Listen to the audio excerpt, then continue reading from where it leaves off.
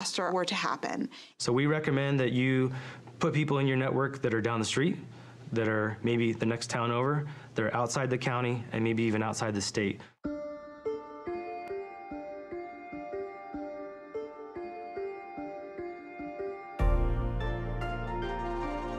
The final tier of the Ready, Set, Go is that go piece, and it's simply that, it's go.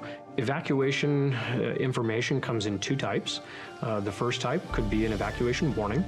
This is essentially information that we're going to push out to the public, notifying them of a potential threat in their area where they may have to evacuate their home. And an evacuation order is essentially that. We are telling people that it's time to go. There is an imminent threat to life, and we do not believe that you have much time to leave the area. Code Red is a opt-in alerting system that will dial your number. It'll send you a phone call, a text message, and an email notifying you of an emergency. That message is sent from our office, the Office of Emergency Services. It's going to be very targeted to your area, and it'll be specific to you. At 5:13, the phone rang with the Code Red call. And so as I was going up 49, I could look over to the left and see the flames in the canyon. The next layer is for staff to actually be out driving in the areas with a high-low siren. There's no other reason you'll hear that in an area unless we're putting out that evacuation order, not a warning, but an order.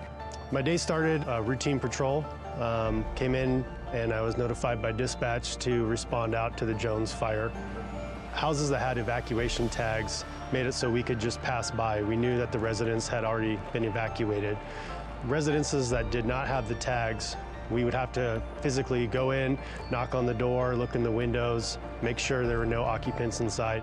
Once you've been evacuated, as you're leaving, put this tag somewhere very, clearly identifiable, whether it's a mailbox, a gate, your address marker, so that deputies and officers can quickly identify if your residence has already been evacuated.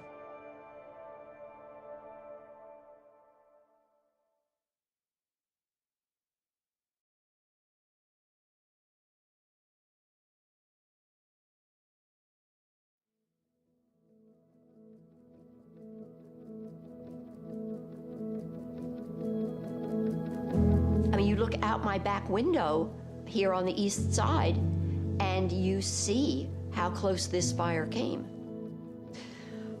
It was certainly a shock, and at the same time, it was such an incredible relief to have the house as safe as it was. I mean, I think with personal preparedness and being ready, it can feel overwhelming. It can feel like a lot to do, and the most important piece is to just start with one little bite at a time. Just start the conversation. Have some sort of plan. It can be as small as a meetup place, a destination that everybody will get to, everybody in the household will get to if there's a disaster. Recognize you live in a community, in a county, that really does take the emergency response as a priority. We have worked diligently throughout the last few years on ensuring that not only our staff are trained and prepared, but we're also putting that out for our community. The more prepared you are in your own community, the better the outcome is going to be. The level of community awareness, they have to be part of the solution. They have to communicate with their neighbors. They have to be part of the discussion in communities. They have to support the response, the prevention, the education, and ultimately the collaboration and the engagement. People have to be engaged at all levels. The more you think about it now, the easier it will be when the time comes that you need to evacuate. We've created this network, and we want you to make sure that you know that you can tap into that. So if you are feeling a little bit overwhelmed, not sure where to start, reach out to one of our offices, reach out to the Fire Safe Council or 211. We're here to support you.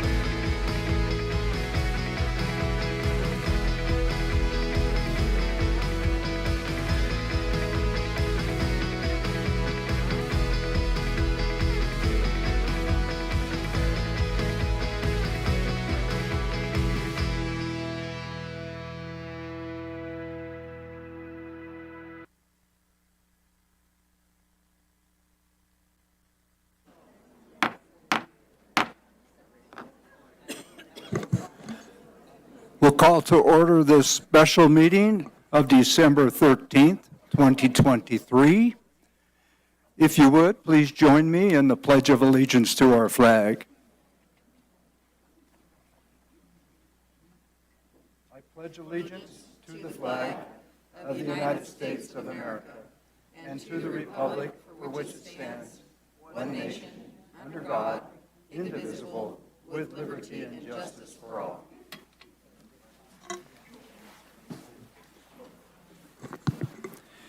Madam Clerk, are there any corrections or deletions to the agenda? Chair Schofield, there are no corrections or deletions. Very good, thank you. Well, I want to thank everybody for attending here today, those of you in the chambers and those of you out in the virtual land and other offices here within our building. I'd kind of like to go over the anticipated order of the meeting. First of all, this is a special meeting. It's a special meeting. It's a public hearing to consider the Idaho-Maryland Mine Vested Rights petition. And for that reason, there will be no general public comment as there normally is in our meetings. So the order we expect to see here is we will have staff presentation, followed by petitioner presentation. The Board of Supervisors could, once the staff has completed theirs, could ask questions.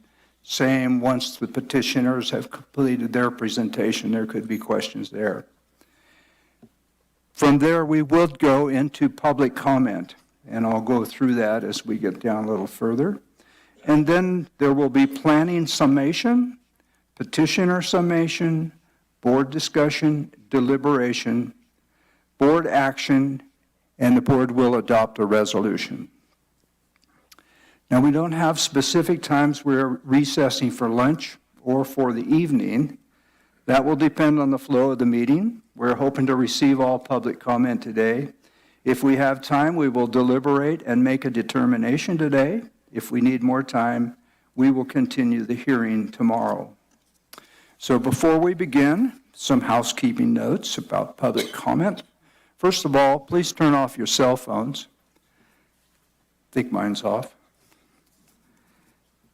At today's meeting, a speaker number is required to address the board, and these numbers can be obtained from the check-in table located in the lobby. Speakers will be lined up in groups of 10. That could be changed as we go throughout the meeting. It could be a shortened number.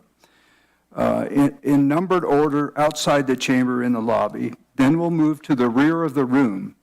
If you are watching the meeting in a different viewing room, please come to the lobby when we announce that your number group is approaching so that you can line up to enter the chambers. When it's your turn, please come to the rostrum, state your name.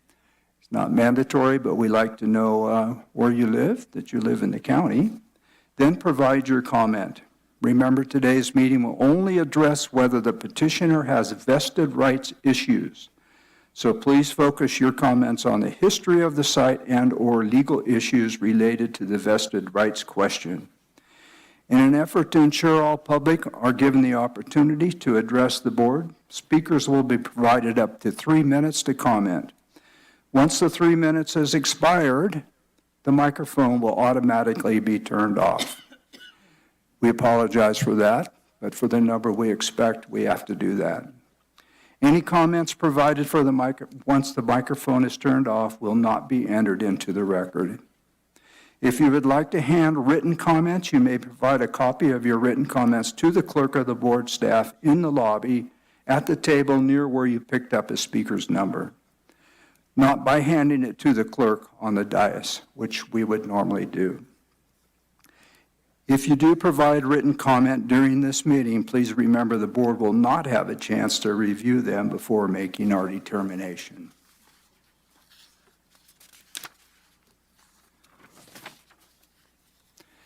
During today's meeting, we would like to ask that members of the public please refrain from clapping or talking over each other as we are broadcasting closed captioning to our additional meeting rooms, and the system will pick up additional noises. We can do this. For those who have brought signs, please do not block views of others who are seated around you. Please note that we will be taking a lunch recess midday if necessary. The meeting will be continued to tomorrow, December 14th, starting at 9 a.m. if necessary. If the public comment portion of today's meeting is continued to tomorrow, we will start off with the next speaker number in line. At the conclusion of the public comment portion of the meeting, the public hearing will be closed and the board will deliberate and make a determination. During today's meeting, if any members of the public have any questions in regard to the meetings, please see staff who are located out in the lobby. We appreciate everyone's cooperation and look forward to today's public hearing.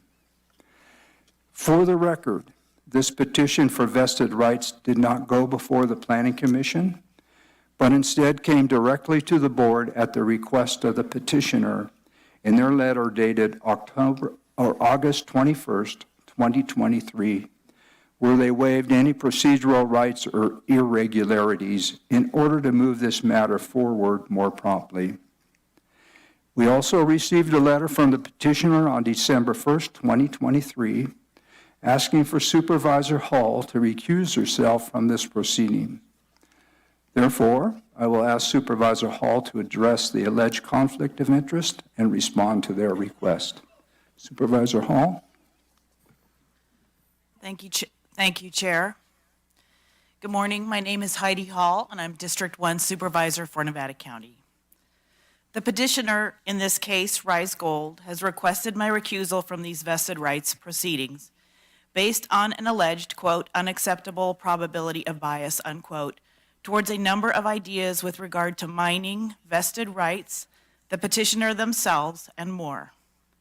The allegation is based upon statements I made on an issue involving a different company for a different project as a private citizen with limited information nearly 15 years ago. The petitioner does not provide any concrete evidence of actual bias based on these statements. In addition, I have no personal or financial interest in this project or with the petitioner. In my current position as supervisor, I represent the constituents of District 1 specifically, and the county as a whole more broadly, with full access to facts and evidence. In this vested rights case, I will serve in a quasi-judicial capacity and am tasked with assessing the facts and evidence as presented by the petitioner and our county council. I respectfully decline the request for recusal.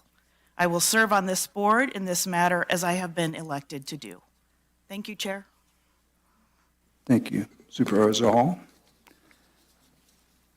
At this time, I would ask if any board member have received any information or met with any public members outside of this hearing related to the determination of vested rights. Please address that at this time. Marty? None. Sue? Very good. Me also. All right. So we're ready to proceed. At this time, I would like to introduce Brian Foss. And Brian, if you would, make the introductions of your team, please. Thank you. Good morning, Chair Schofield and supervisors, and welcome to everybody in attendance at today's meeting. My name is Brian Foss. I'm the planning director with the county. And with me is Diane Kinderman with Abbott and Kinderman, and she is a special counsel that has been contracted with the county to work on this project specifically regarding vested rights. And we will co-present the presentation today, and I will begin.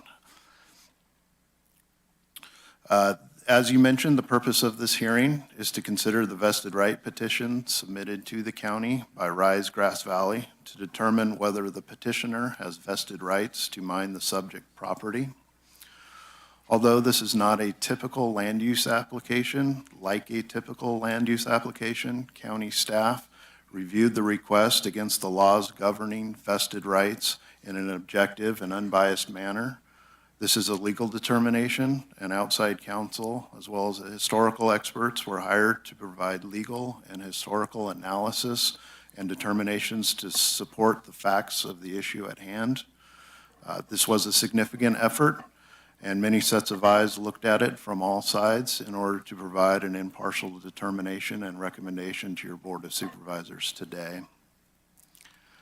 I will provide a overview of the project site, also known as the subject properties, as well as provide some background regarding the permitting history, the past uses of the site, as well as the zoning and other permits issued to the subject properties.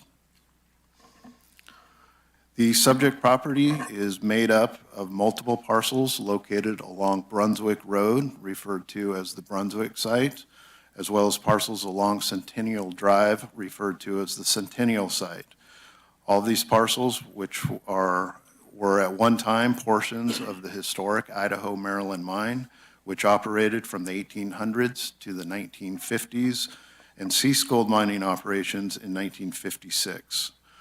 The petition and petitioner also alleges approximately 2,585 subsurface acres of mineral rights, of boundary of the 2,585 subsurface acres, with the majority of the subsurface acres located north of the Brunswick site and east of the Centennial site. It's difficult to see on the overhead, but the two sites, Centennial and Brunswick, are outlined in red, and the subsurface mining acres are outlined in the orange colored dotted line.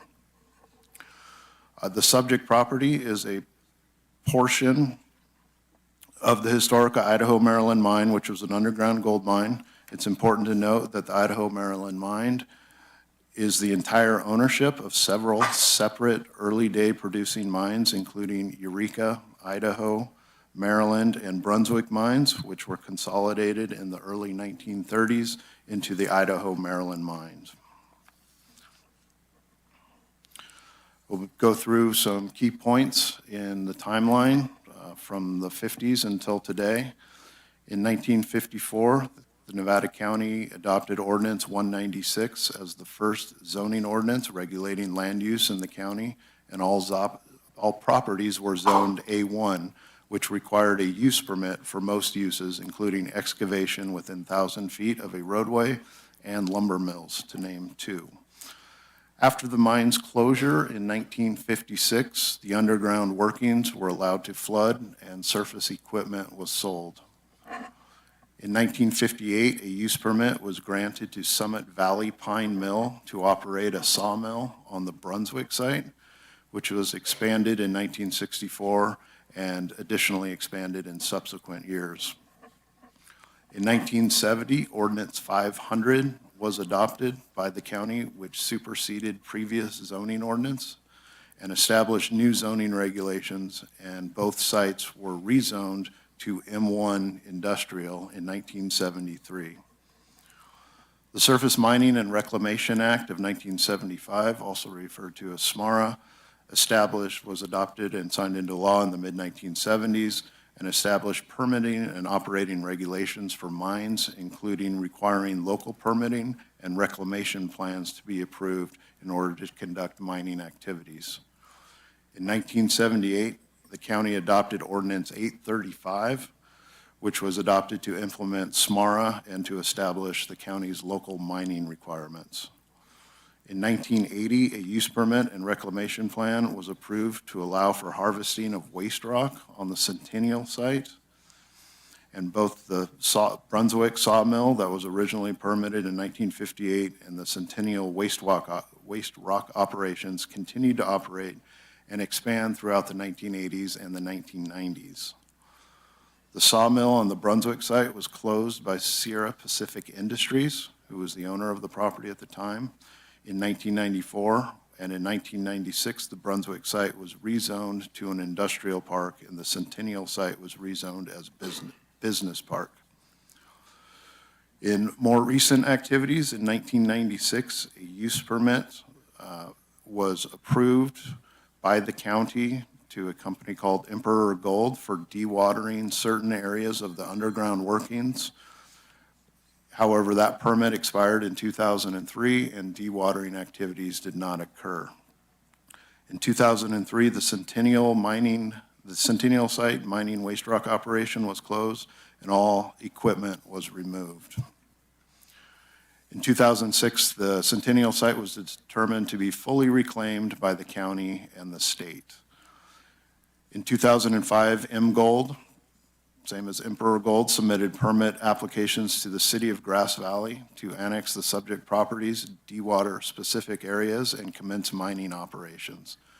A draft environmental impact report was prepared and circulated, but was not certified, and the project was ultimately withdrawn in 2011. The Centennial site was rezoned from Business Park to M1 in 2016 by the county and remains undeveloped. Rise Gold first contacted the county for informal discussions regarding exploration and mining activities in 2017. Exploration activities by Rise Gold began in 2018, and a project application for dewatering and mining was submitted to the county in November of 2019. In May 2023, the Planning Commission recommended that the board deny the project application, and the petitioner filed the petition for vested rights determination on September 1st, 2023, which brings us here today. To conclude this segment of the presentation, and before I pass it over to Diane to focus on the evidence and the county's findings, I want to reiterate that the county, as the lead agency, is obligated to make this vested rights determination, and in doing so must adhere to the Surface Mining and Reclamation Act, SMARA, the county's own ordinances, and relevant case law based on the evidence that has been presented to us. So with that, I'd like to introduce and pass it over to Diane Kinderman. Thank you. Thank you, Brian. Chair Schofield and members of the board, Diane Kinderman with the law firm of Abbott and Kinderman. Thank you for having us here today. And before I start into and address the evidentiary and legal basis for the conclusions in the staff report, I'd like to address an issue that's been raised in recent correspondence by the petitioners, and that issue relates to bias. And I know that Brian already spoke to this, but I want to make very clear in the record that staff in our office, in approaching this, that both impartiality and lack of bias were the cornerstones of our investigation, review of the materials, investigation, and into our preparation of these materials. So we were very mindful of the need to be impartial and unbiased on this. The other thing that has been requested that I explained to you is one of the reasons that my firm and I personally have been requested to assist in this matter is because, one, we had been working with the county on the request for the conditional use permit on this project, and number two, because we actually have extensive mining experience in our land use, environmental, and real estate work, which is all that our law firm does. I personally have represented both public agencies and many private mining entities myself, and staff thought it would be very helpful because I'm able to look through both prisms and see, understand information provided, understand different viewpoints, and try to be non-biased in this matter. For example, I've worked on two other gold mines. I've worked on a talc mine.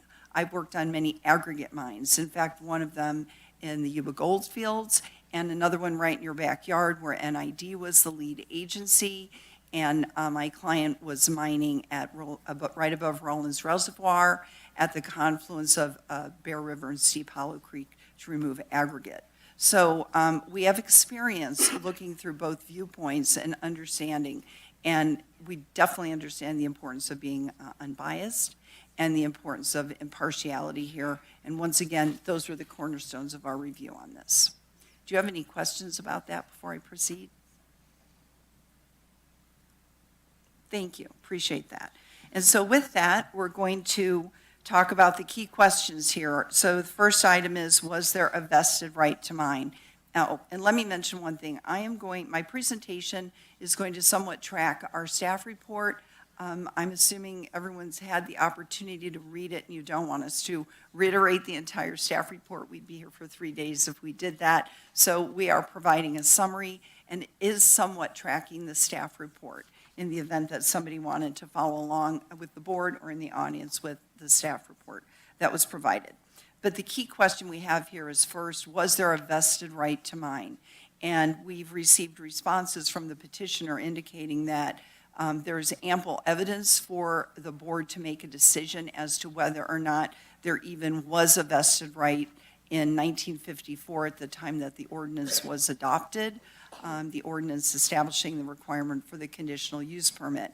And at this moment, the county still believes that we do not have adequate technical and other evidence to other factual background to determine 100% whether or not there was a vested right in 1954 at the time of adoption of the ordinance. We do know that mining was occurring. We, of course, understand that mining was occurring, but we are not 100% sure that that right was vested.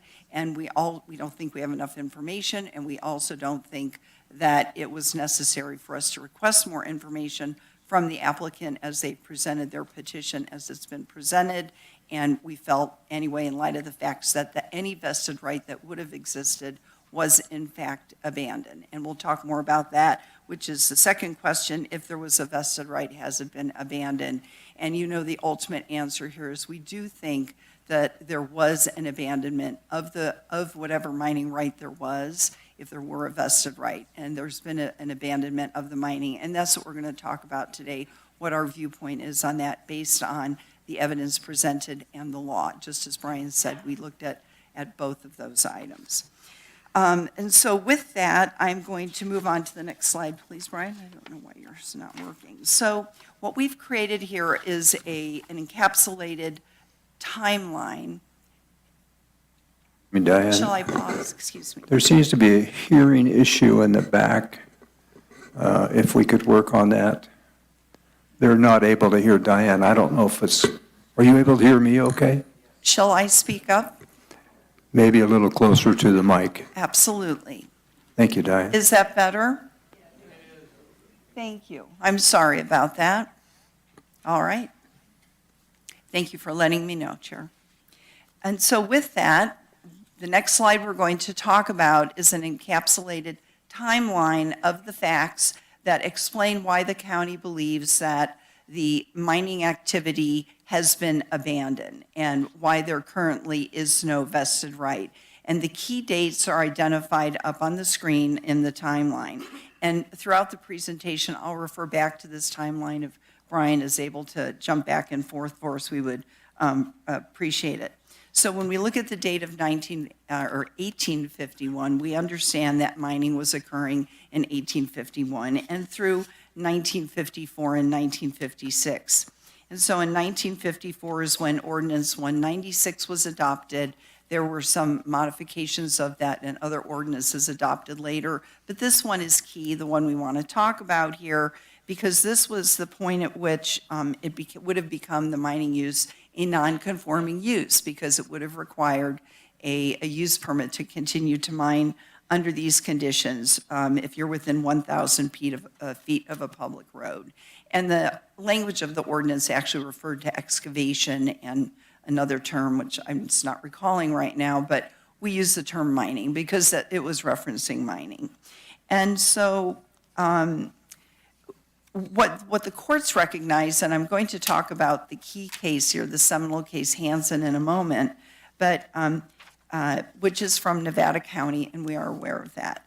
Petitioner wanted to remind us of that, and we are very well aware of what happened in the Hansen case. And the Hansen case actually provides some very helpful instruction on several of the issues we're looking at. And one of the great things in Hansen is they recognize that, the county, any lead agency has the right to rezone properties and understands that they have the right to rezone, and that maybe some of those uses might become non-conforming. And there's also the ability, recognized in Hansen, of the county here to ultimately reduce all non-conforming uses to conformity as soon as possible. And Hansen recognizes that's the whole reason for rezoning requiring a use permit, that there's a reason to eliminate non-conforming uses. But they also recognize, and petitioners will agree with this, of course, that the agency has to safeguard the interests of those affected. And that's why many uses may become vested during a period of time. If they're operating at the time that the zoning has been changed for whatever reason, or there's been a requirement for a use permit, the courts and the law want to safeguard those existing investments and uses for a period of time while they are continuing. And so we recognize that. And so Hansen underscores that for us. And but what happens here is the county, if you look through 1954 and then 1956, the county safeguarded the interests of the mining entity. There was nothing the county did that caused them to stop operating.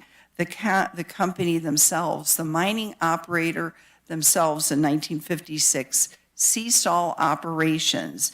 And then in 1957, and over the course of the next few years, all the remaining equipment and the structures were completely removed from the site. So the mining company changed the use on their own.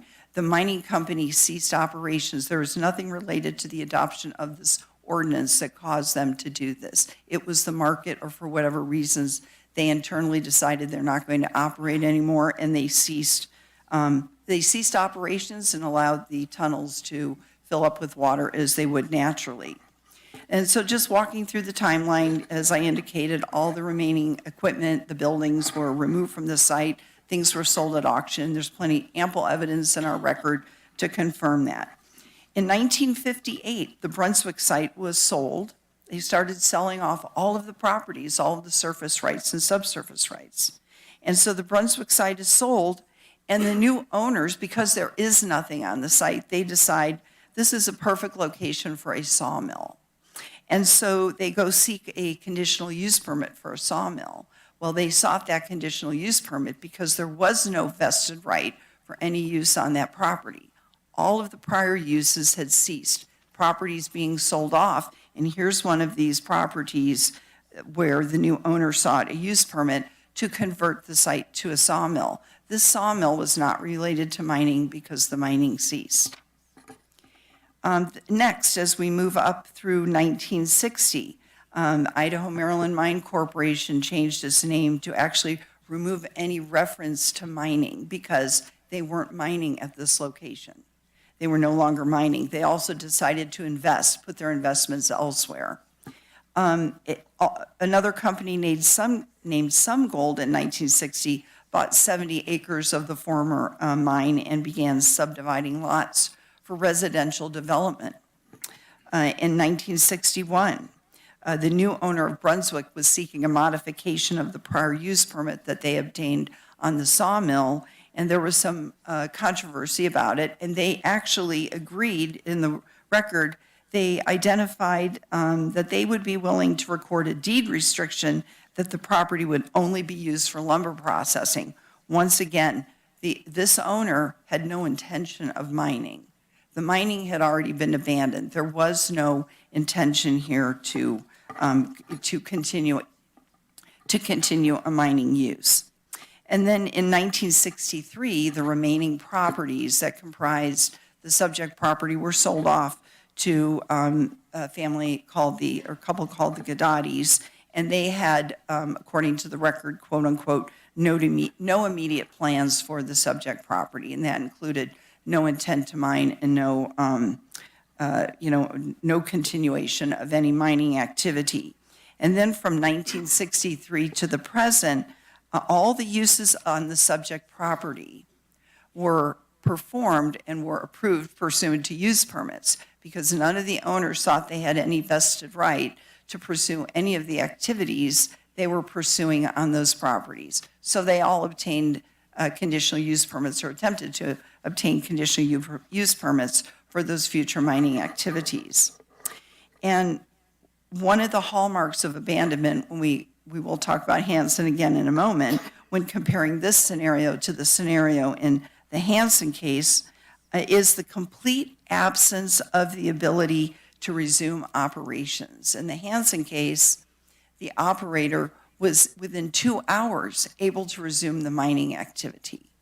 And that was key here, key in that case, and it's key here because when we look at what happened in 1956, 57, 58 and on, there was no ability to resume mining operations. And that is why, in a quick summary here, when we look at all of this cumulatively, all of these are objective manifestations of the intent to abandon the mining use, which is why we think as of this date, there is no vested right to mine. So with that, do you have any questions at this moment? I am going to get into a little more detail on this. Yes. Supervisor Bullock. Thank you. Quick question. The Some Gold Corporation is not a derivation of the previous Idaho Maryland Mining Company, is that right? Correct. Totally separate. Correct. And Some Gold would, it seems to me, were there prospects of operating the site as a gold mine in 1970, or is it just subdividable for residential lot purposes? I mean, currently, is it residential or at that time? At that time. At that time, it was, correct, just for residential uses. So Some Gold didn't buy the property as an investment for No. gold mining purposes? No. Okay, thank you. Any other questions? Anything you want to add to that, Brian? Thank you. I think we're good. Thank you. All right, you're very welcome. All right, on to our next slides, please. So once again, we want to talk a little bit about case law. I know the petitioner will want to speak to Hansen, and there's some other cases that have been mentioned, some out-of-state cases. Other than Hansen, there is a case called Hardesty that is not a published opinion. It is used as reference, but I'm really going to just focus on Hansen because I think that's what we need to center on today. And I think there's been enough discussion of the other cases that petitioner will spend a little bit of time on. But in the Hansen case, which is right out of Nevada County, as we all know, the court recognized an exemption to the prohibition against expanding a non-conforming use. So, at a time when, for example, in 1954, when this use would have become non-conforming, and it did become non-conforming, the general rule is you're not allowed to expand a non-conforming use.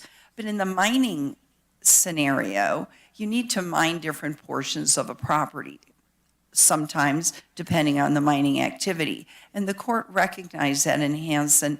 It's called the diminishing asset doctrine, and they recognize this as an exception to ameliorate the harsh limitation on being able to expand to different areas of a property. But they also look at they know that flexibility is required and you anticipate having to expand, but they also identify the criteria for abandonment, and that's important for us here. We do not have a diminishing asset scenario in this case, but we're all referring to Hansen because it really is the one case that is key. What I also want to mention is, and I think both the petitioners and the county clearly understand this, is there is no case that focuses on this particular set of facts. We are really on somewhat new ground here. Hansen does give us criteria to determine abandonment, but we really are looking at something new here. We understand we're going to be taken to court over this. Whatever the decision is today, we've been told that both by the petitioners in writing, and we've been told that in writing by other parties that the county will be sued. So we all look forward to what the courts are going to do with this today. But we are working hard and have worked very hard to make sure we have a solid record for the court as they examine this. But in Hansen, back to Hansen, they identified criteria for abandonment that both sides have talked about here. And I think the petitioners have suggested we are flipping the test in Hansen on its head. We don't think we are. I'll explain to you what you're doing, and that's up to you to decide, of course, in your adjudicatory capacity. But in Hansen, the criteria for non-abandonment is 1, the intent to abandon, and 2, overt acts or the failure to act, which imply the owner's lack of interest in continuing the use. So there's both the intent to abandon, and then there would be these objective manifestations by either actions or failure to act that would result in the abandonment. And when we look at the timeline, we aren't saying it's at one point, one day that it was abandoned, but we think cumulatively that the facts that are here, that are provided in the record by the petitioner, when we review those, we believe that shows both an intent to abandon, especially when everything was sold off, and it also shows the lack of action cumulatively that supports abandonment. So Hansen is beneficial in terms of the abandonment issue and in supporting the right of the county to create, to rezone or to require such things as conditional use permits for certain uses. So Hansen is beneficial in particular for those 2 points of law. And then one thing I also want to mention, we, in our materials, and part of our attempt to be non-biased, Brian mentioned this, we retained a historian because we wanted to retain an expert that that confirmed that what we were looking at, in fact, was an abandonment scenario. I also want to state that we approached this when we were told by the petitioner that we were going to be receiving a vested right petition. We assumed, based on the materials provided, the discussions with the petitioner, we assumed there was going to be a vested right, which is why when all of us read this independently and reached the same conclusion, we felt that we were going to take this a step further and retain a historian to provide actual historical framework for us on this. Some of the materials utilized by the petitioner, our historian called those ahistorical. They're well written, they're informative, but they're not historical treatises. So we were very mindful of making sure our record had proper historic information and that we had backup on our opinions on the lack of a vested right here. But having said that, there's another treatise that we relied on, prepared by, it's published by Solano Press, Surface Mining Law in California. It's mentioned in our materials. And in petitioners' responses to the staff report, they referring to dictionary definitions of abandonment and a few other items. But I want to go to this treatise for their definition of abandonment and talk about this here for a moment. So we have the criteria test identified in Hansen, and we also have definitions from this book, and I'm just going to read it here quickly because I didn't quote those in the staff report.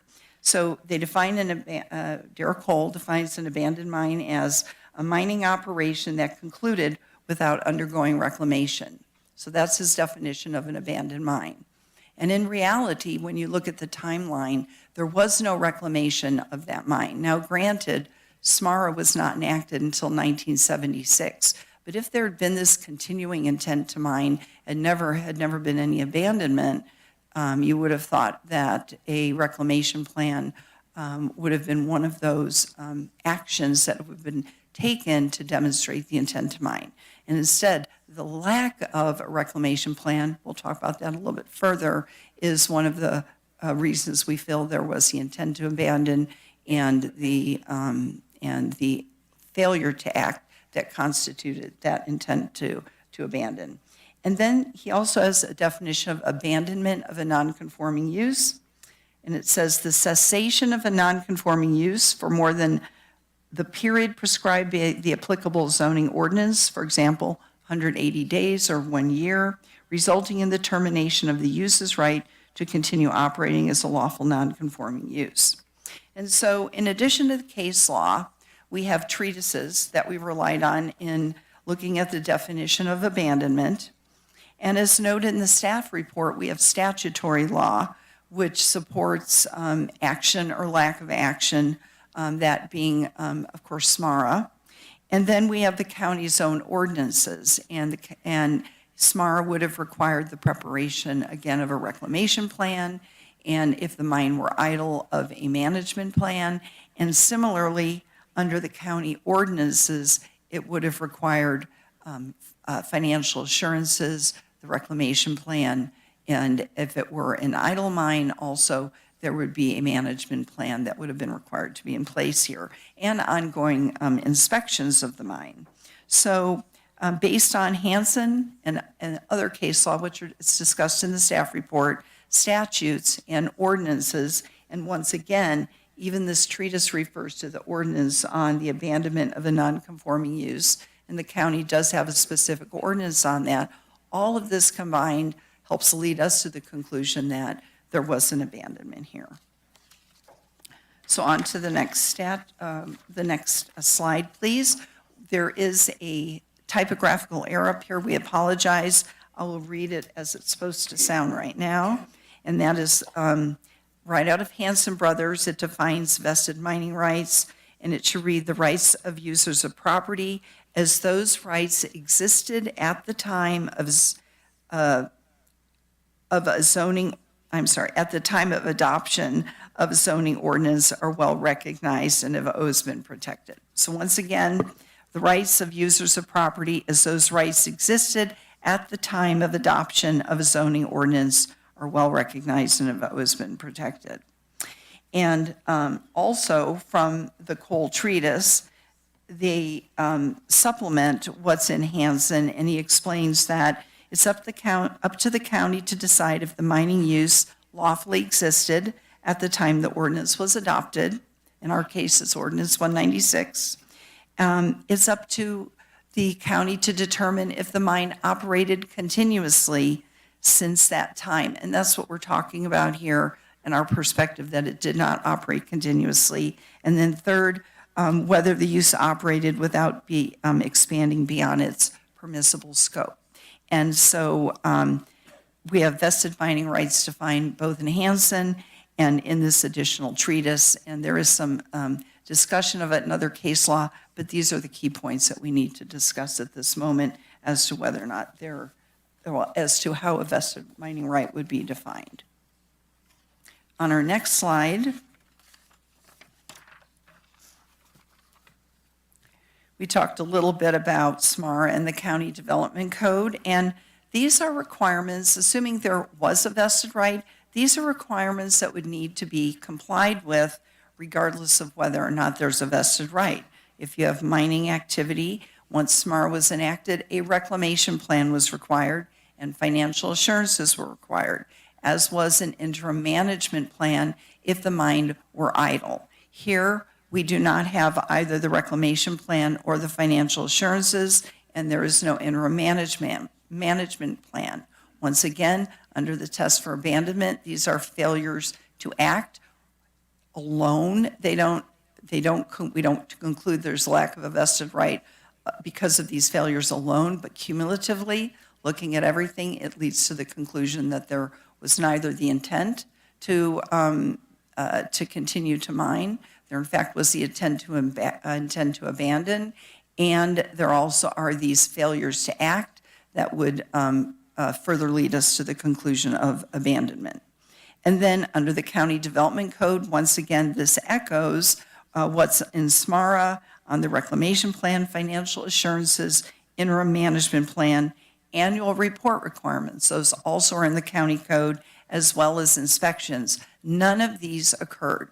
And the petitioner is very quick to speak of the $400 million value of the property, and we understand that if they were able to mine, it could be as valuable as that, if not more valuable, but none of the owners of the property, if they saw that value, they weren't mining because they didn't take care of their asset by making sure that they complied with these obligations, both state obligations and local obligations. So this leads us to conclude that they did not view that asset for mining purposes because, in fact, the mining was abandoned.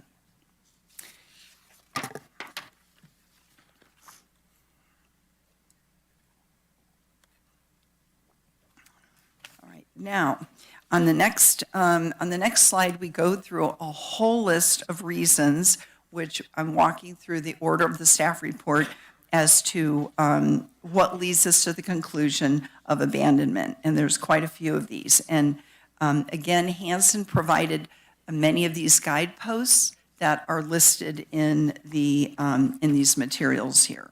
And so the first item relates to the length of time the non-conforming use was suspended. And Hansen Brothers makes clear, and we understand, that cessation of the activity alone does not constitute abandonment. But once again, looking at a series of factors, that cumulatively leads us to this conclusion. And so one of the criteria is the length of time the non-conforming use was suspended. And once again, we go back to our timeline between 1950s to 2018, when exploration commenced, Rise Gold commenced exploration. That was a significant period of time that the non-conforming use had been suspended. And Hansen makes very clear that is one criteria that can be considered in determining whether or not a use has been abandoned.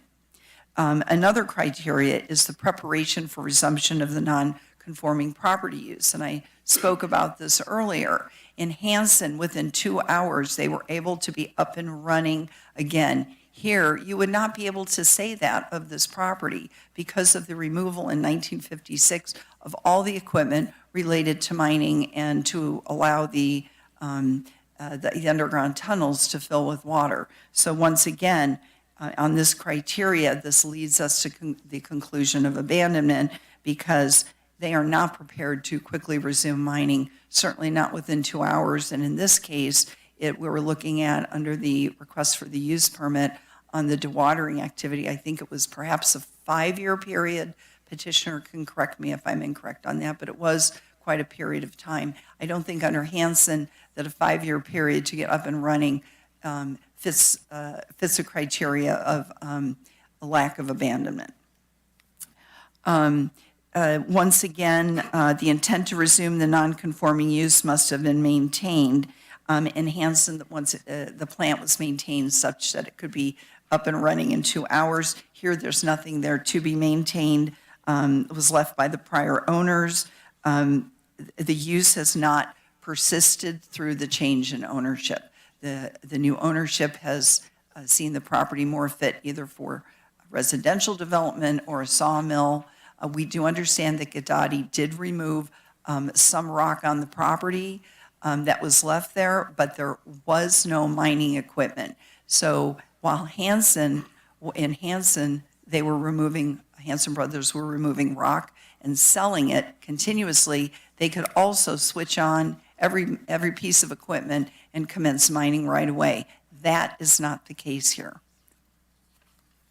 Next slide, please. What's wrong with your screen?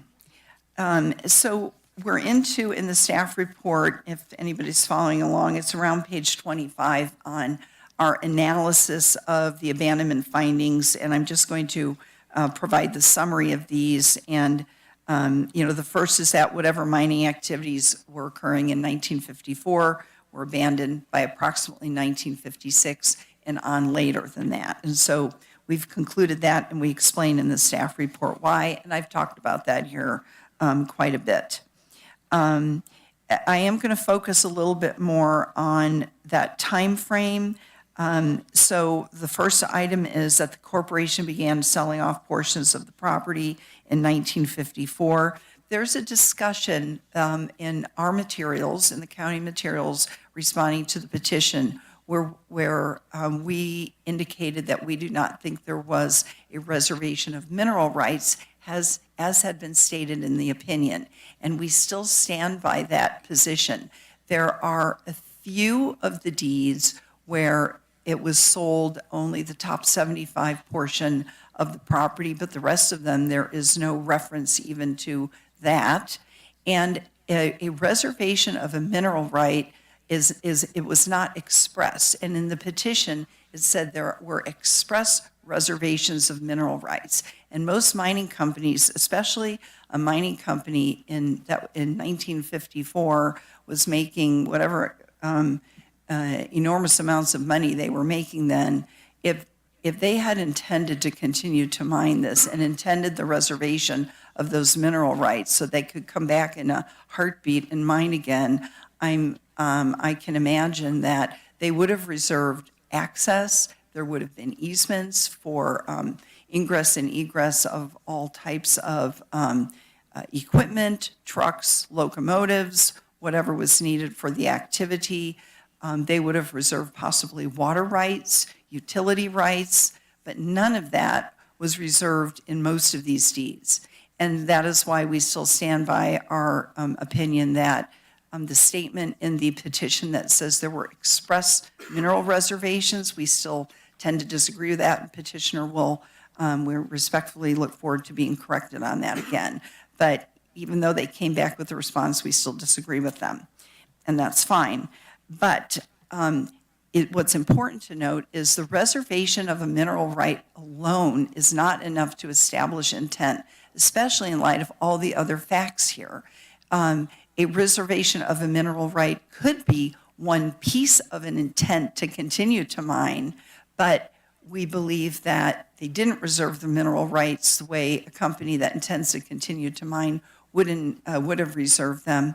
And considering all the other factors, there's still abandonment. And there is no case law that says the reservation of a mineral right means you automatically have the right to commence a mining activity.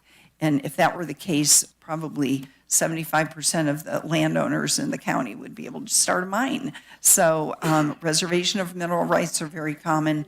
Alone, they do not support the lack of abandonment or the intent to continue the mining activity. Once again, item number 3, all the equipment was sold and the mine buildings were removed. In the petition, they refer to the Clark book, which is ahistorical, but it does have helpful information in it. And it left some of the petition left out, say, selected certain pages, left out other pages. We found the pages that said that the property was cleared off, and we talked about that in our response in the staff report. And then once again, number 4, the property was subdivided, as we talked about, and sold off in pieces. Excuse me. Next slide here. No mining activity occurred in the 1960s and 70s. I'm up around page 29 of the staff report if anybody's interested in tracking that.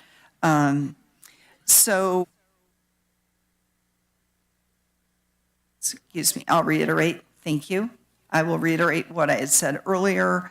The first item is that the corporation removed mining from the name because they did not want to continue mining, and they also started to invest in other forms of investment other than mineral rights.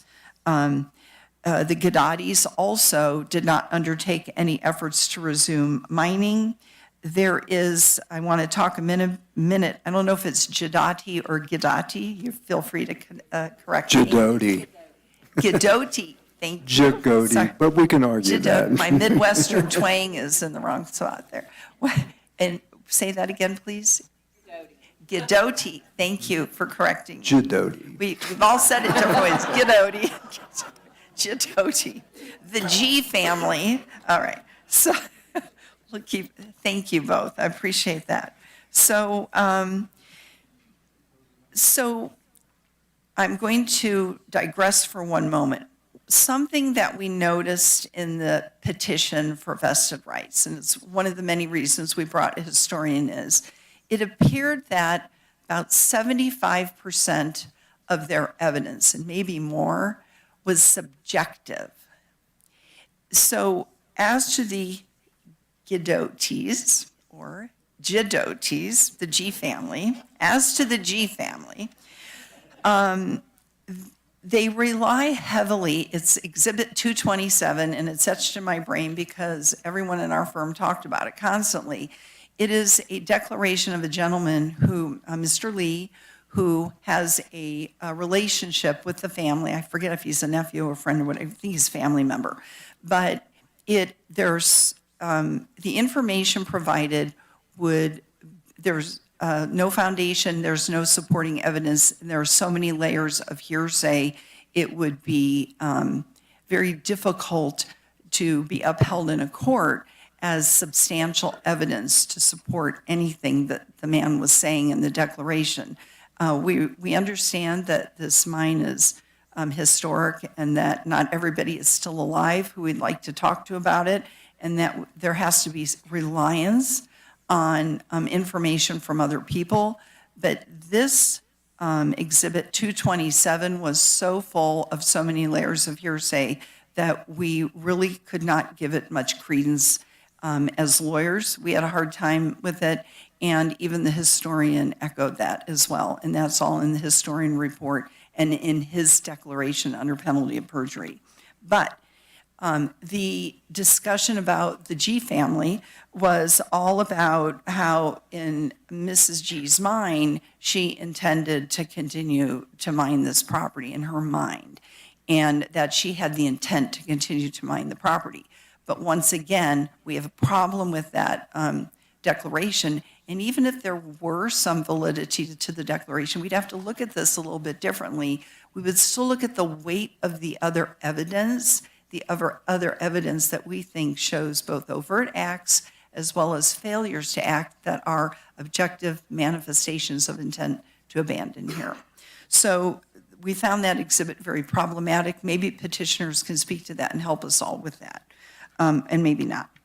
The next item is any removal of waste rock in the 1960s was not a resumption of mining. So the permit that Mrs. Gudotti obtained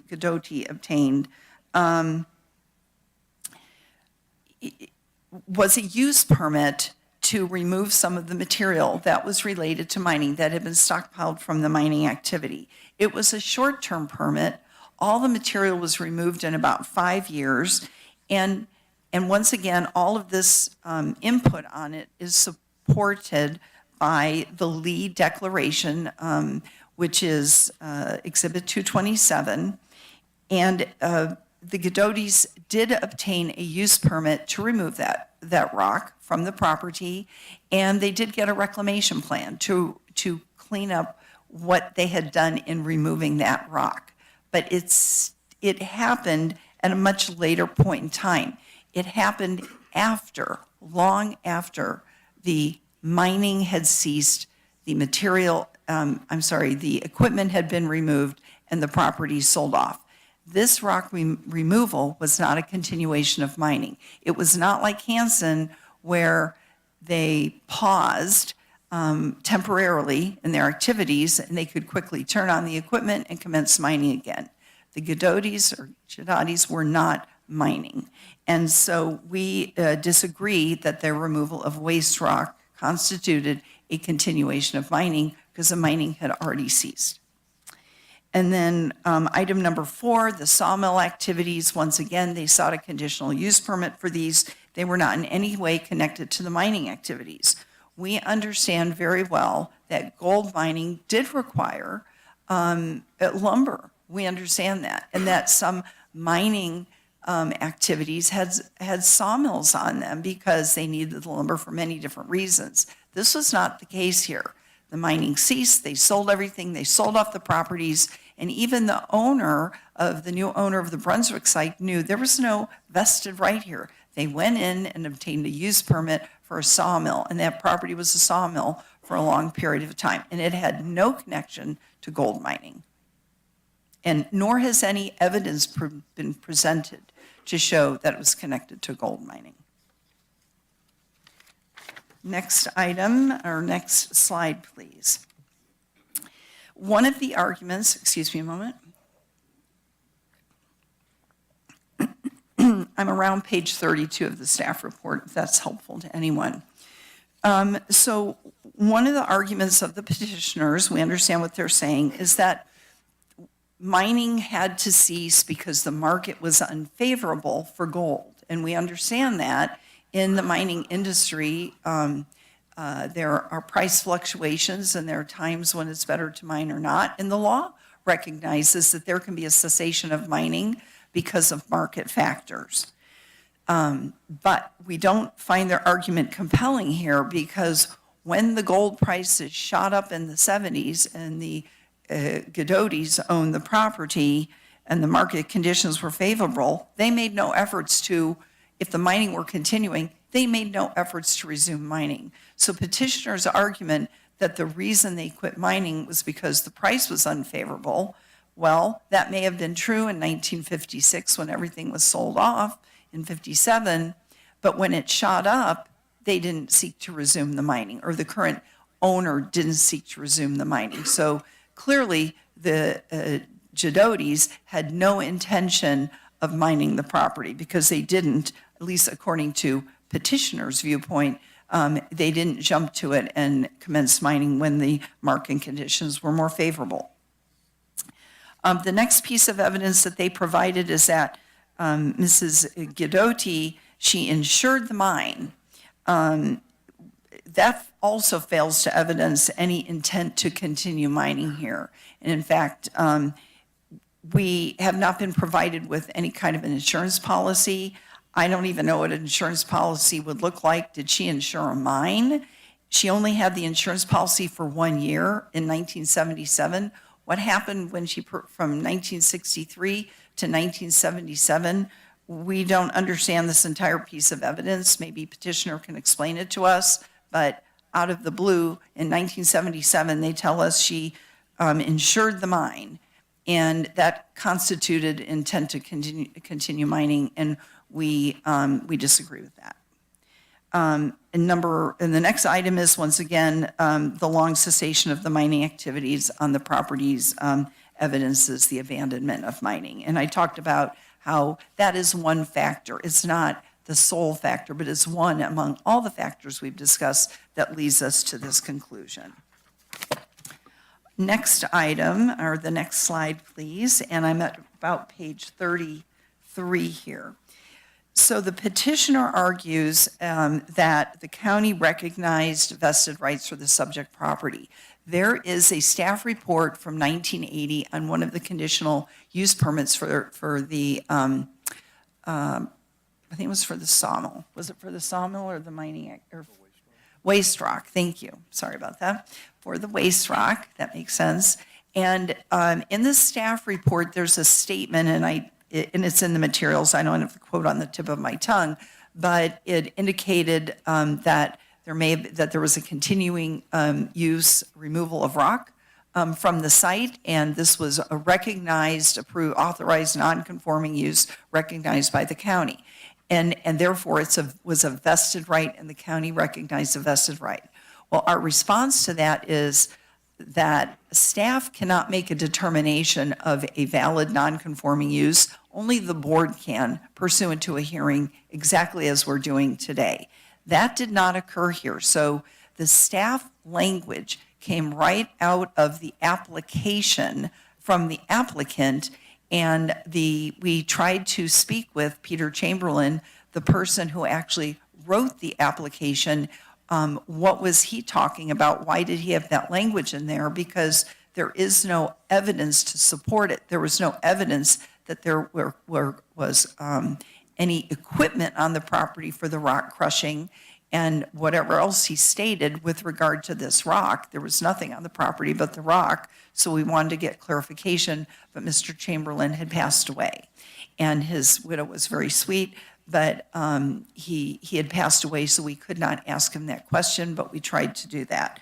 But regardless, staff simply lifted language out from an application, put it in the staff report. It is not a finding by the board that this was a vested right, that this rock removal was a mining vested right or any kind of a vested right. And the petitioner is welcome to speak to that as well. But that is our response to that claim and that evidence that they've presented.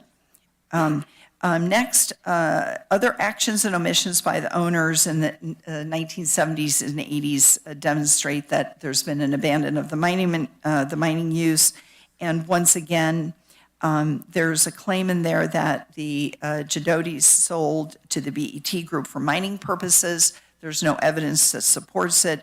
Again, it's based on that Exhibit 227 of Mr. Lee that lacks any foundation or any supporting evidence to back up what he's stating, and it's full of layers of hearsay. and there's no evidence to show that she sold it to the BET group for mining purposes. And then in 1989, there was the Surface Mineral Rights, the Marketing Title Act was enacted, and the petitioners are arguing that because they filed in 1989 a notice of intent to preserve an interest in the subsurface mineral rights, that means that there was a continuing intent to mine the property. And our response to that is, if you filed in 1989, I believe it was maybe 7 years after the act was enacted, that does not indicate an intent to continue to mine because the mining had already ceased. Why did they wait 7 years anyway after the act was enacted to file this notice to preserve their interest in the subsurface mineral rights? We do not find this evidence compelling at all in light of all of the other evidence. To us, it's another example of a failure to act. Next, I'm around page 37 of the staff report. We're almost done. The Guidotti family sold a portion of the sub-property for residential purposes, not for mining purposes. The use permits that were sought in the 1980s and 1990s do not evidence a vested right to mine, but instead evidence landowners who don't think they have a vested right to pursue any particular activity on the property, much less mining, since they sought use permits. And none of the uses that were requested were mining uses. Sierra Pacific's application to rezone their property in December of 1993 also demonstrated an intent to not engage in mining. Number 6, BET Group did not sell the property to petitioner as a mine. It was sold and priced as residential and light commercial. That's reflected in the price.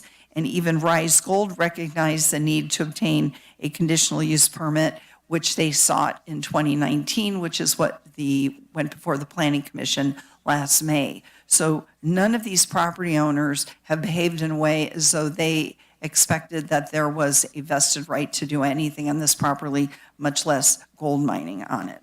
And this is just continued cumulative information of the abandonment. Next, we've talked about this a little bit, and the next slide, I don't want to repeat it, but these are both failures to act in terms of the reclamation plan, annual reporting requirements. Guidotti did seek conditional use permit again to remove the rock.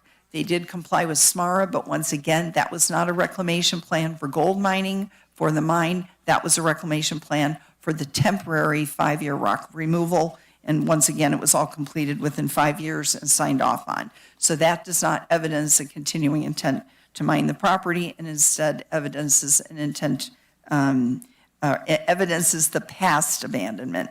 It's not a current abandonment. They recognize that the mining had been abandoned in the past. And then finally, again, the failure to act is the petitioner failed to comply with the idle mine obligations under both the SMARA and the county code. And then in conclusion, I'd like to go back to slide number 9. And this takes us once again to our abandonment timeline, which is why we're very focused. I think what we've talked about today is why we're very focused on this period of time, that there are objective manifestations of an intent to abandon and the actual overt acts or omissions to act that are consistent with the cessation of mining and with abandonment. They're all demonstrated very succinctly in this timeline, and they're demonstrated in the staff report and in all of the items that I've touched on here for you that I've summarized. Thank you, Brian.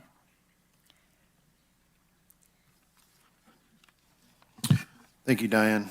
And just in conclusion, The recommendations, as contained in the staff report, include the recommendation to adopt the resolution. The resolution itself contains findings regarding California Environmental Quality Act and an exemption pursuant to 15378, as outlined in the resolution as well on the screen.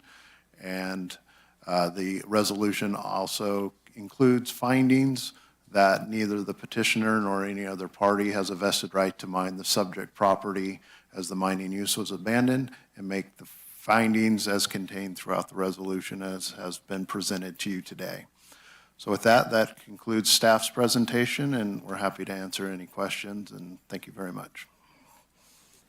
Thank you, Brian.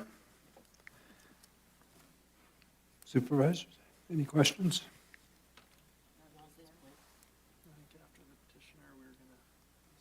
Yeah. Okay. So that presentation took approximately an hour. I would encourage the petitioners to do the same, although my understanding is they may be taking a bit longer. So with that in mind, are you guys comfortable with proceeding? You want a quick break? Yes, okay. Just a real quick break, maybe 5 minutes, okay?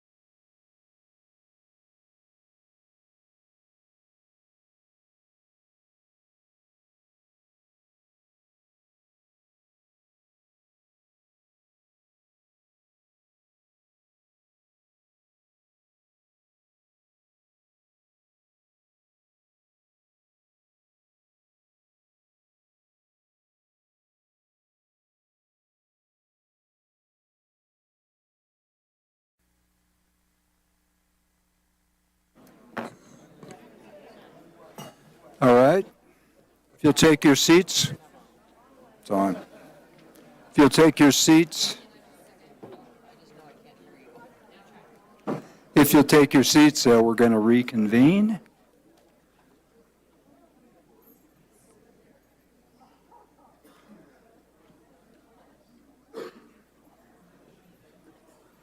All right.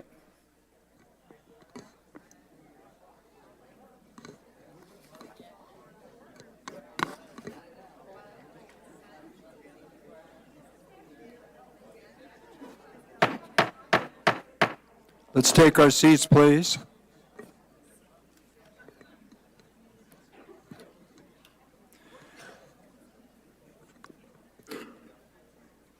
All right, at this time, I'd like to introduce Mr. Chris Powell, the petitioners. And Chris, if you want to introduce those as they come forward, please. Yes, thank you. Good morning. My name is Chris Powell, and I'm an attorney at Hanson Bridget LLP in Sacramento, California, representing Rise Grass Valley, Inc. in support of its vested rights petition submitted in September 2023. I'm a land use attorney, and my specialty throughout my career has been mining law. I've worked on mining projects throughout the state, from Imperial County to Siskiyou County, including every region of the state, on private land, BLM land, Forest Service land, state-owned land, and even tribal land. I'm presently working on numerous mining projects and properties throughout the state involving clay resources, iron, lithium, strategic minerals such as rare earth minerals. Relevant for today, my mining practice includes work on vested rights claims, mineral title opinions, and that mineral title opinions are where you look at the actual deeds and figure out if severed mineral rights have been reserved, used for insurance and transactions, and work involving patented and unpatented mining claims. I practiced before the Federal Interior Board of Land Appeals regarding abandonment of federal mining claims. Also, I am the primary writer for the California Quarterly Mining Update for the Foundation for Natural Resources and Energy Law. As an initial matter, I would like to reiterate my request that Supervisor Hall recuse herself. I know she's already addressed that. So unless there's a different answer there, we can move on. Let me introduce the RISE team. Right here we have Joe Mullen, the CEO. We have directors Dan Oliver, John Proust, and Ben Mossman. Also, we have Megan Wold, attorney at Cooper & Kirk, PLLC, and Naran Samasundram, attorney at Hanson Bridget.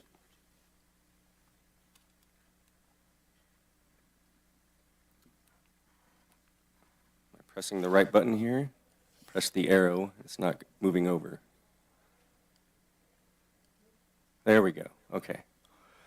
So first, I'd like to go through just the presentation contents we're going to be talking about today. Number one, process and procedural context of a vested rights determination. Number two, the key concepts and applicable law. Number three, property overview. 4, evidence of mining and vested rights. 5, staff report errors. 6, no abandonment. We're going to discuss the evidence surrounding abandonment. 7, the scope of the vested right. Where is it? How much? What types of operations? And 8, conclusion.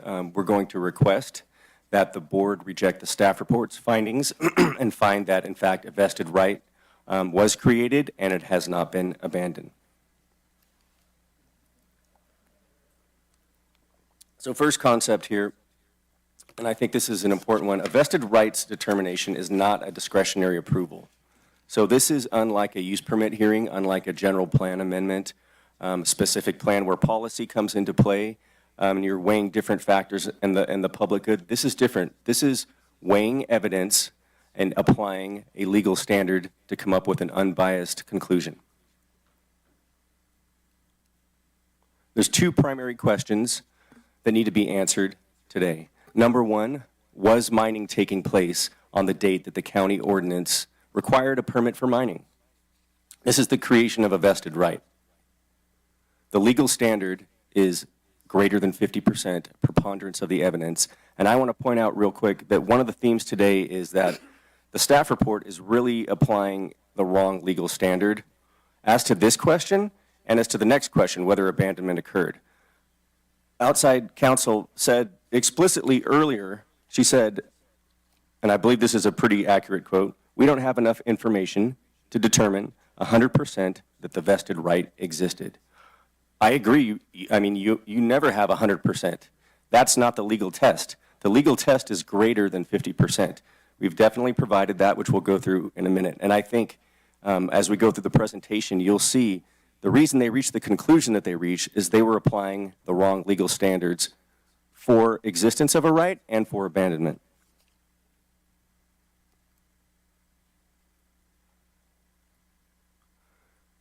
And the second question, is, which I hinted at, is, was a vested right abandoned? And there's two factors from the Hansen brothers case, which you're well aware of. Number one, an intention to abandon the right. And number two, an overt act or failure to act that implies they have no longer any claim to any interest in the vested right. In other words, did the owner have intention and take an action or an omission that completely forecloses future mining? The legal standard is different, in fact, than the legal standard to prove a vested right. The legal standard is clear and convincing evidence, and that burden is on the county. And we believe the county is applying the wrong legal standard, the wrong burden of proof on this question. In fact, they've shifted the burden to RISE, which is inappropriate, unlawful, and they've set the standard to something that's not in case law. So, next slide here. So common misconceptions about vested rights. First of all, a vested right does not exempt the operator from SMARA. You still need a reclamation plan. You still need financial assurances. You still need to clean up the area after you're done mining. A vested right does not exempt the operator from CEQA, the Clean Water Act, the Clean Air Act, Endangered Species Act, or any other applicable environmental law. I know it's a very scary concept that a mine operator might not need a use permit, but there are countless other laws that apply to a mine operator, even with vested rights. Numerous other federal, state, county permits would be required before mining could commence, even on a vested operation.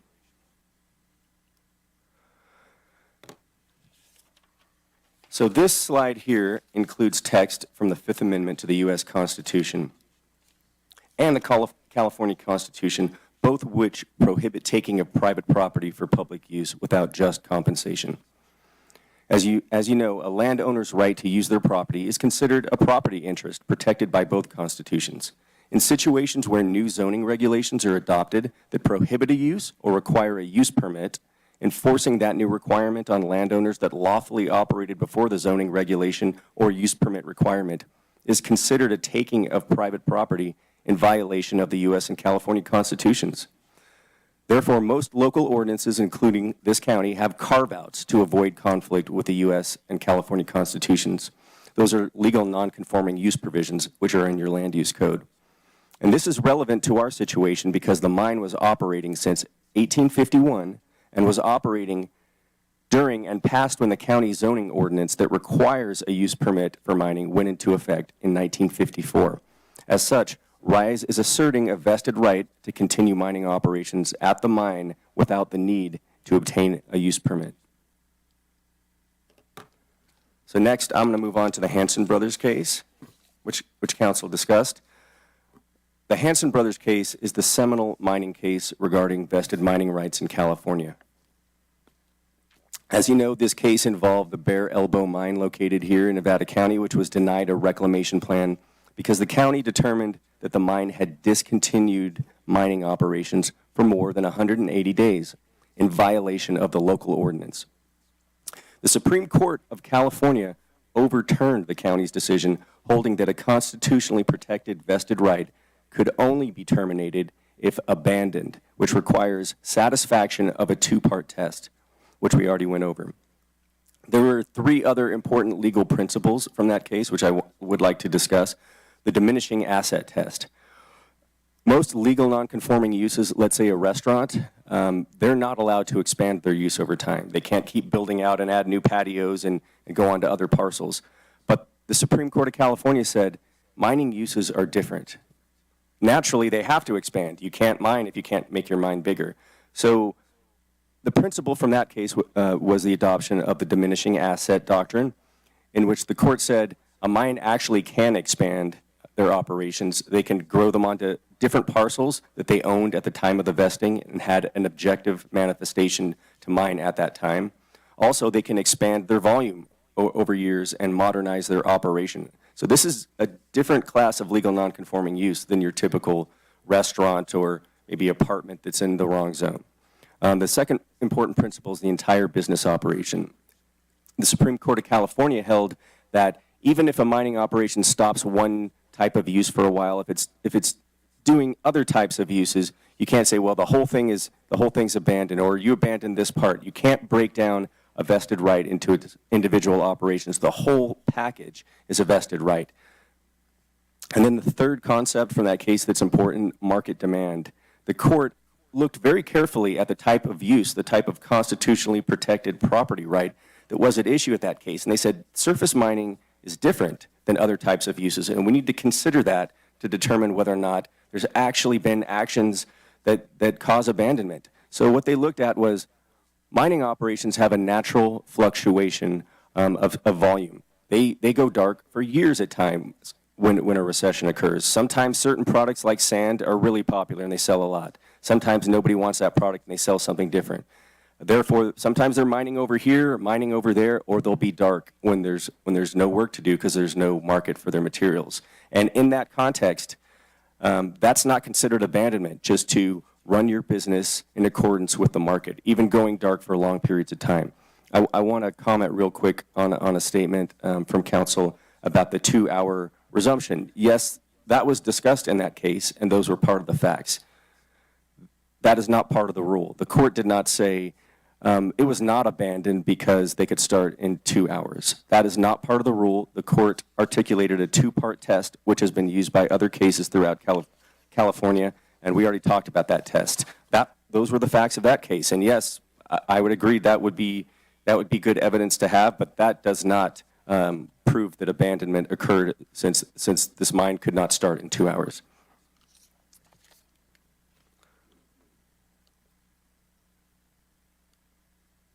All right, quickly a property overview. So 175 acres of surface land we've talked about.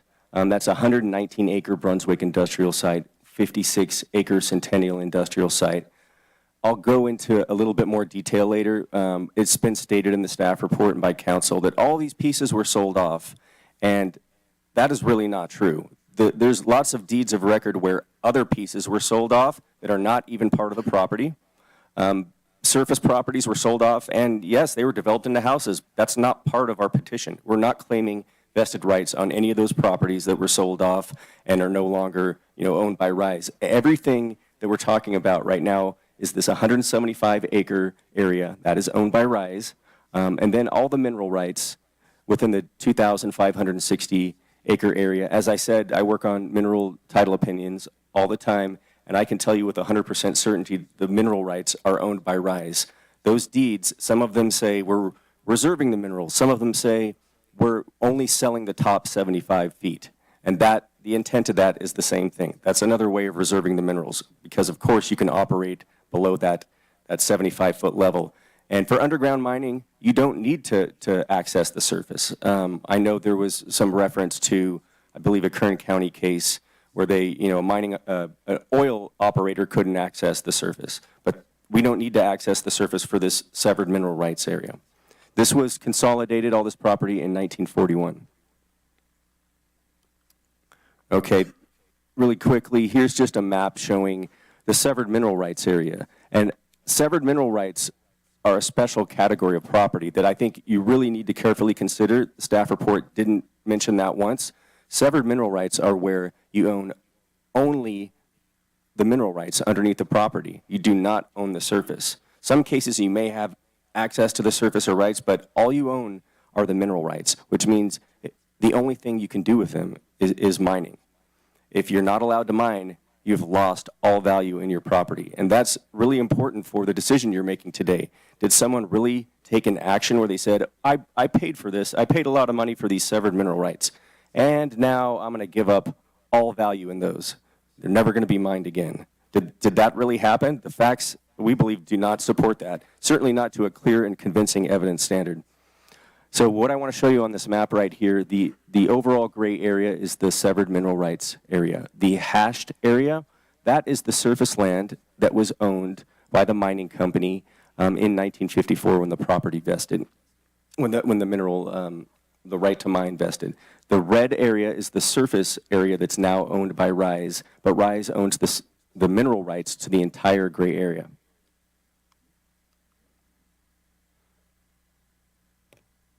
So this is a picture of the New Brunswick site, 1948. That silo was built in 1941. This is the primary area where mining operations took place, where the mill was, all the various buildings. This is Union Hill, which is also part of the surface property in 1909. Let's see here. Oops. There we go. Okay, the Union Hill site, also the Centennial property, that is in 1939. You can see disturbance all over that property in 1939. So next, what I'd like to go into is evidence of mining and vested rights.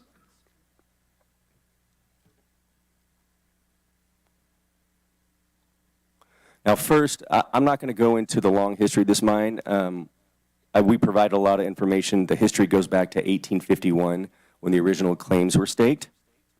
But this is important because this shows you that over the years, the mine opened and closed and flooded and was pumped out, multiple times. Nearly a dozen times where various parts of the mine or the entirety of the mine flooded and reopened, and equipment sold off, and then new equipment bought, bigger and better, new workers hired, and they went back to work, and then, they didn't find what they wanted to find. They closed down, they reopened. This happened over and over, and that's important to recognize because today you need to consider the character of this property, the character of the constitutional right that vested, and you'll determine was abandoned or wasn't abandoned. And that character is special, and it's different than other types of property rights. This is actually, the closing and opening is really part of the history of this site.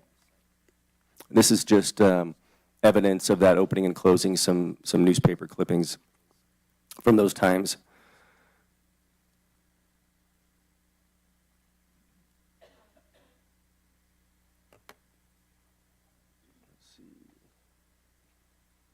Okay, so this is where we get to the vesting of the right. This is the ordinance you see on the right side of the slide. This is ordinance number 196 that was adopted on September 10th, 1954, went into effect October 10th, 1954. On its face, it states that it requires a use permit for commercial excavation of natural materials within a distance of 1,000 feet from any public street, road, or highway.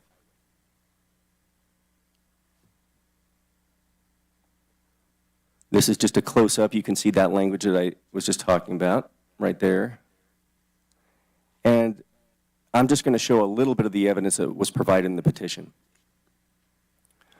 Right here, you can see a topographic map showing the location of the New Brunswick shaft. It's 330 feet from a public roadway in one direction, 660 feet from a public roadway in another direction. Does this meet the preponderance of the evidence standard? Well, I'll show you some more information following. Here is a diagram from around that same time showing where the ore mill was located right by the shaft. So the ore mill, where processing was going on, was even closer to the roadway. Now, importantly, you're probably asking the question, which is reasonable, but was mining actually going on in 1954 at, on October 10th and after? So here is a diagram that was showing the operations going on at the Brunswick site in November of 1954. So this is a month after the vesting date that we're alleging. Here's proof that they were making diagrams of their mining operations 1 month after. Here's evidence of the various exploration and mining activity going on, showing different mining operations all around the mine in October of 1954. I just want to go back real quick because there's let's see. Oop. How do I go back here? Can I have some technical assistance from anybody here? What's that? I'm trying to go back. It's only, the center button is, the arrows aren't working. Sorry about that. My arrows on my remote are not working today. The map that we were looking at.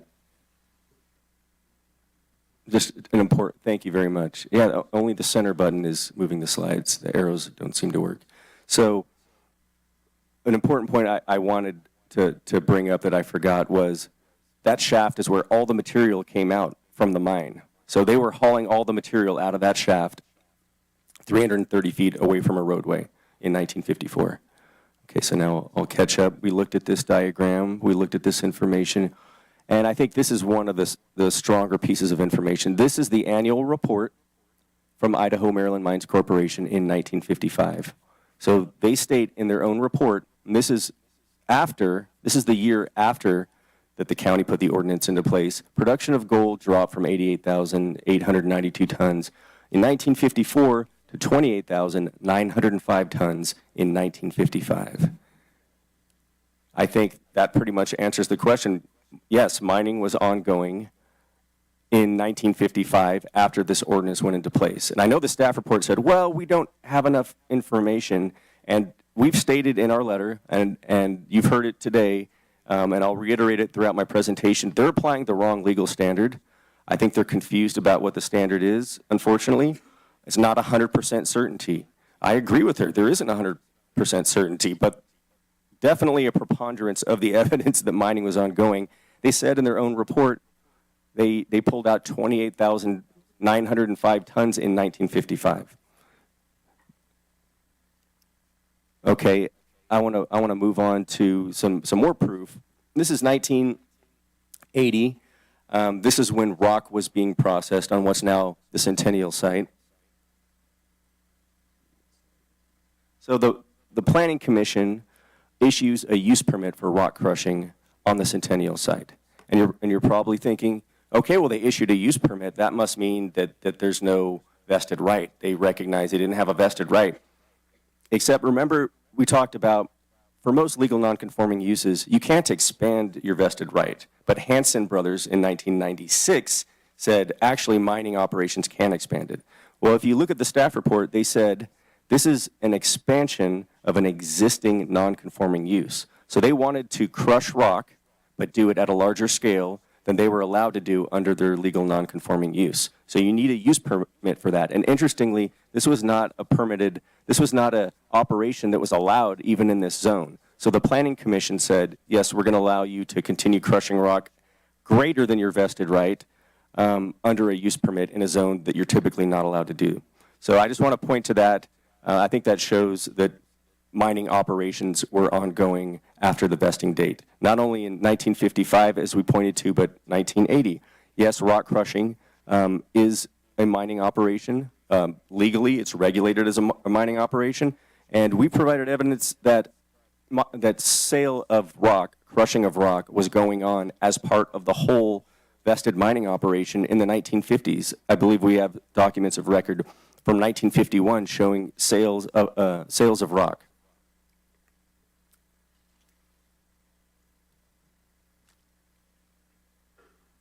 So just to recap this section of the presentation, the evidentiary standard to determine that a vested right exists is preponderance of the evidence.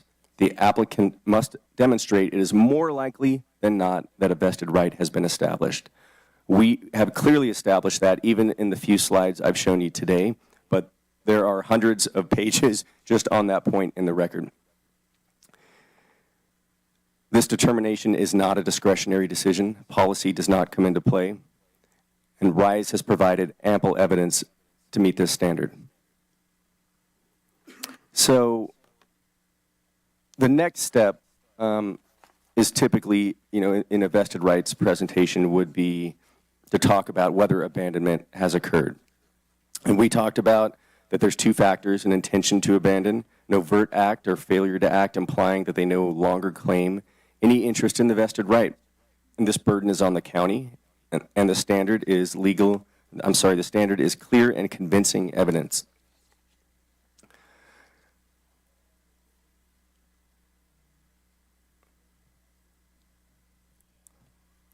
So first I want to say,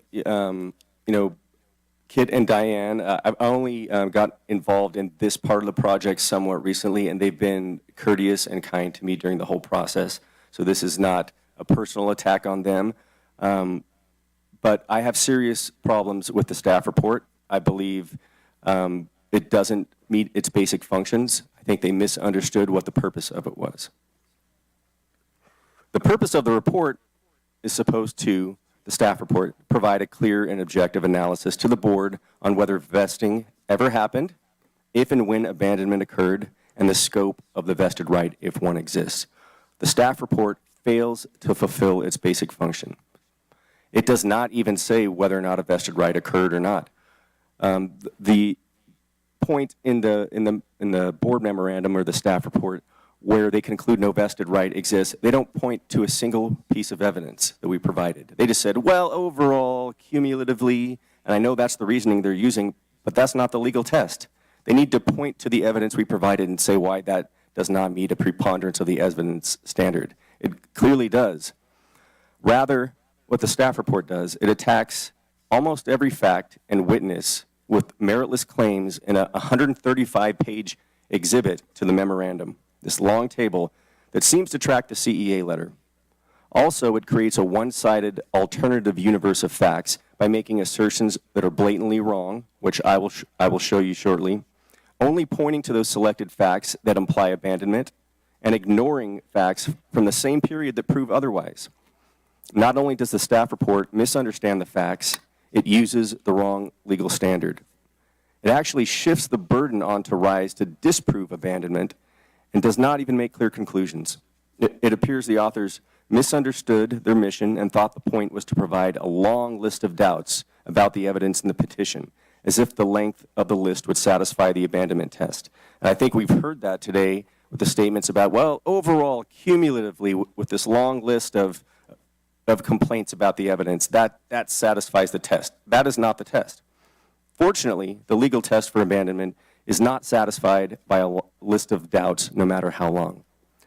Unfortunately, to properly respond to the scattershot approach in the staff report, I do have a 79-slide PowerPoint presentation, and I request your patience while completing this effort, which I'll try to move through as quickly as I can. I'll point out, staff reports on other vested rights petitions in other jurisdictions do not look like this. We've submitted several into evidence. They are not as long as this. They don't attack every single fact and witness as if this were an adversarial process. They're short, to the point. We think vesting did or didn't occur because of this, and abandonment occurred here. And that's it. And then you have the several things to talk about.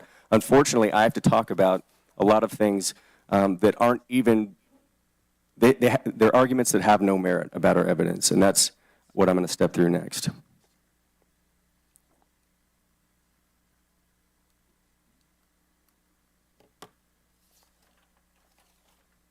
So first, unclear conclusions on vesting and abandonment.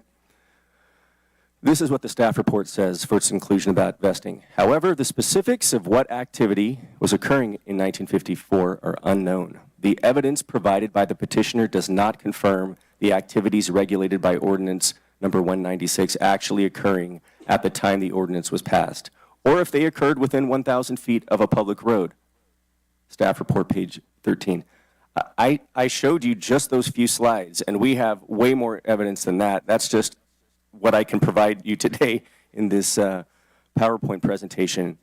I don't know how they came to that conclusion. It should be easy. Even if they were to be able to point to evidence later that abandonment occurred, you think they would concede this simple fact, but the staff report concedes not an inch, even on simple things like this. Next, incorrect legal standard. So the staff report unlawfully shifts the burden to disprove abandonment on the applicant.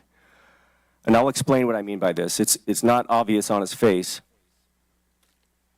But as we stated, the burden of proving abandonment is on the county, and they actually acknowledge this. They state the burden rests upon the party alleging abandonment to prove the same by satisfactory and competent evidence. They admit this, but what they actually do is something entirely different, the opposite. What they state, and I'll get to why they're stating this in a second, but they state the property owner must be able to identify evidence of their objective manifestations of intent to resume the nonconforming use throughout the period the nonconforming use was discontinued. And Hansen Brothers requires that the intent to resume said activities be demonstrated throughout the period of cessation. No, it does not do that. It has a two-part rule requiring the county, if they're opposing the vested right, to prove an intention to abandon an overt act or failure to act. Not the mining operator to prove continuous intention to resume mining since the vesting date. What does that even mean? Every second we have to prove they were thinking about opening up the mine at that second? I don't know how you even implement that rule. This incorrect rule, when you look at it, what it actually does, it requires continuous intent to operate after the vesting date. And it actually flips the whole abandonment rule, which I know the abandonment rule is tough to meet because you need clear and convincing evidence, you need proof of intention, and an overt act or omission that proves by clear and convincing evidence abandonment. That's a hard burden to meet. But they flipped it. Now the burden is on Rise to disprove abandonment after the vesting date. This is a complete inversion of the test under Hansen Brothers. How did they get there?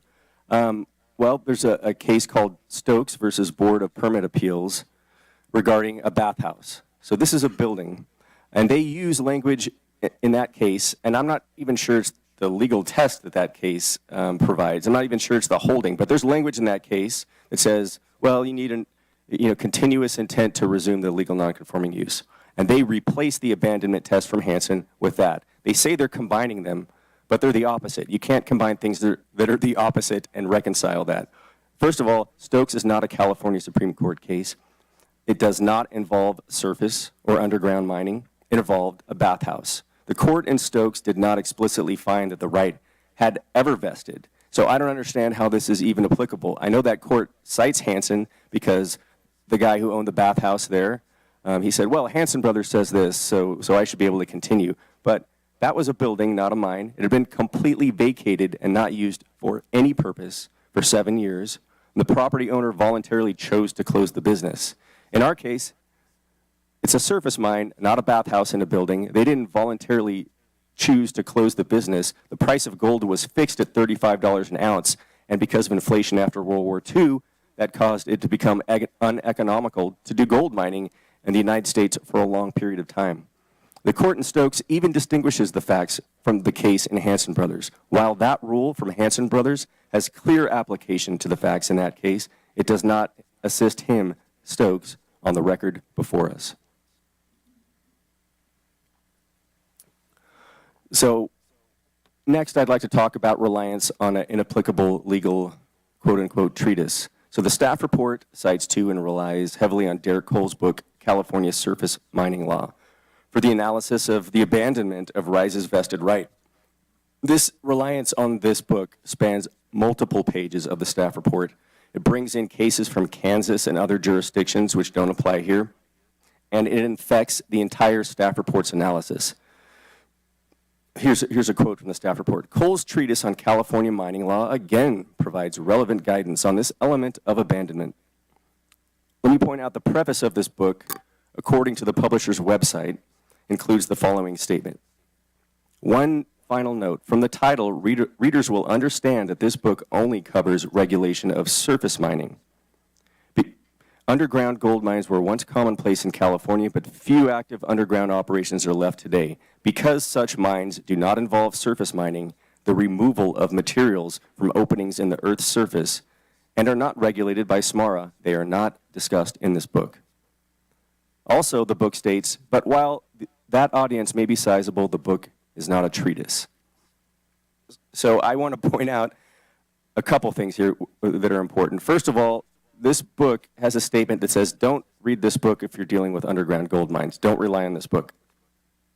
And then it also says, SMARA doesn't even apply to underground gold mines. And that's mostly true, but not true, because it actually applies to surface operations of gold mines that are over 1,000 cubic feet of disturbance or over an acre of disturbance. So Derek Cole doesn't actually understand the application of SMARA to underground gold mines that have surface components. And he's saying, that's clear from his statement here, and he's saying don't rely on this book for underground gold mining. And yet this is relied on for, I don't know, 5 or 6 pages of the staff report. Next, I'm going to move on to numerous critical factual errors that were in the staff report. So during the staff's presentation, they talked about, well, this property was sold off and this property had no mineral rights and all the stuff in the petition. We found half of it's wrong. That is not true. Dozens of errors are identified in an exhibit to RISE's letter transmitted on December 10th in response to that 135-page county table in the staff report. As I said, I've never seen that before in other staff reports on vested rights determinations where there's just this huge table going after every single piece of evidence. But we did the work, and we went through every single complaint about the evidence and provided that to you, showing you where they're wrong. And a lot of it's just obvious. This first one here, they said,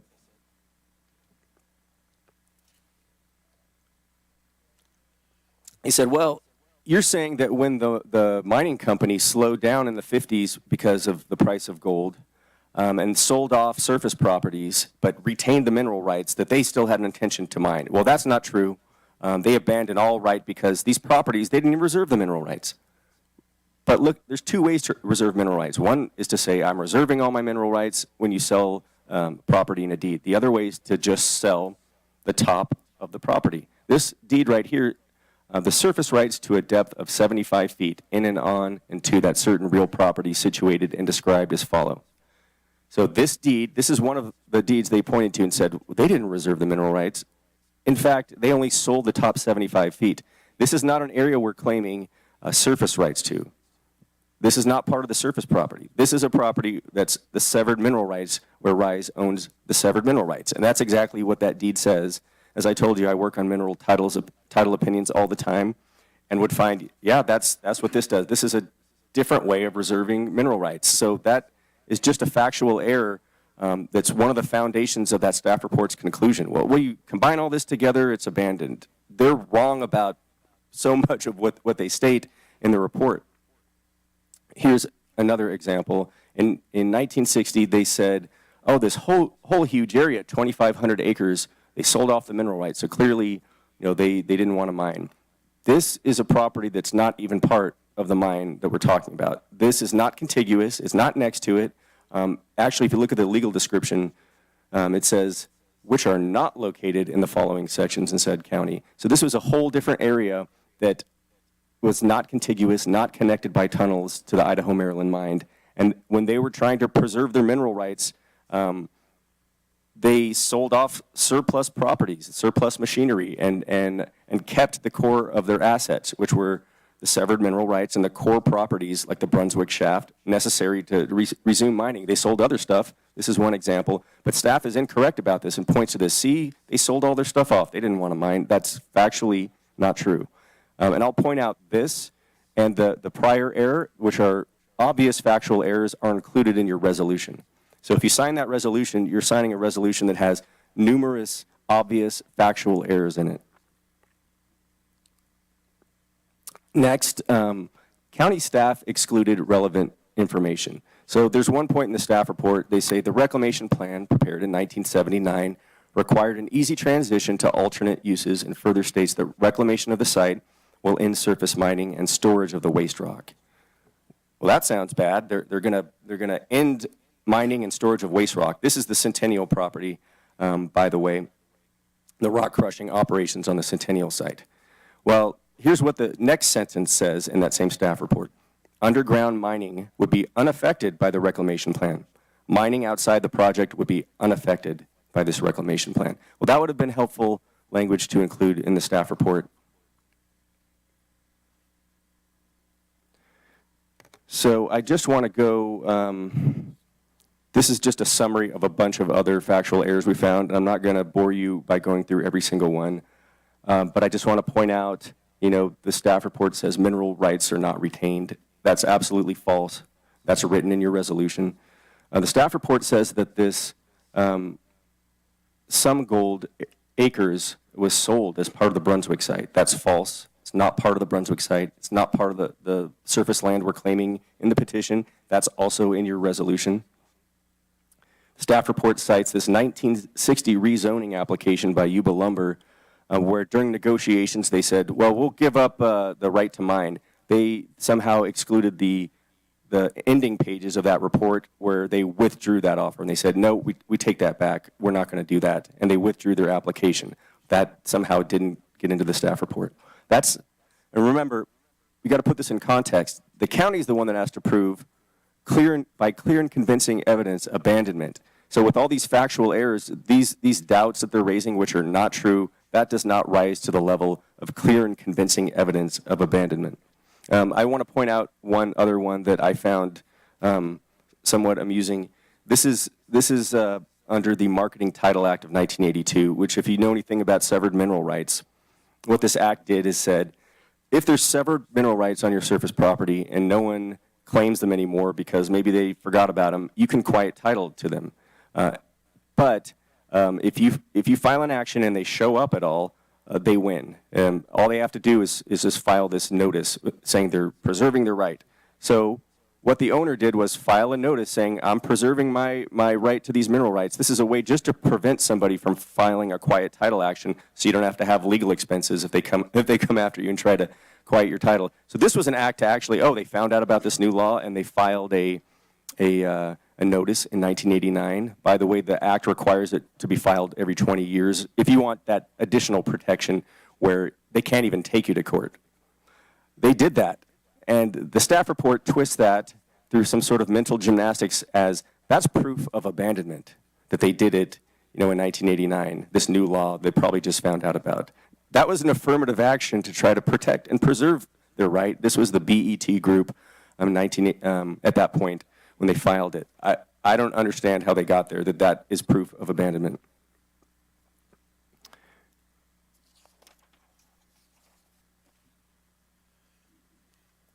So next I want to go to erroneous legal conclusions. The staff report has a really long section about SMARA and how the mine is abandoned because it did not comply with SMARA. It doesn't have a reclamation plan, doesn't have an interim management plan, doesn't have a financial assurance. These provisions don't even apply to what's going on out there. And the county even admits in the memorandum in a different section compliance with SMARA. Just as a threshold question, SMARA only applies to surface mining operations of an underground mine, not underground components. So I don't understand how that could result in abandonment of an underground gold mine when it only applies on its face to surface mining. Not only that, it only applies to mining that occurred after 1976 that's equal to or greater than 1,000 cubic yards and 1 acre of disturbance. So there is only one area after 1976 that SMARA even applies to, and that's the rock crushing on the Centennial site. And that had a reclamation plan, and the county admits in the staff report in 2005 that the county and the California Department of Conservation Office of Mine Reclamation said it's reclaimed, and they released their financial assurance for the operation. Well, if a mine site has been reclaimed, it doesn't need a reclamation plan, it doesn't need a financial assurance, it doesn't need an interim management plan. And SMARA says nowhere in the statute or the regulations that if you reclaim your mine and everything's checked off and good and you get your financial assurance release, that any vested rights are abandoned. It does not say that. So I don't understand those arguments. Oh, one additional point there. Okay, I didn't bring up the correct language there, but here's the language out of the staff report on that.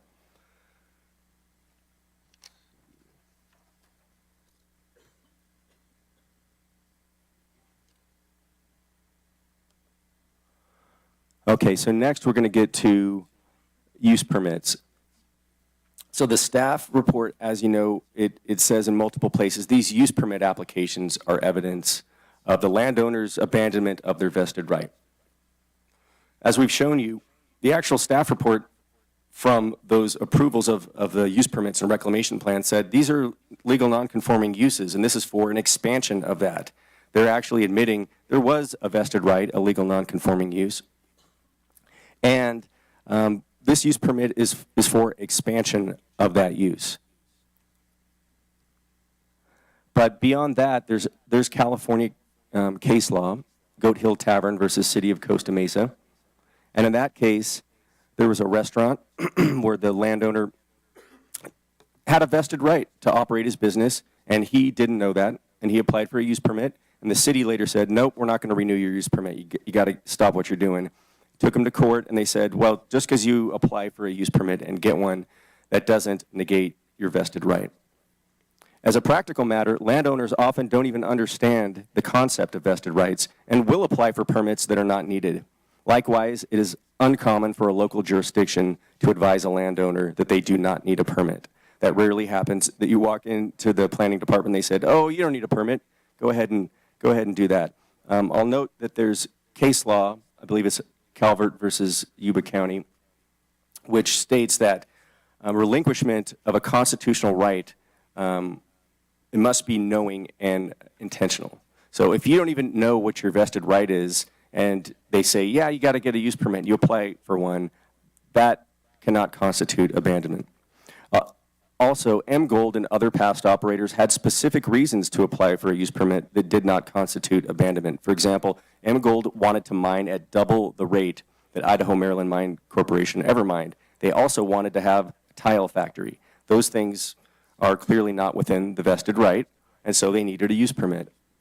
There are also other political considerations where sometimes companies want to engage in dialogue with local agencies and have a use permit process so they can offer certain things to the county through conditions of approval to have a better chance of operating and getting along with the county, being a good corporate citizen.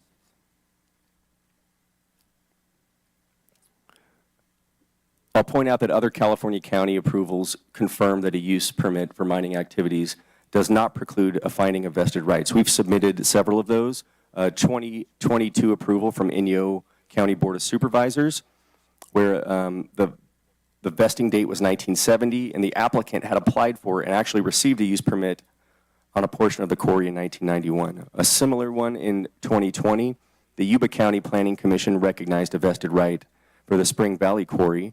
The vesting date was 1971, and the applicant had applied for and received multiple use permits for portions of the quarry after 1971.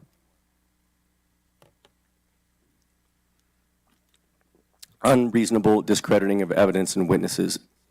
So the staff report includes this following critique of Lee Johnson's declaration. As a historical source, a declaration, such as Lee Johnson's, is problematic, particularly for the factual assertions made here. Both historical study and scientific research have revealed the unreliability and even instability of human memory. Lee Johnson actually had personal knowledge of what he was talking about. He was the one who issued the insurance policy for Marion Godoti, deeming it a mining asset. So I don't understand where this critique comes from. This is interesting, but it's certainly not, it doesn't rise to the level of clear and convincing evidence of abandonment, the fact that the historian doubts whether this guy remembers what happened. He has firsthand knowledge. Even more so, even if he was a liar, even if he was not credible, that doesn't prove abandonment, because the county is the one that must provide clear and convincing evidence of abandonment rather than just poke holes in the evidence that we provided to show, look, there's a story of continuous actions to try to resume mining over the years. Lee Johnson's declaration supports that. But that's not even necessary. The county has to itself show, here's where abandonment occurred by clear and convincing evidence. So even if he was not credible, which I don't understand how that's reasonable based on this critique, but even if he was not, it doesn't change the analysis.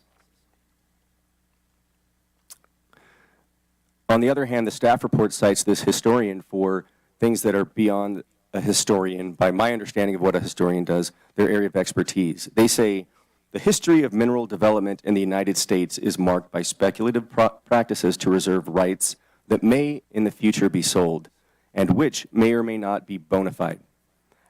As a general statement, while that might be true, applying this statement to the mine is ridiculous. This, and not within the historian's expertise, this was at several points the highest producing gold mine in the U.S. and or California at several points in history. So to say that they reserved the severed mineral rights on this property, and that was just speculation, because who knows if there's any gold there, I don't understand how that could constitute clear and convincing evidence of abandonment. Well, when they reserved the rights, they didn't have an intention to abandon, so that's evidence of abandonment. That doesn't make any sense, and the burden is on the county. Okay, so this is the last slide of this section, and then we'll move on to the next section. Thank you for your patience. County reliance on questionable experts and witnesses. So while the staff report is highly critical of Lee Johnson, on the other hand, Charles Brock is used for his statement, "We are not selling a mine," to try to show that the BET group did not have intention to mine the property. In fact, he personally listed this property on minelistings.com. The title was Historic California Gold Mine for Sale. And then if you look at the description of the property, it lists the geologic resource of the gold, describes it in great detail in geologic terms, says we've still got all the core samples and we have all the mines in their pristine condition for this property. Even if what he was saying is true, that was his opinion about this situation, that they were not selling a mine. He didn't own the property. His opinion or statements about it do not constitute clear and convincing evidence of abandonment, because he was not the one with the power to abandon the property. And I'll note that he's known as a project opponent to this mine and has participated in the public process as an opponent.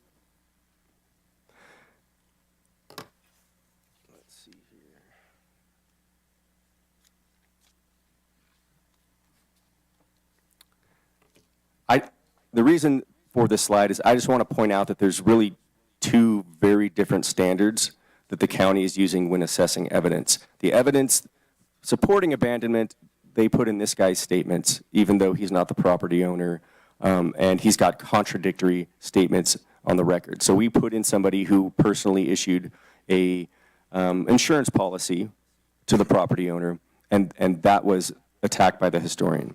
I think it's clear there's two different standards of reviewing evidence employed by the staff report. So the next section is where we're going to discuss the evidence proving that there was no abandonment. Again, just to clarify, the burden is not on RISE to prove that there was no abandonment. I believe the legal standard that the staff report is using has been twisted to flip that on its head and say you have to prove intention to mine throughout the period, which is really the inverse of abandonment. We have to disprove abandonment. But this is the actual legal framework. Under Hansen, waiver of a vested right requires an intention to abandon the right, an overt act or failure to act implying that they are no longer claiming any interest in the vested property right. Has the owner taken an action that forecloses the possibility of future mining? Importantly, mere cessation of use does not itself amount to abandonment, although the duration of non-use may be a factor in determining whether the non-conforming use has been abandoned. And that part is important. The staff report says, well, they haven't done anything in 70 years. That's factually not true. But look at the language closely. Duration of non-use may be a factor, not the only factor. It may be a factor in determining whether the non-conforming use has been abandoned. And I'll also note, making other uses of property does not equal abandonment. You're free to use your property in other ways, farm it, until you decide to mine it, or come up with other uses to generate revenue from it.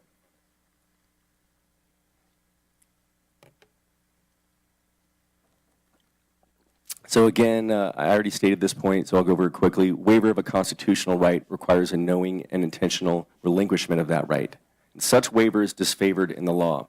There's a high burden, clear and convincing evidence is the standard, and doubtful cases should be decided against waiver. Just to sum up the history here, because gold prices were fixed and there was huge inflation after World War II, economic conditions caused the mine owners to sell surplus property, including mine equipment and surface rights. However, the owners preserved the mineral rights, the easements, and the core properties necessary to resume underground gold mining. These rights and properties are still intact. Subsequent owners, that would be the Jadotis and the BET Group and now Rise, have spent millions of dollars over the years in investment to explore and develop the minerals on the property. Mining activities continued intermittently on the property, including rock crushing, exploration, leases to mining companies, and multiple documented efforts to fully reopen the mine. Many of these activities over the years are regulated as mining activities and have been scattered throughout this period. So it's factually incorrect that there's been no mining for 70 years. Vested rights run with the land to new owners, and a transfer of property does not result in abandonment unless that two-part Hansen test is satisfied. Speculation about new owners' intent is not clear and convincing evidence of abandonment. So here's an exhibit that we provided in recent correspondence. This is a magazine called Mining World, talking about the intentions of the mine owners. June 1957, as you can see here, it says, since World War II, spiraling costs have exceeded the content of the ore to such an extent it was not feasible to continue operations. The company plans to retain its mineral rights and strategic surface holdings, and if possible, to diversify the company's activities. And this shows you why they changed their name. They were diversifying, but they were keeping the real engine of their asset. The equipment they sold off, the buildings they sold off, the surface property they sold off, it had value. But the gold in the ground has value way in excess of that. Billions of dollars of gold in the ground. The surface properties, you know, shrink in comparison when you're looking at their values. So specifically, this is one of the big issues that the staff report brought up. The sale of equipment and lands in the 1950s. So in 1957, there was an equipment auction, and the Brunswick mine equipment, mineral processing plant, and related buildings and machinery were sold by auction due to the company's dire financial condition. County staff asserts that the sale of mining equipment and buildings in 1957 constitutes abandonment of the vested right.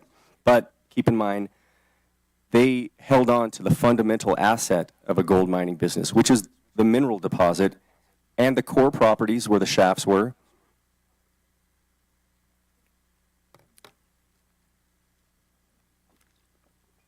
What was sold and what was preserved demonstrates that the company is preserving the mineral rights for future use and does not demonstrate abandonment. So think about this. What did they sell? They sold surface properties to areas they didn't need, that never had a shaft on them. They sold those off, but they kept all the surface rights. They sold equipment, which they couldn't utilize at that point because the price of gold was fixed at $35 an ounce. They couldn't successfully gold mine at that point. They tried to mine for tungsten for a while, but it still wasn't penciling out. But they kept all those properties, and they tried to diversify and keep the venture alive. Here's an annual report from 1954, and they state their reasons. Because of a shortage of cash, state and county real property taxes were not paid. Some of the real property owned by the corporation, which is not necessary for mining purposes, has been sold. So if they didn't pay their real estate taxes, they were going to lose their core asset, their subsurface mineral rights. They sold off what they didn't need so they could keep those rights.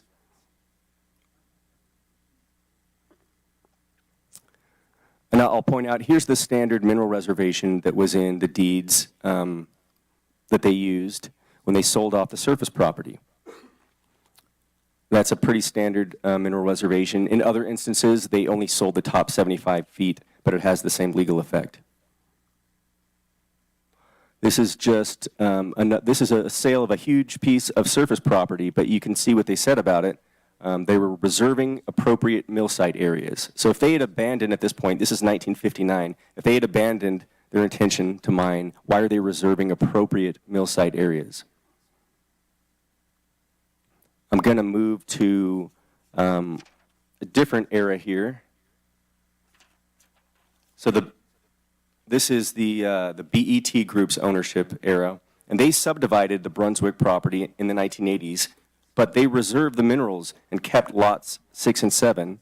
That's the area where the actual mining, processing, and the shaft took place. Actually, this is the area they retained after they subdivided the property. It's got the Union Hill shaft, has the New Brunswick shaft.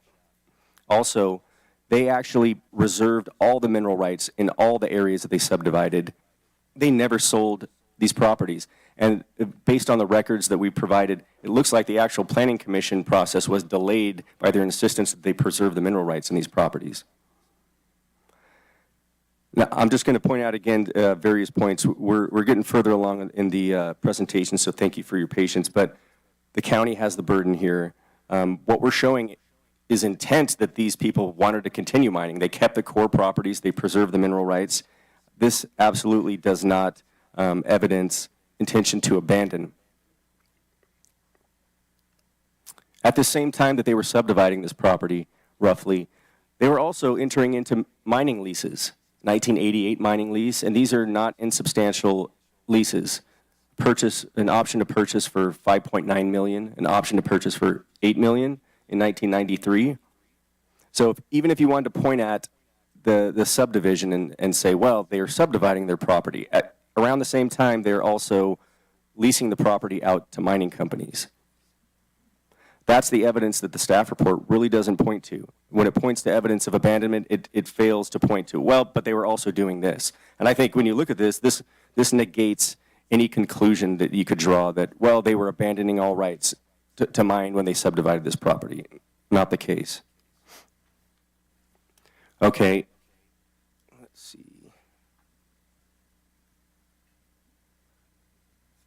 Oh, I skipped one. Can we go back?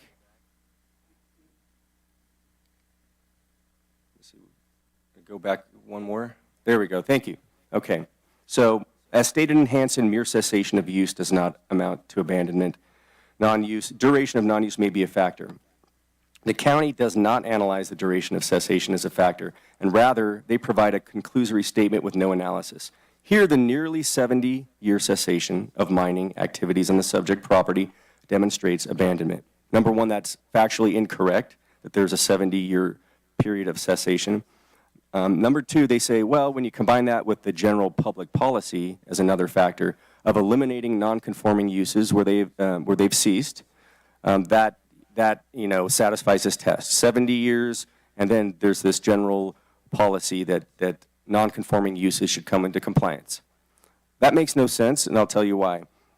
That factor of the general policy of making non-conforming uses conform applies in every single case where there's a legal non-conforming use. So why would the court say it's one factor when this other factor that always exists, if you combine them, well, then you get an automatic abandonment. There have to be other factors that are applied here. If that factor by itself combined with a long duration equals abandonment, then the court would have just said, well, long duration equals abandonment, because that factor that they point to always applies.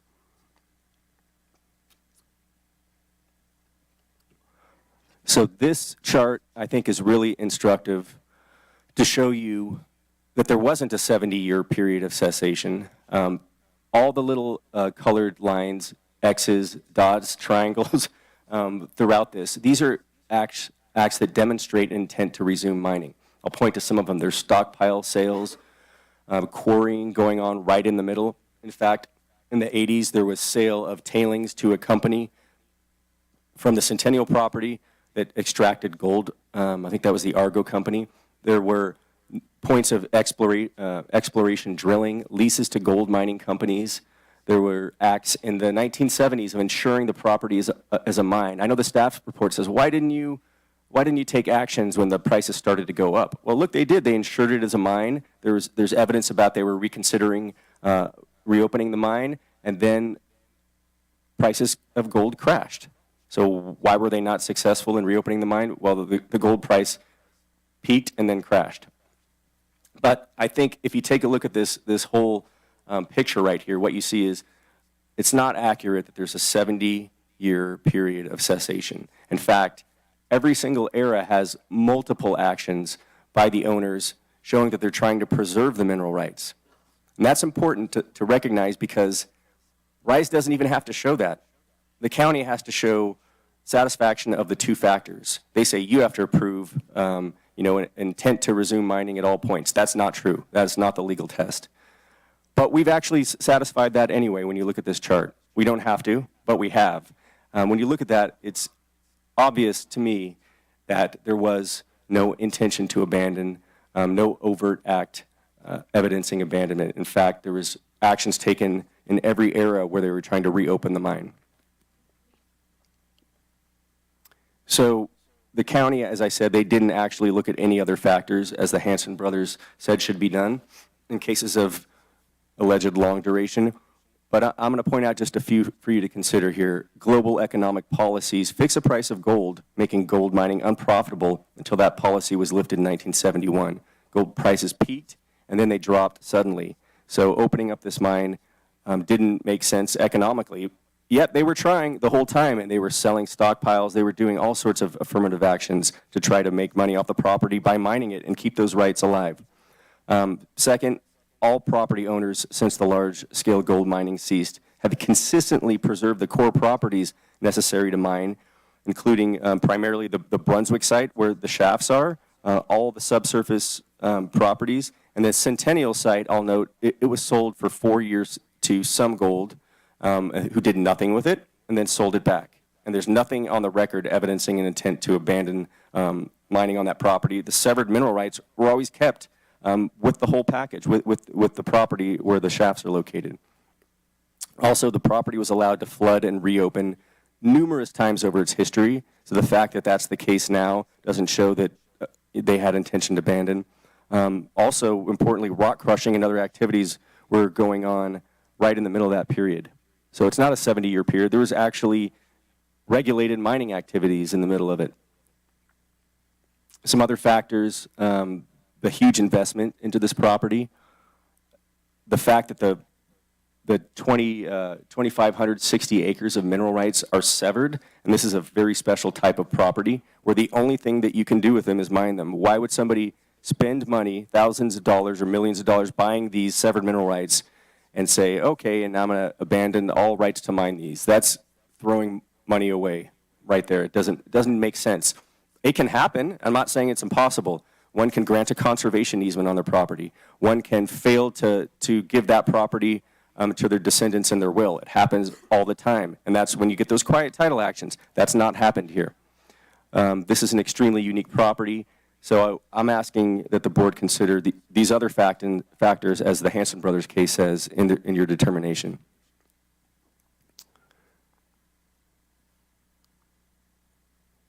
These are just some other statements, evidencing that the owners over the years had intention to resume mining. They kept all the documents in pristine condition. They were gold investors that bought other properties and sold them.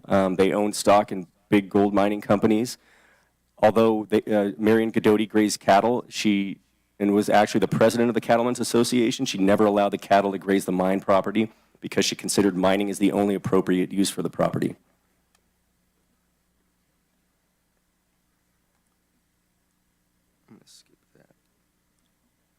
Okay, I just want to point out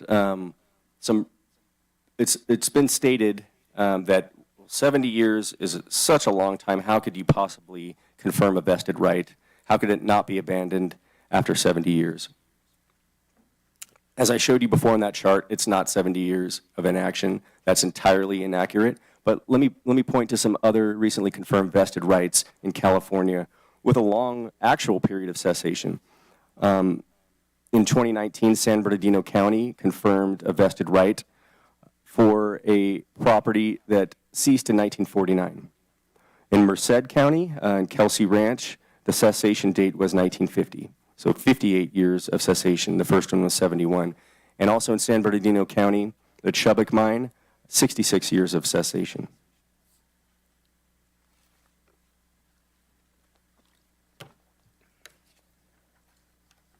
I'm getting close to the end, so thank you.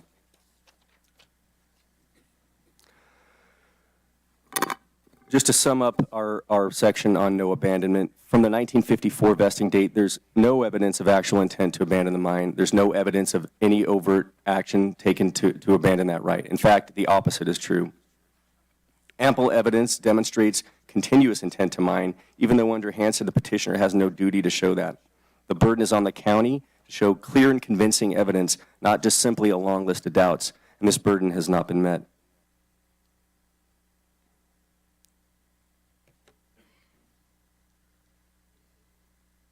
Okay, so next we're going to talk about the scope of the vested right. The scope of the vested right contains three different categories. Number one, the geographic scope, the operational scope, and the volumetric scope. This was defined under the Hanson Brothers case.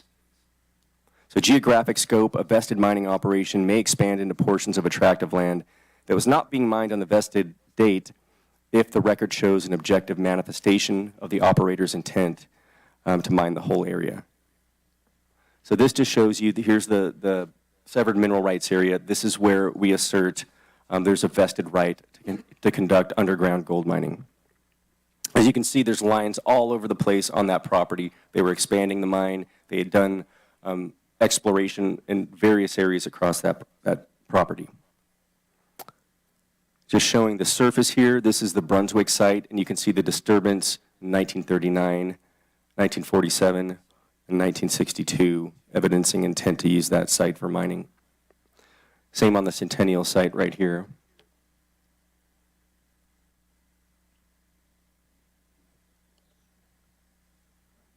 So the operational scope of vested mining right includes all aspects of a mining operation that were integral parts of the operation at the vesting date.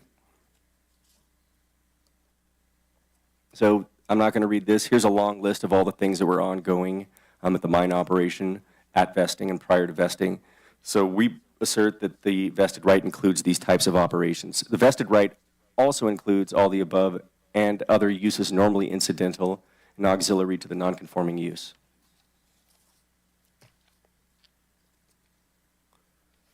So volumetric scope, the mine, its production peaked in 1939 with 410,000 tons of mined ore. We're asserting that's the volume that's appropriate for this vested rights determination.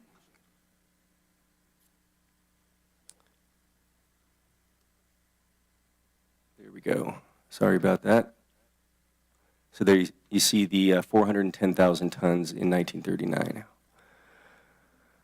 Okay, we're close to the end here. So the vested right establishment, we believe, is indisputable on October 10th, 1954. Preponderance of the evidence standard has clearly been met by RISE, even with just the slides we've shown you, leaving aside the huge amounts of information we provided with the petition. The staff report misunderstands the facts, uses the wrong legal standard, shifts the burden onto RISE to disprove abandonment, does not even make any clear conclusions, and by the way, has provided you a resolution which is full of obvious factual errors. The county has only provided doubts about evidence, not clear and convincing evidence of abandonment. So as you consider the evidence today, please remember the correct burden of proof, as what is being considered is a constitutionally protected property right. RISE must prove only a preponderance of evidence that the right was vested. That burden is easily met. The county must prove abandonment by clear and convincing evidence. That's the orange triangle here. So RISE's burden is the blue triangle. County has not even come close. The staff report seems to think its burden is to disprove intent to mine continuously after the vesting date by only a reasonable doubt.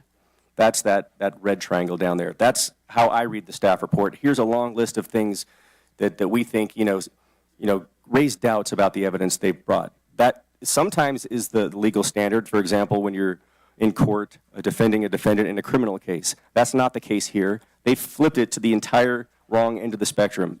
The county's burden of proof is clear and convincing evidence.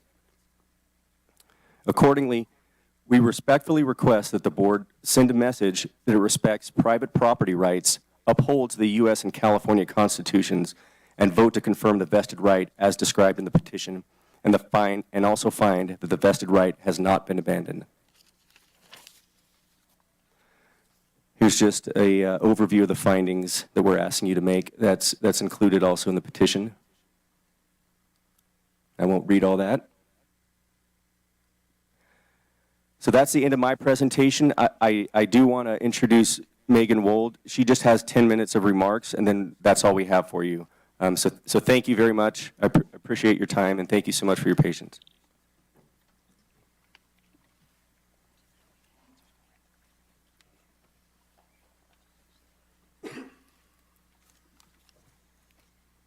Chairman Schofield and members of the board, I thank you for allowing me to speak today under Mr. Powell's supervision.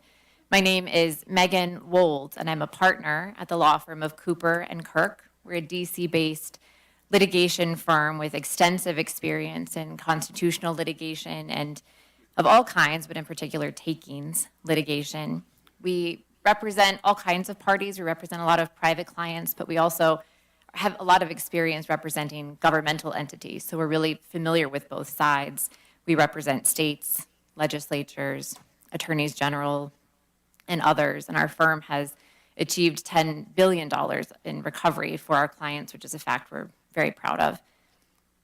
As for me personally, I am a former clerk at the United States Supreme Court, and I have experience litigating in federal and state courts of all levels on all kinds of issues in front of federal agencies, and that includes in mining cases and in many constitutional cases. The Fifth Amendment of the United States Constitution and its analog in the California Constitution protect RISE's vested right to mine the Idaho-Maryland mine. These constitutional protections prohibit a government from taking that vested property right without paying just compensation for it. This is a fundamental protection, a fundamental right safeguarded by both constitutions. It's no less significant than other, perhaps more familiar constitutional rights, like the First Amendment's guarantee of freedom of speech or assembly or the freedom of the press. And then for that reason, state and federal courts robustly enforce the private property right to be protected against a governmental taking, because it is a fundamental right and it's part of the bedrock of our constitutional republic.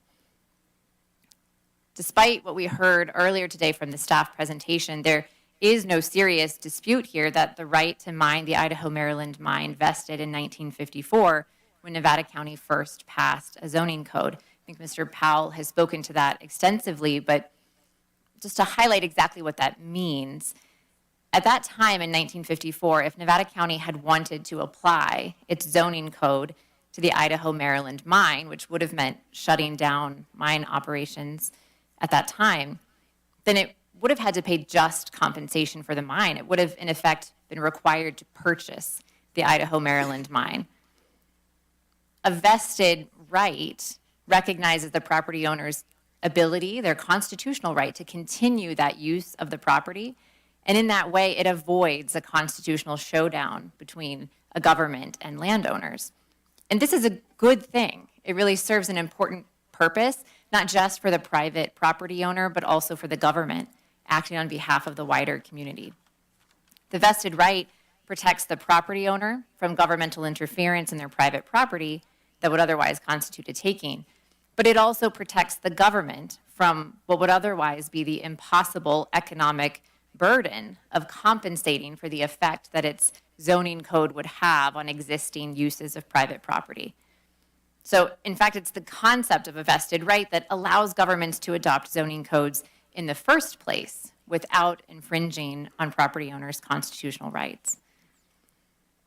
Today, as has already been discussed, the board is sitting not as a legislative body to render a policy decision on what land uses are best or preferred, but as an adjudicative body, as a quasi-judicial body, determining a constitutional right. And imagine when we think of what courts do vis-a-vis constitutional rights, they do try to protect them. Courts are in the business of protecting constitutional rights where they exist. And that is why, as we've heard today, the legal test for the abandonment of a vested right is a stringent one. That is why the case law says the abandonment of a vested right is disfavored. And that is why mere cessation of a particular non-conforming use on a property is not enough to abandon a vested right. Imagine, the idea would be absurd in any other constitutional context. For example, a person does not lose the constitutional right to speak freely by being quiet for too long.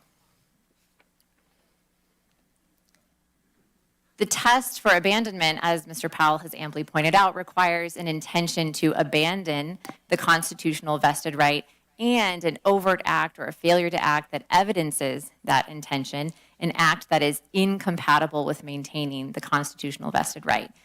And the burden of demonstrating that by clear and convincing evidence, the burden to establish abandonment is on the county. And here there are simply no grounds on which I believe the board could make such a finding. And certainly the board could not make such a finding based on the staff report. This board was entitled to a neutral and unbiased staff memorandum that would honestly and objectively weigh the record evidence and reach a conclusion, whatever that might be. And unfortunately, the memorandum that you have received is not that. The memorandum is advocacy and nothing more. In fact, I think you can see this as early as page 4 of the memorandum. It assumes its own conclusion in describing the site, which should be a neutral description of what this property site is. It repeatedly uses the word abandoned to describe the mine as an abandoned mine. I'll move through these points quickly because Mr. Powell has explained them very well, but the memorandum offers no evidence that would undermine the extensive demonstration RISE has put forward that the right to mine vested in 1954. And yet the memorandum still refuses to recognize that the vested right ever existed. And we heard today, because they can't be 100% sure when that has nothing to do with the standard by which RISE was obligated to prove that right. There's just really no serious dispute that the right vested in 1954. And then moving on, the memorandum refuses to accept the burden of proof that abandonment imposes, refuses to accept that that burden of proof is on the county and that it is for the county to demonstrate abandonment, not for RISE to prove a continuous intention to mine at every moment from every landowner for the entire duration since 1954. And I think also remarkably, despite the apparent confidence in abandonment that sort of comes through from the staff report, it never concludes when abandonment occurred. There's no commitment to a moment at which that test has been satisfied, at which there was an intent to abandon in the overt act or omission that would be inconsistent with continued mining activity. And again, it's not for RISE to prove by historical evidence that there has been a continuous intent to mine, and yet they have put forward ample evidence of that fact. And this is a place in which the staff report's bias, unfortunately, comes through most significantly. Because we see when RISE puts forward historical evidence, the staff report will conclude that the evidence is unreliable based on the fallibility of human memory or because it's not the best evidence a person could imagine for the proposition. And yet, when it comes to the evidence in which the staff report seeks to rely, they'll rely on a declaration from an individual who we saw, said that he wasn't selling a gold mine at the same time that the historical record demonstrates he listed the property for sale as a gold mine. The memorandum even, in my opinion, plays a gotcha game, trying to fault RISE for applying for a use permit and using that almost as evidence that a vested right didn't exist. And as Mr. Powell described, there are many business reasons why a corporation would pursue a use permit, even though they were entitled to mine, for example, by a vested right. There are many other points that Mr. Powell explained related to the historical record on this, but I'd like to just accentuate one more, which is that that aspect of the staff's memorandum and its reasoning would perversely incentivize corporations not to seek community participation in a project. Because by doing so, you could end up accidentally waiving a vested right, something which the case law doesn't support. But that's really the opinion of staff here, that they say, RISE should never have sought a use permit, and by doing so, implied that they didn't have a vested right, when in fact, a corporation like RISE is acting as a good corporate citizen in choosing to work with the community in trying to seek a resolution and receive a use permit. The staff report is so committed to its bias, unfortunately, that it refuses to credit a single factual or legal assertion put forward by RISE, and that's simply not credible. In short, the staff memorandum does not provide a sufficient basis for the board, to conclude that either a vested right to mine the Idaho-Maryland mine never existed, or that the vested right has been abandoned. And to be very clear, Nevada County does not want to be in the position of defending this memorandum and its analysis in a court of law. This memorandum is unfortunately not a serious attempt to objectively adjudicate a constitutional right. I know we've talked about the Hansen brothers case here today, and we've talked specifically about the fact that that case arose out of Nevada County.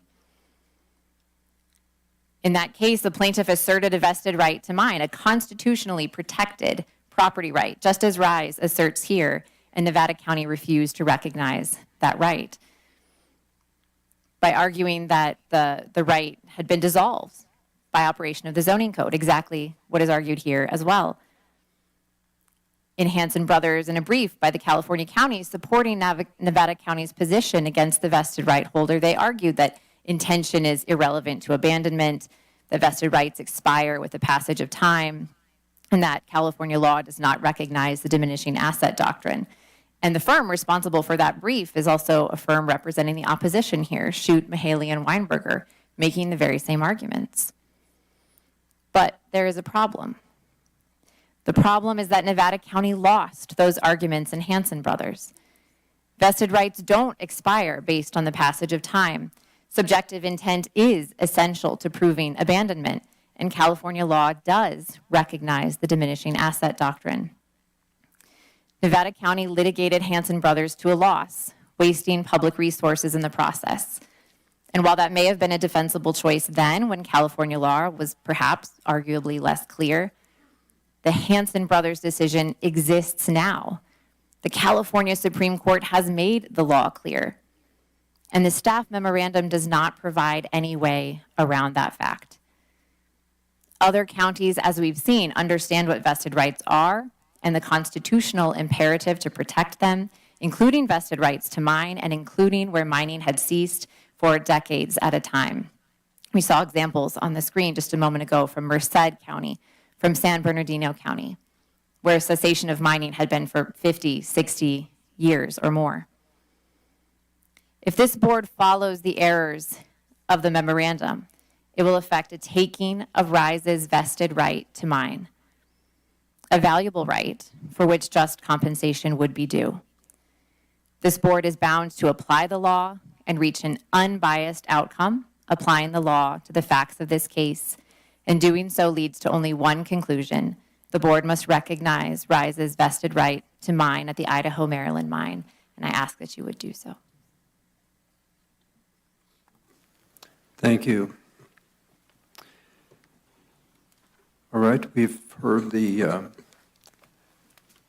summary of the planning report. We've heard the petitioner's contradiction to it. Supervisors, do we have any questions at this point? Very good. We'll wait, okay. All right. I think what we're going to do, we're going to break for lunch. And we'll come back at 1:30 and we'll begin public comment at that point. So we will adjourn at this point, and again, we will reconvene. Because that's what I said, okay? Thank you. All right, this is not an easy situation, folks. Yes, you will have questions coming back, okay? I don't know about summary, but I think we need to hear public comment.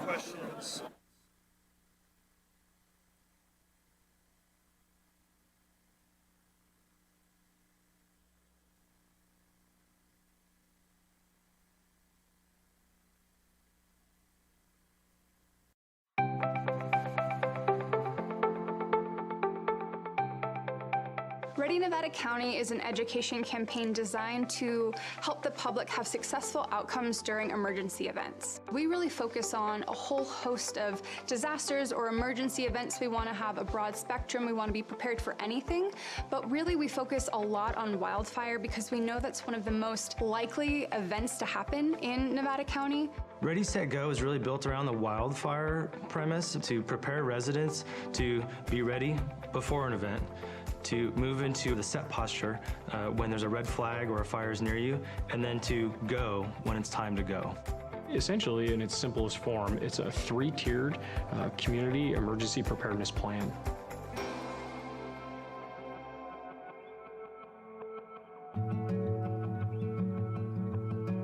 I have lived in this house, which we built, my husband and I, 26 years ago now, actually.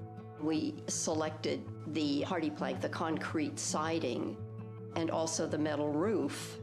Then when we moved up here and heard about the 49er fire, that's when we started to say, wow, this really is even more important than we first realized. So the 49er fire is one of the most historic fires in Nevada County's history. They figured it changed the laws of the state of California that said this is how you have to protect your home. That came out of Nevada County. Steve Eubanks came from the Fire Safe Council, and the main thing we needed to pay attention to was the ladder fuels. Planting has been removed from the edges of the house so that it does not touch the house. It was an incredible service from the Fire Safe Council to come out and spend a couple of hours going through this property. So the ready phase is when there's no immediate threat to you and your family. This is the time when you should be doing education and planning, whether that be training, educating yourself, or accumulating equipment, hardening your home, creating defensible space. Defensible space is really all about creating a buffer zone between your house and flammable vegetation. We really focus on defensible space around the home, that first 100 feet, but also around the roadway too. Another aspect of the ready phase is hardening the home, and really what that means is making your home more resilient to wildfire. That's going to be putting the fine-grained mesh around the vents of your home so that embers won't get under your house or into the eaves of your house. That's going to be using non-combustible materials on your deck and around your home, so when an ember storm comes through, it's not going to ignite your home itself.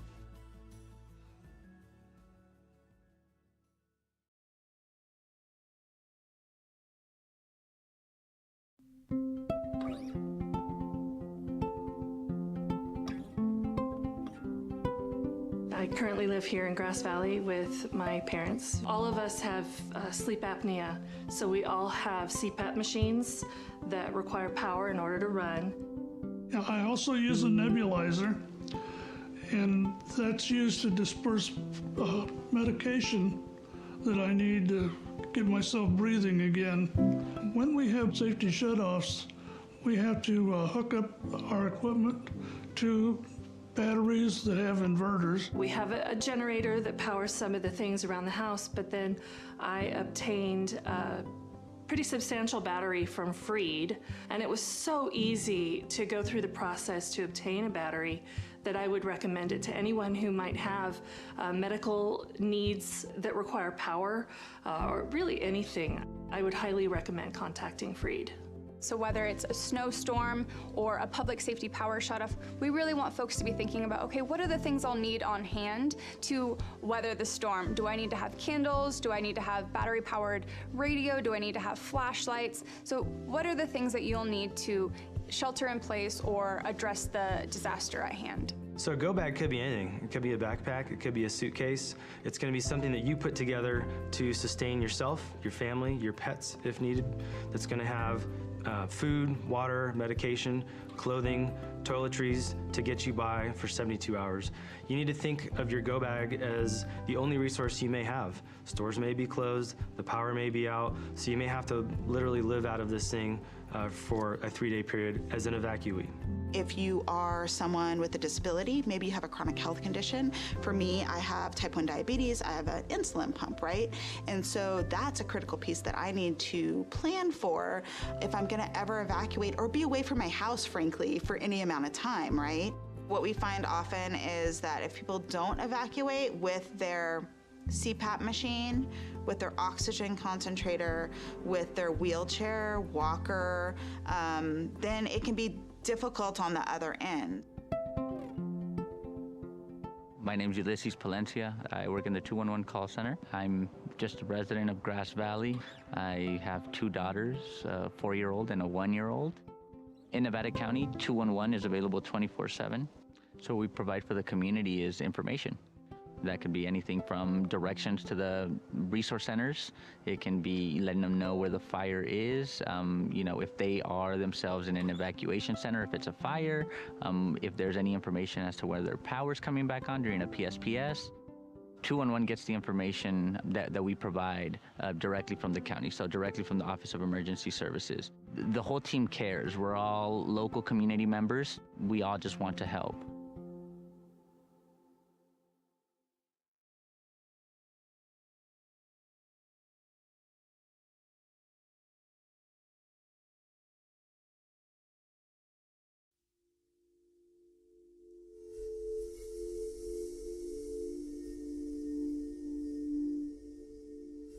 So we were all sleeping in bed on Thursday, November 8th in Paradise.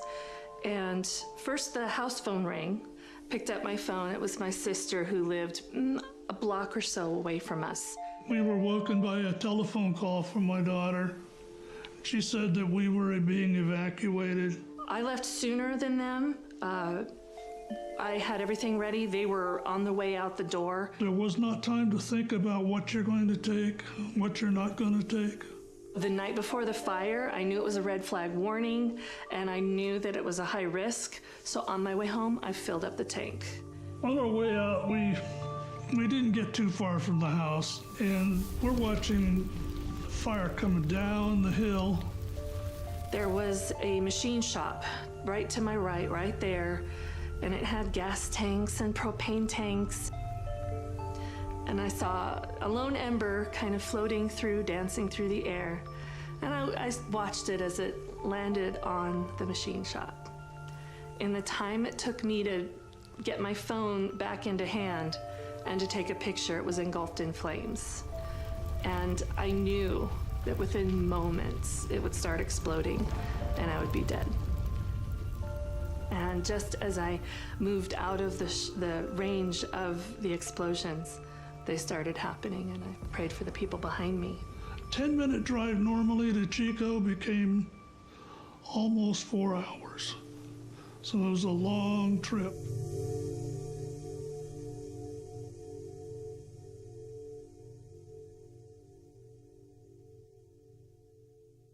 We started to hear a pattern. People kept telling us their story of how they escaped the campfire. And they talked about how if it wasn't for my neighbor who came and knocked on my door to tell me there was a fire, I don't know that I would have gotten out alive. If it wasn't for my son who lives next door picking me up and putting me in their car and driving me out of there, I don't know how I would have survived. And so I started really thinking about this connection between isolation and how connected you are to your community, to your neighbors, to your friends, to your family, and how that can be really helpful in a time of a disaster. So we were actually the beneficiaries of someone making that plan in advance to have that group of people that they were going to call.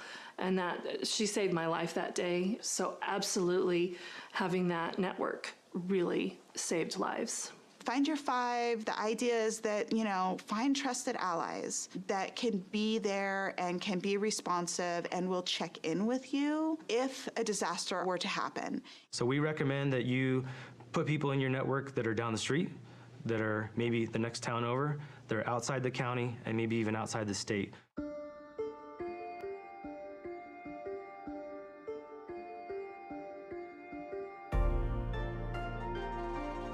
The final tier of the Ready, Set, Go is that go piece, and it's simply that, it's go. Evacuation information comes in 2 types. The first type could be an evacuation warning.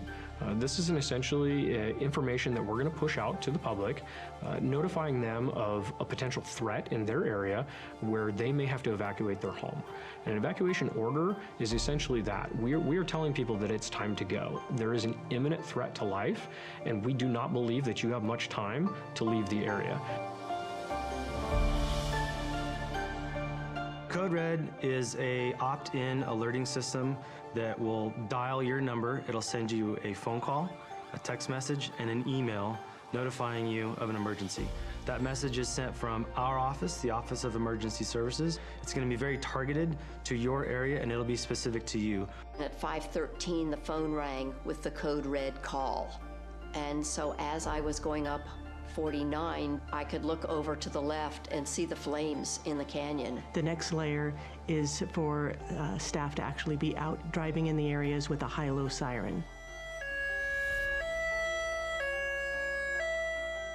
There's no other reason you'll hear that in an area unless we're putting out that evacuation order, not a warning, but an order. My day started routine patrol.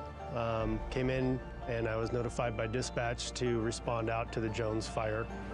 Houses that had evacuation tags made it so we could just pass by. We knew that the residents had already been evacuated. Residences that did not have the tags, we would have to physically go in, knock on the door, look in the windows, make sure there were no occupants inside. Once you've been evacuated, as you're leaving, put this tag somewhere very, clearly identifiable, whether it's a mailbox, a gate, your address marker, so that deputies and officers can quickly identify if your residence has already been evacuated.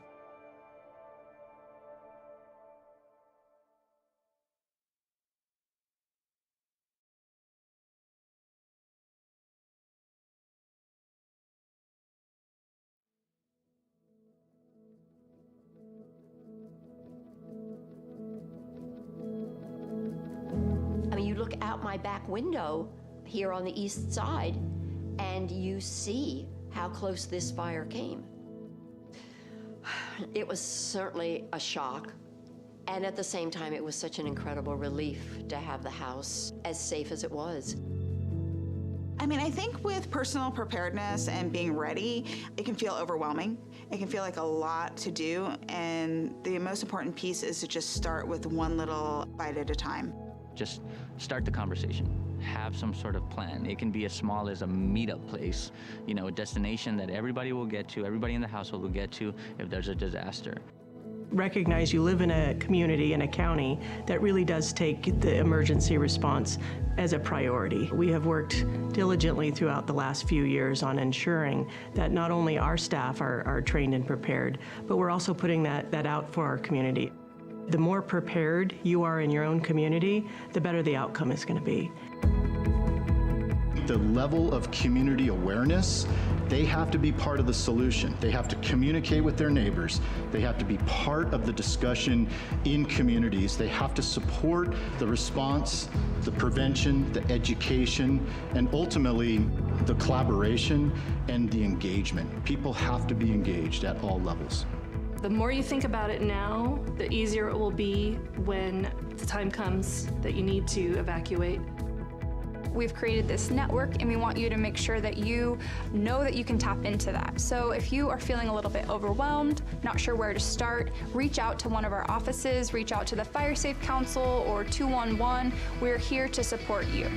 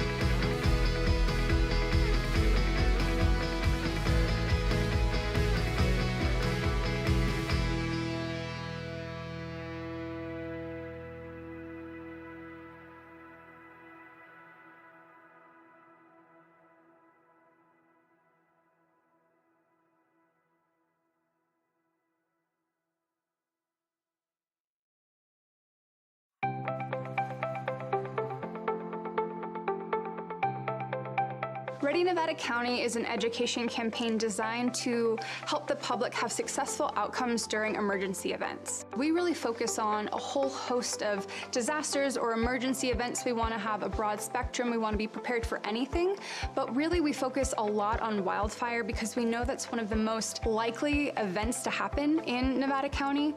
Ready, Set, Go is really built around the wildfire premise to prepare residents to be ready before an event, to move into the set posture when there's a red flag or a fire is near you, and then to go when it's time to go. Essentially, in its simplest form, it's a 3-tiered community emergency preparedness plan.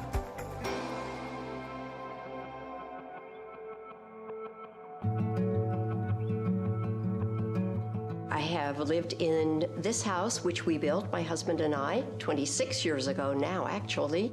We selected the hardy plank, the concrete siding, and also the metal roof. Then when we moved up here and heard about the 49er fire, that's when we started to say, wow, this really is even more important than we first realized.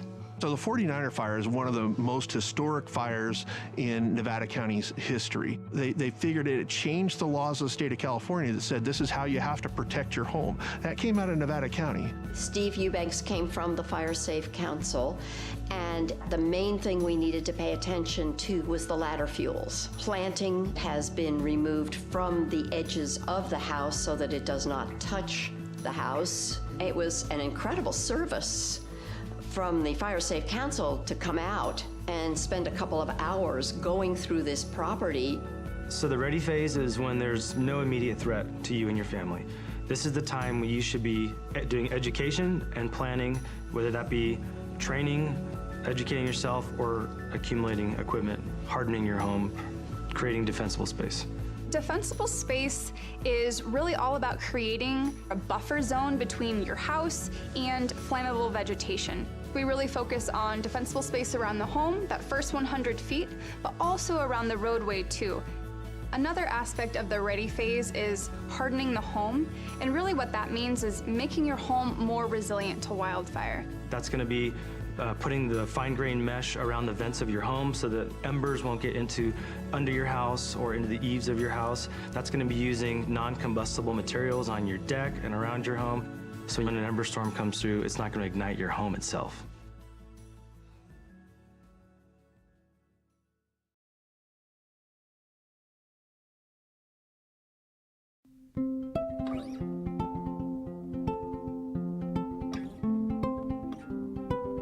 I currently live here in Grass Valley with my parents. All of us have sleep apnea, so we all have CPAP machines that require power in order to run. I also use a nebulizer, and that's used to disperse medication that I need to get myself breathing again. When we have safety shutoffs, we have to hook up our equipment to batteries that have inverters. We have a generator that powers some of the things around the house, but then I obtained a pretty substantial battery from Freed, and it was so easy to go through the process to obtain a battery that I would recommend it to anyone who might have medical needs that require power, or really anything. I would highly recommend contacting Freed. So whether it's a snowstorm or a public safety power shutoff, we really want folks to be thinking about, okay, what are the things I'll need on hand to weather the storm? Do I need to have candles? Do I need to have battery-powered radio? Do I need to have flashlights? So what are the things that you'll need to shelter in place or address the disaster at hand? So a go bag could be anything. It could be a backpack, it could be a suitcase. It's going to be something that you put together to sustain yourself, your family, your pets if needed. That's going to have food, water, medication, clothing, toiletries to get you by for 72 hours. You need to think of your go bag as the only resource you may have. Stores may be closed, the power may be out, so you may have to literally live out of this thing for a 3-day period as an evacuee. If you are someone with a disability, maybe you have a chronic health condition. For me, I have type 1 diabetes, I have an insulin pump, right? And so that's a critical piece that I need to plan for if I'm gonna ever evacuate or be away from my house, frankly, for any amount of time, right? What we find often is that if people don't evacuate with their CPAP machine, with their oxygen concentrator, with their wheelchair, walker, then it can be difficult on the other end. My name's Ulysses Palencia. I work in the 211 call center. I'm just a resident of Grass Valley. I have 2 daughters, a 4-year-old and a 1-year-old. In Nevada County, 211 is available 24/7. So what we provide for the community is information. That could be anything from directions to the resource centers. It can be letting them know where the fire is, if they are themselves in an evacuation center, if it's a fire, if there's any information as to whether their power's coming back on during a PSPS. 211 gets the information that we provide directly from the county, so directly from the Office of Emergency Services. The whole team cares. We're all local community members. We all just want to help.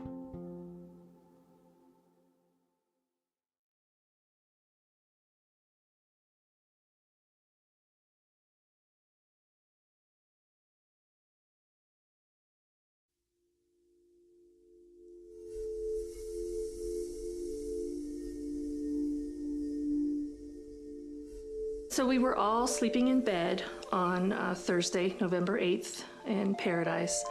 And first the house phone rang. Picked up my phone. It was my sister who lived a block or so away from us. We were woken by a telephone call from my daughter. She said that we were being evacuated. I left sooner than them. I had everything ready. They were on the way out the door. There was not time to think about what you're going to take, what you're not going to take. The night before the fire, I knew it was a red flag warning, and I knew that it was a high risk. So on my way home, I filled up the tank. On our way out, we didn't get too far from the house, and we're watching fire coming down the hill. There was a machine shop right to my right there, and it had gas tanks and propane tanks. And I saw a lone ember kind of floating through, dancing through the air. And I watched it as it landed on the machine shop. In the time it took me to get my phone back into hand and to take a picture, it was engulfed in flames. And I knew that within moments it would start exploding and I would be dead. And just as I moved out of the range of the explosions, they started happening, and I prayed for the people behind me. 10-minute drive normally to Chico became almost 4 hours. So it was a long trip.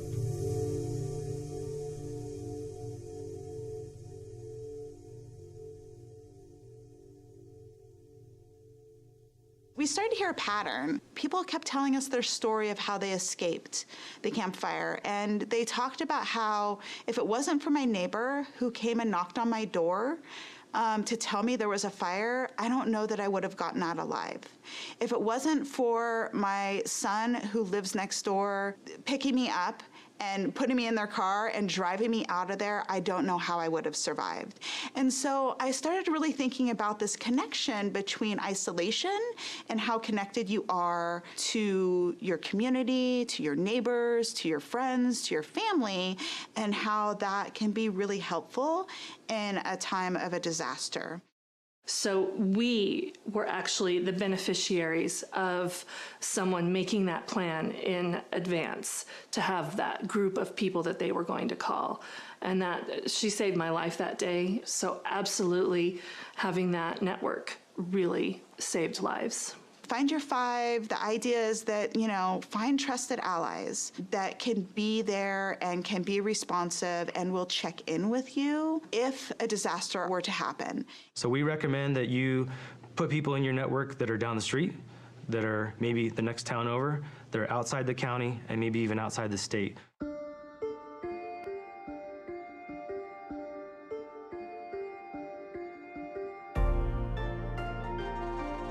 The final tier of the Ready, Set, Go is that go piece, and it's simply that, it's go. Evacuation information comes in two types. The first type could be an evacuation warning.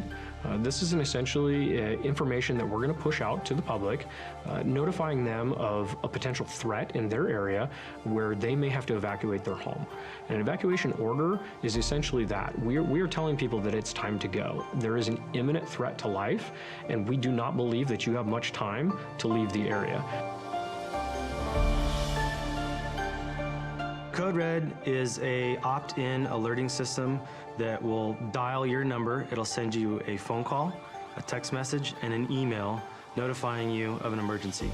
That message is sent from our office, the Office of Emergency Services. It's going to be very targeted to your area, and it'll be specific to you. At 5:13, the phone rang with the code red call. And so as I was going up 49, I could look over to the left and see the flames in the canyon. The next layer is for staff to actually be out driving in the areas with a high-low siren. There's no other reason you'll hear that in an area unless we're putting out that evacuation order, not a warning, but an order. My day started routine patrol. Came in and I was notified by dispatch to respond out to the Jones fire. Houses that had evacuation tags made it so we could just pass by. We knew that the residents had already been evacuated. Residences that did not have the tags, we would have to physically go in, knock on the door, look in the windows, make sure there were no occupants inside. Once you've been evacuated, as you're leaving, put this tag somewhere very, clearly identifiable, whether it's a mailbox, a gate, your address marker, so that deputies and officers can quickly identify if your residence has already been evacuated.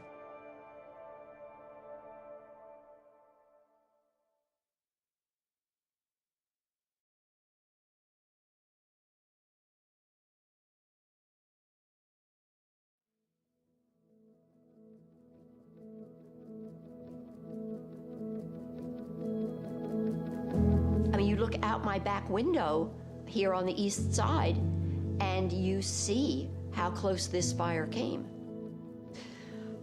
It was certainly a shock, and at the same time, it was such an incredible relief to have the house as safe as it was. I mean, I think with personal preparedness and being ready, it can feel overwhelming. It can feel like a lot to do, and the most important piece is to just start with one little bite at a time. Just start the conversation. Have some sort of plan. It can be as small as a meetup place, a destination that everybody will get to, everybody in the household will get to if there's a disaster. From the foothills of the Sierra Nevada,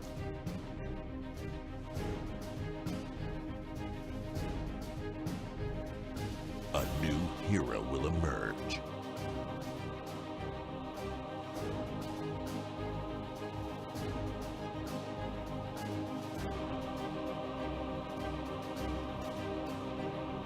One who is ready.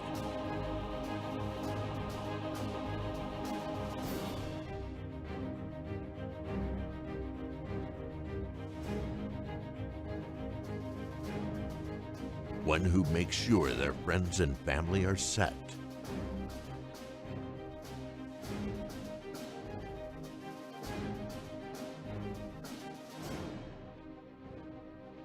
And has the power to go at a moment's notice.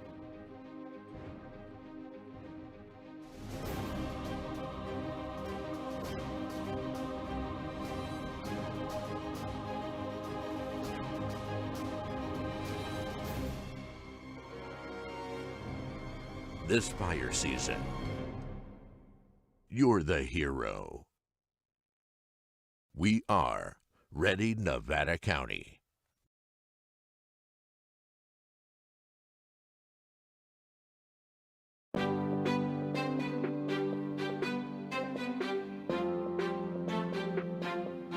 Nevada County has a new tool to make evacuations safer and more efficient in the event of an emergency.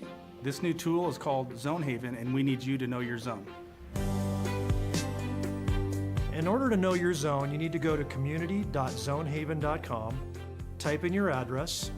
Once your address populates in the pop-up window, Take that information and write down the zone that is given to you where you know you'll find it in case of emergency.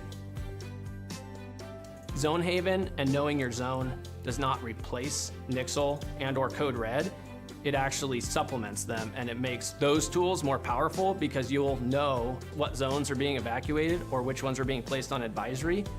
And as a result, you won't have to do anything else other than listen to those messages and know if it's time to go.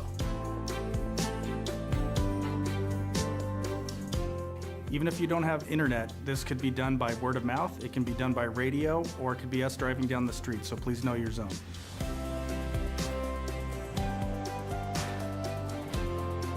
From Truckee to Lake of the Pines, from Chicago Park to Spenceville, every single square mile of Nevada County has a zone. And having a zone that you know for your neighborhood is going to help you save time to be able to evacuate and keep you and your family safe.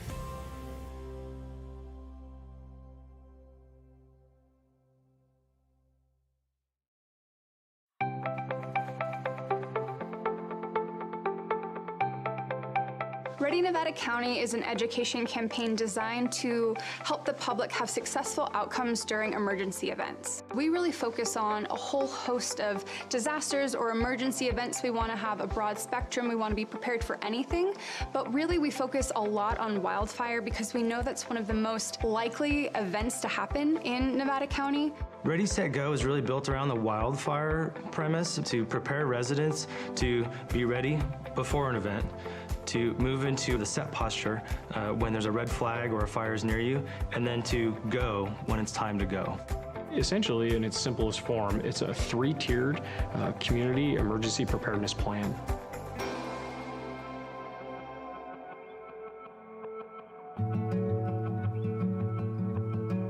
I have lived in this house, which we built, my husband and I, 26 years ago now, actually. We selected the hardy plank, the concrete siding, and also the metal roof. Then when we moved up here and heard about the 49er fire, that's when we started to say, wow, this really is even more important than we first realized. So the 49er fire is one of the most historic fires in Nevada County's history. They figured it changed the laws of the state of California that said this is how you have to protect your home. That came out of Nevada County. Steve Eubanks came from the Fire Safe Council, and the main thing we needed to pay attention to was the ladder fuels. Planting has been removed from the edges of the house so that it does not touch the house. It was an incredible service from the Fire Safe Council to come out and spend a couple of hours going through this property. So the ready phase is when there's no immediate threat to you and your family. This is the time when you should be doing education and planning, whether that be training, educating yourself, or accumulating equipment, hardening your home, creating defensible space. Defensible space is really all about creating a buffer zone between your house and flammable vegetation. We really focus on defensible space around the home, that first 100 feet, but also around the roadway too. Another aspect of the ready phase is hardening the home, and really what that means is making your home more resilient to wildfire. That's going to be putting the fine-grained mesh around the vents of your home so that embers won't get under your house or into the eaves of your house. That's going to be using non-combustible materials on your deck and around your home. So when an ember storm comes through, it's not going to ignite your home itself.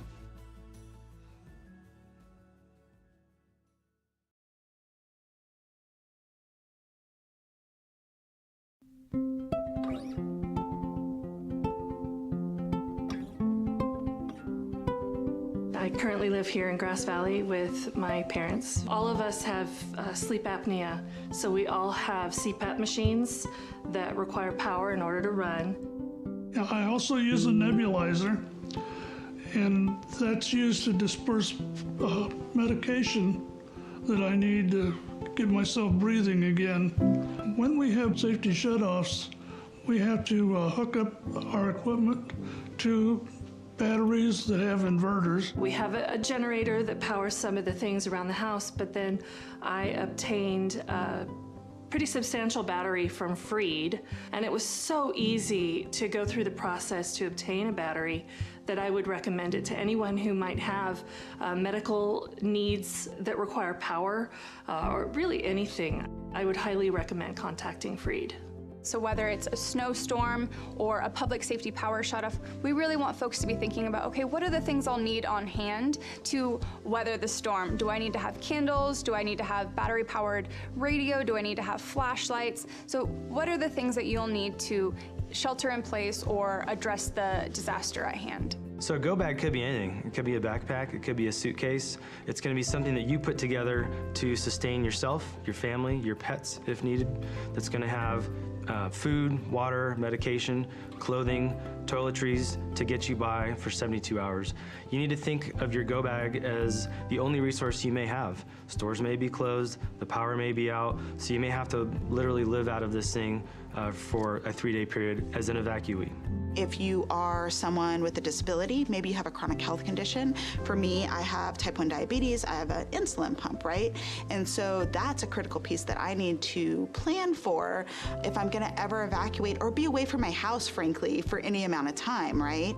What we find often is that if people don't evacuate with their CPAP machine, with their oxygen concentrator, with their wheelchair, walker, then it can be difficult on the other end. My name's Ulysses Palencia. I work in the 211 call center. I'm just a resident of Grass Valley. I have 2 daughters, a 4-year-old and a 1-year-old. In Nevada County, 211 is available 24/7. So what we provide for the community is information. That could be anything from directions to the resource centers. It can be letting them know where the fire is, if they are themselves in an evacuation center, if it's a fire, if there's any information as to whether their power's coming back on during a PSPS. 211 gets the information that we provide directly from the county, so directly from the Office of Emergency Services. The whole team cares. We're all local community members. We all just want to help.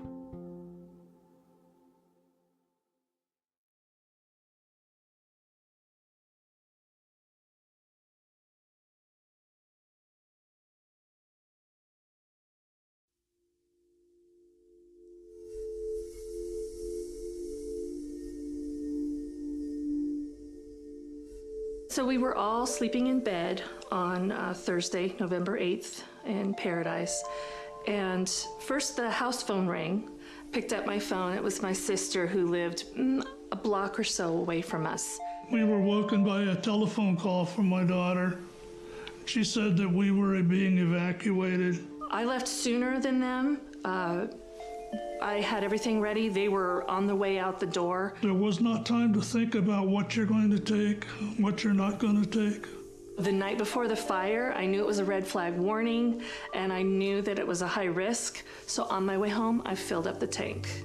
On our way out, we didn't get too far from the house, and we're watching fire coming down the hill. There was a machine shop right to my right there, and it had gas tanks and propane tanks. And I saw a lone ember kind of floating through, dancing through the air. And I watched it as it landed on the machine shop. In the time it took me to get my phone back into hand and to take a picture, it was engulfed in flames. And I knew that within moments it would start exploding and I would be dead. And just as I moved out of the range of the explosions, they started happening, and I prayed for the people behind me. 10-minute drive normally to Chico became almost 4 hours. So it was a long trip.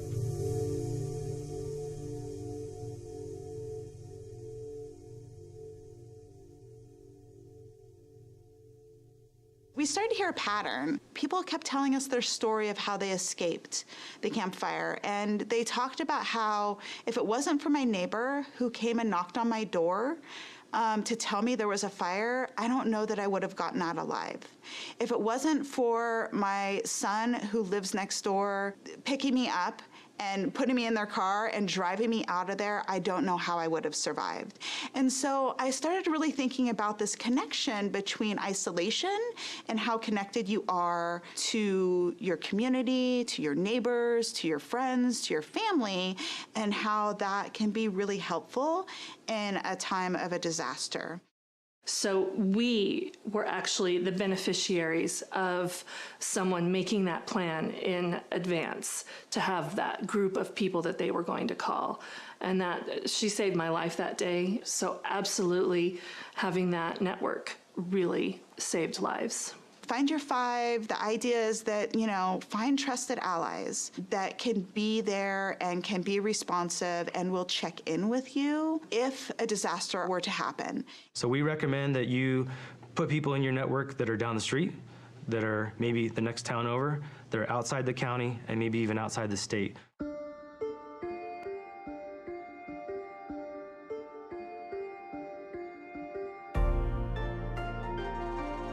The final tier of the Ready, Set, Go is that go piece, and it's simply that, it's go.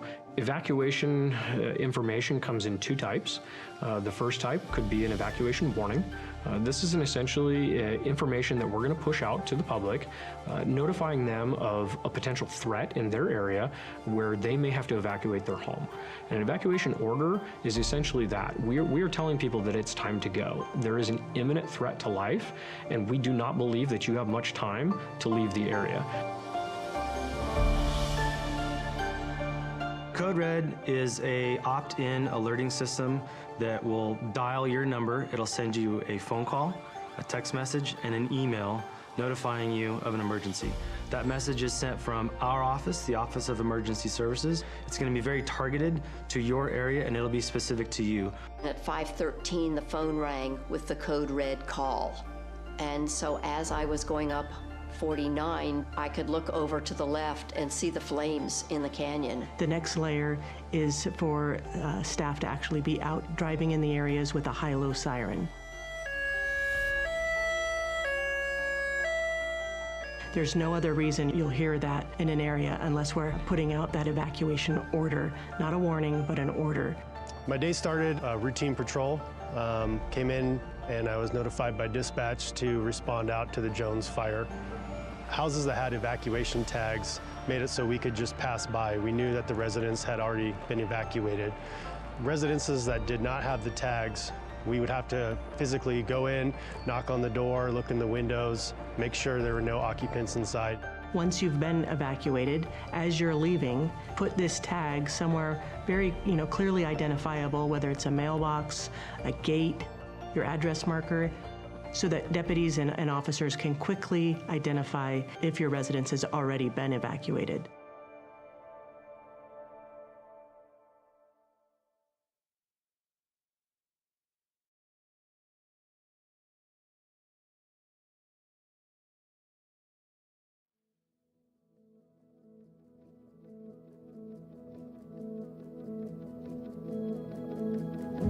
You look out my back window here on the east side, and you see how close this fire came.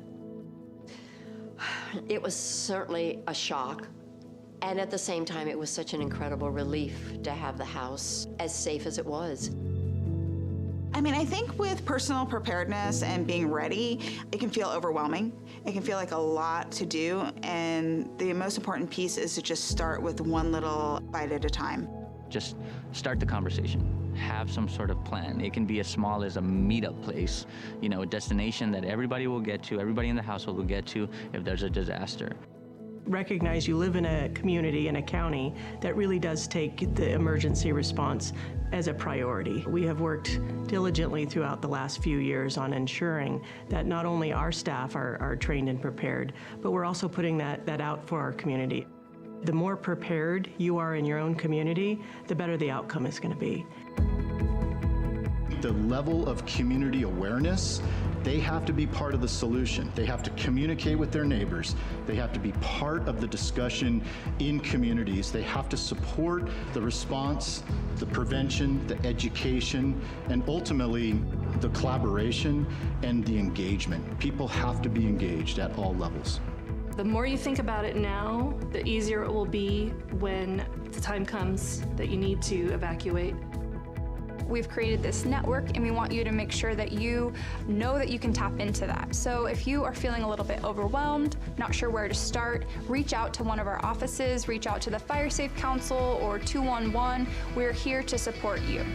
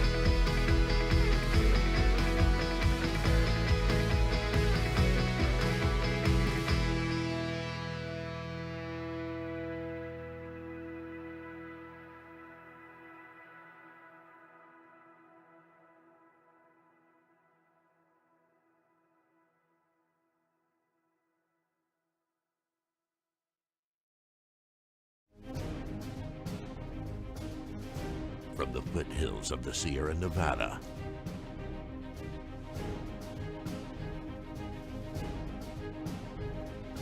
a new hero will emerge.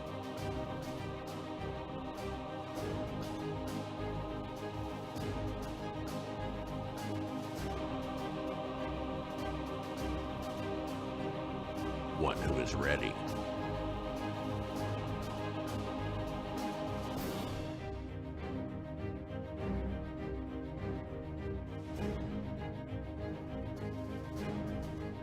One who makes sure their friends and family are set.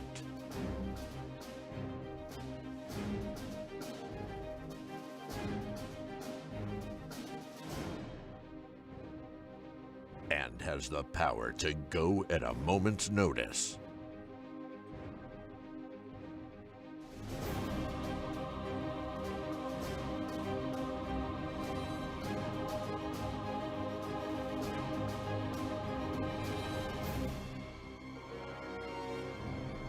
This fire season, you're the hero. We are Ready Nevada County.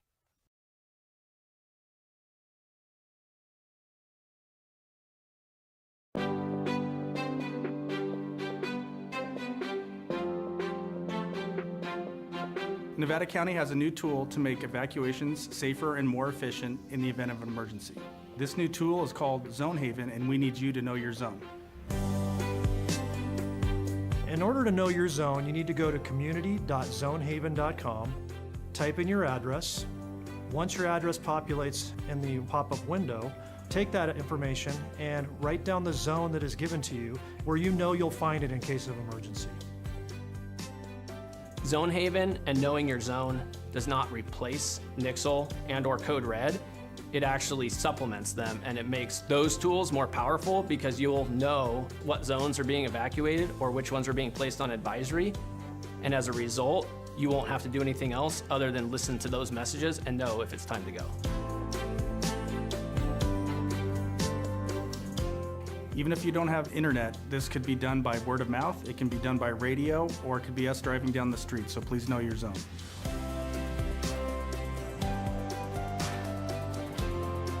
From Truckee to Lake of the Pines, from Chicago Park to Spenceville. Every single square mile of Nevada County has a zone. And having a zone that you know for your neighborhood is going to help you save time to be able to evacuate and keep you and your family safe.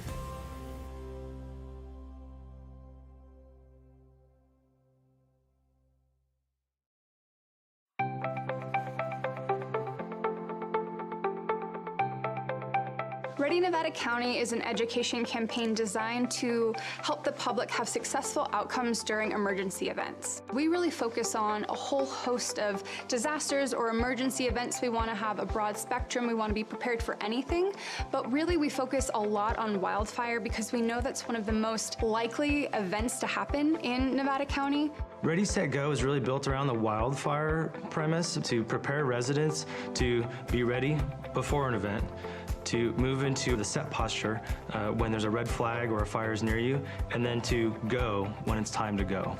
Essentially, in its simplest form, it's a three-tiered community emergency preparedness plan.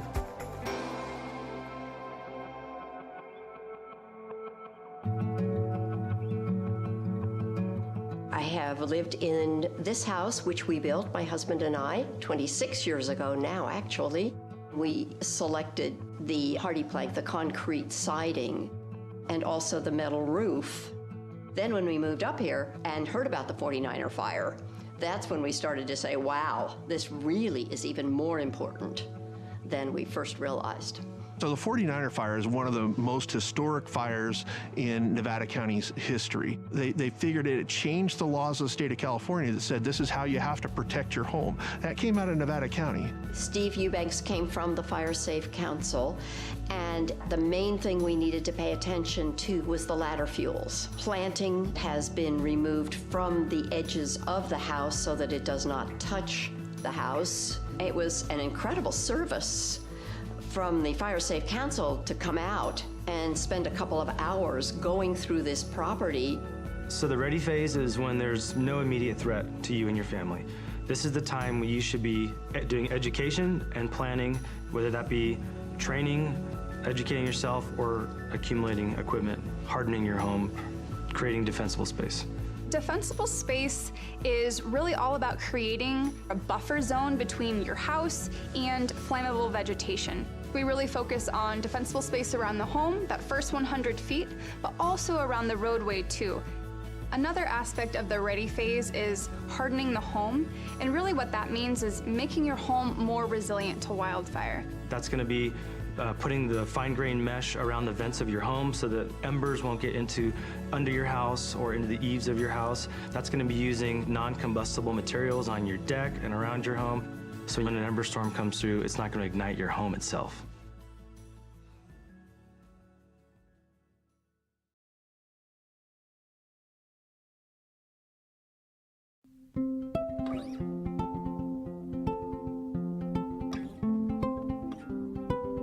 I currently live here in Grass Valley with my parents. All of us have sleep apnea, so we all have CPAP machines that require power in order to run. I also use a nebulizer, and that's used to disperse medication that I need to get myself breathing again. When we have safety shutoffs, we have to hook up our equipment to batteries that have inverters. We have a generator that powers some of the things around the house, but then I obtained a pretty substantial battery from Freed, and it was so easy to go through the process to obtain a battery that I would recommend it to anyone who might have medical needs that require power, or really anything. I would highly recommend contacting Freed. So whether it's a snowstorm or a public safety power shutoff, we really want folks to be thinking about, okay, what are the things I'll need on hand to weather the storm? Do I need to have candles? Do I need to have battery-powered radio? Do I need to have flashlights? So what are the things that you'll need to shelter in place or address the disaster at hand? So a go bag could be anything. It could be a backpack, it could be a suitcase. It's going to be something that you put together to sustain yourself, your family, your pets if needed. That's going to have food, water, medication, clothing, toiletries to get you by for 72 hours. You need to think of your go bag as the only resource you may have. Stores may be closed, the power may be out, so you may have to literally live out of this thing for a 3-day period as an evacuee. If you are someone with a disability, maybe you have a chronic health condition. For me, I have type 1 diabetes, I have an insulin pump, right? And so that's a critical piece that I need to plan for if I'm gonna ever evacuate or be away from my house, frankly, for any amount of time, right? What we find often is that if people don't evacuate with their CPAP machine, with their oxygen concentrator, with their wheelchair, walker, then it can be difficult on the other end. My name's Ulysses Palencia. I work in the 211 call center. I'm just a resident of Grass Valley. I have 2 daughters, a 4-year-old and a 1-year-old. In Nevada County, 211 is available 24/7. So what we provide for the community is information. That could be anything from directions to the resource centers. It can be letting them know where the fire is, if they are themselves in an evacuation center, if it's a fire, if there's any information as to whether power's coming back on during a PSPS. 211 gets the information that we provide directly from the county, so directly from the Office of Emergency Services. The whole team cares. We're all local community members. We all just want to help.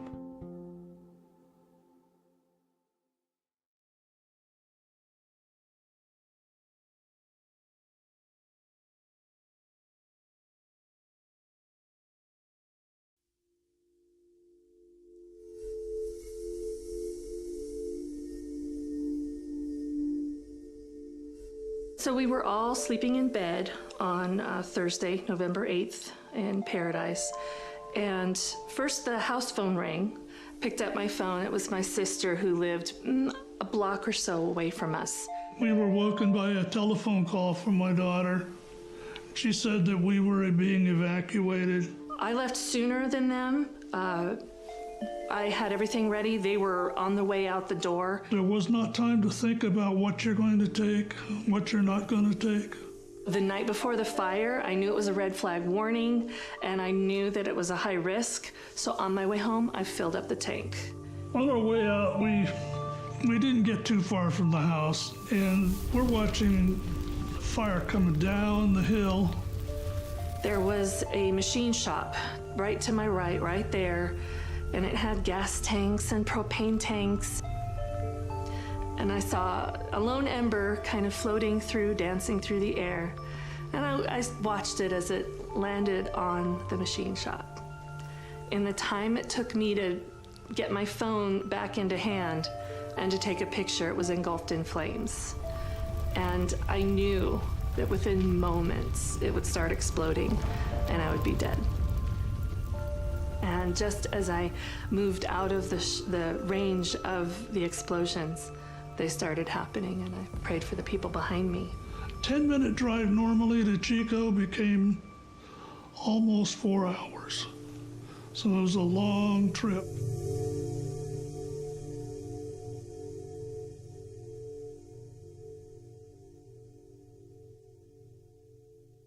We started to hear a pattern. People kept telling us their story of how they escaped the campfire. And they talked about how if it wasn't for my neighbor who came and knocked on my door to tell me there was a fire, I don't know that I would have gotten out alive. If it wasn't for my son who lives next door picking me up and putting me in their car and driving me out of there, I don't know how I would have survived. And so I started really thinking about this connection between isolation and how connected you are to your community, to your neighbors, to your friends, to your family, and how that can be really helpful in a time of a disaster. So we were actually the beneficiaries of someone making that plan in advance to have that group of people that they were going to call. And that she saved my life that day. So absolutely having that network really saved lives. Find your five. The idea is that, find trusted allies that can be there and can be responsive and will check in with you if a disaster were to happen. So we recommend that you put people in your network that are down the street, that are maybe the next town over, that are outside the county, and maybe even outside the state.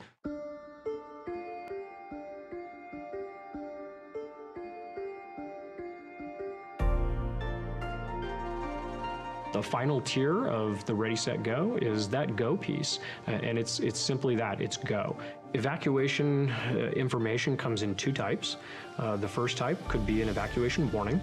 This is essentially information that we're going to push out to the public, notifying them of a potential threat in their area where they may have to evacuate their home.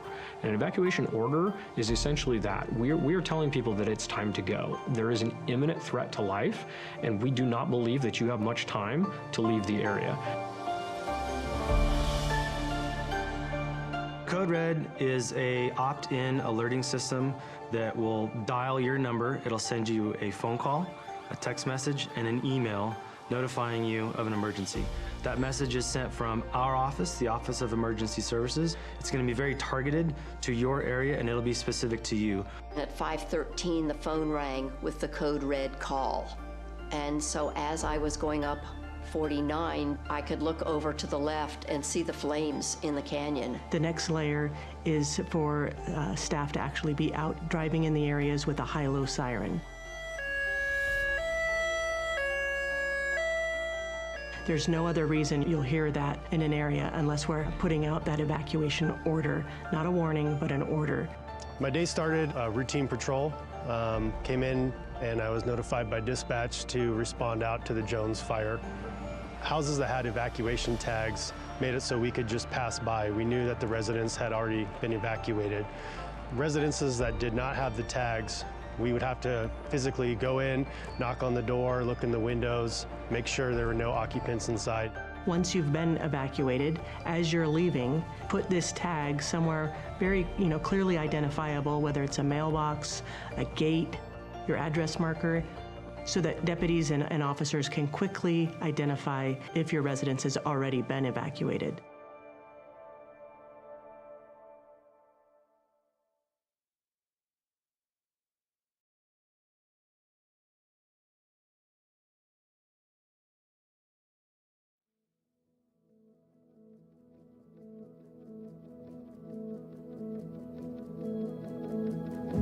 I mean, you look out my back window here on the east side, and you see how close this fire came. It was certainly a shock, and at the same time, it was such an incredible relief to have the house as safe as it was. I mean, I think with personal preparedness and being ready, it can feel overwhelming. It can feel like a lot to do, and the most important piece is to just start with one little bite at a time. Just start the conversation. Have some sort of plan. It can be as small as a meetup place, a destination that everybody will get to, everybody in the household will get to if there's a disaster. Recognize you live in a community, in a county, that really does take the emergency response as a priority. We have worked diligently throughout the last few years on ensuring that not only our staff are trained and prepared, but we're also putting that out for our community. The more prepared you are in your own community, the better the outcome is going to be. The level of community awareness, they have to be part of the solution. They have to communicate with their neighbors. They have to be part of the discussion in communities. They have to support the response, the prevention, the education, and ultimately the collaboration and the engagement. People have to be engaged at all levels. The more you think about it now, the easier it will be when the time comes that you need to evacuate.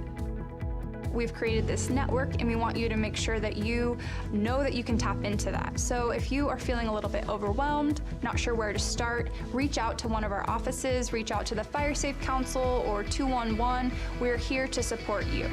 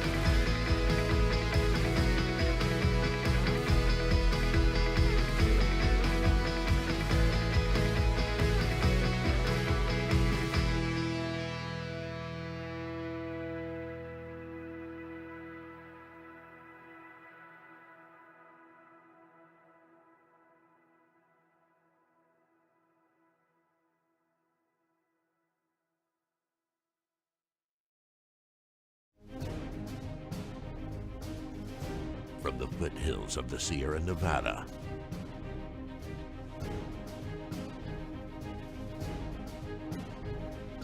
a new hero will emerge.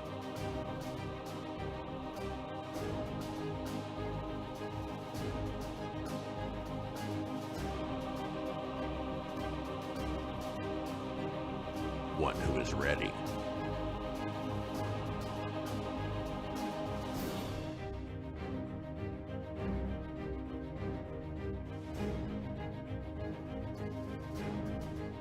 One who makes sure their friends and family are set.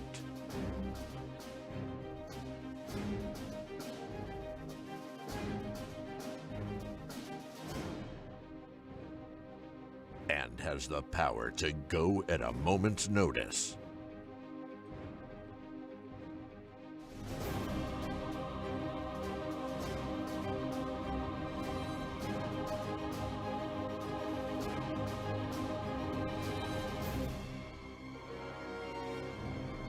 This fire season, you're the hero.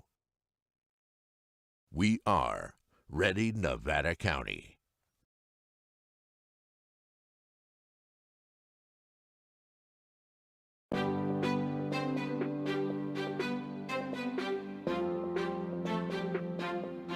Nevada County has a new tool to make evacuations safer and more efficient in the event of an emergency.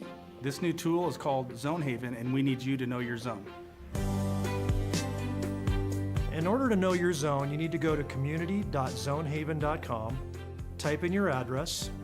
Once your address populates in the pop-up window, take that information and write down the zone that is given to you where you know you'll find it in case of emergency. Zone Haven and knowing your zone does not replace Nixle and/or Code Red. It actually supplements them, and it makes those tools more powerful because you'll know what zones are being evacuated or which ones are being placed on advisory. And as a result, you won't have to do anything else other than listen to those messages and know if it's time to go. Even if you don't have internet, this could be done by word of mouth, it can be done by radio, or it could be us driving down the street, so please know your zone.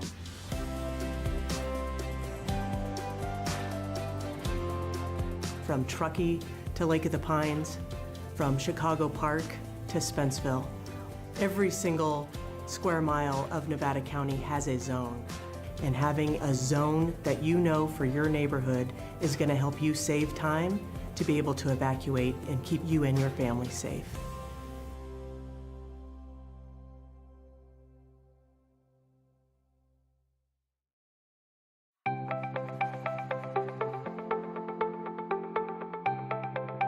Ready Nevada County is an education campaign designed to help the public have successful outcomes during emergency events. We really focus on a whole host of disasters or emergency events. We want to have a broad spectrum. We want to be prepared for anything, but really we focus a lot on wildfire because we know that's one of the most likely events to happen in Nevada County.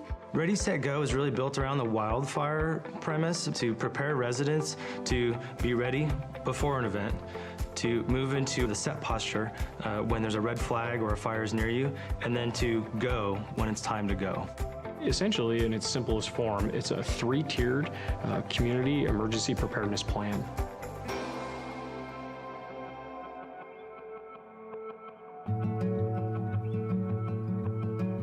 I have lived in this house, which we built, my husband and I, 26 years ago now, actually. We selected the hardy plank, the concrete siding, and also the metal roof. Then when we moved up here and heard about the 49er fire, that's when we started to say, wow, this really is even more important than we first realized. So the 49er fire is one of the most historic fires in Nevada County's history. They figured it changed the laws of the state of California that said this is how you have to protect your home. That came out of Nevada County. Steve Eubanks came from the Fire Safe Council, and the main thing we needed to pay attention to was the ladder fuels. Planting has been removed from the edges of the house so that it does not touch the house. It was an incredible service from the Fire Safe Council to come out and spend a couple of hours going through this property. So the ready phase is when there's no immediate threat to you and your family. This is the time when you should be doing education and planning, whether that be training, educating yourself, or accumulating equipment, hardening your home, creating defensible space. Defensible space is really all about creating a buffer zone between your house and flammable vegetation. We really focus on defensible space around the home, that first 100 feet, but also around the roadway too. Another aspect of the ready phase is hardening the home, and really what that means is making your home more resilient to wildfire. That's going to be putting the fine-grained mesh around the vents of your home so that embers won't get under your house or into the eaves of your house. That's going to be using non-combustible materials on your deck and around your home, so when an ember storm comes through, it's not going to ignite your home itself.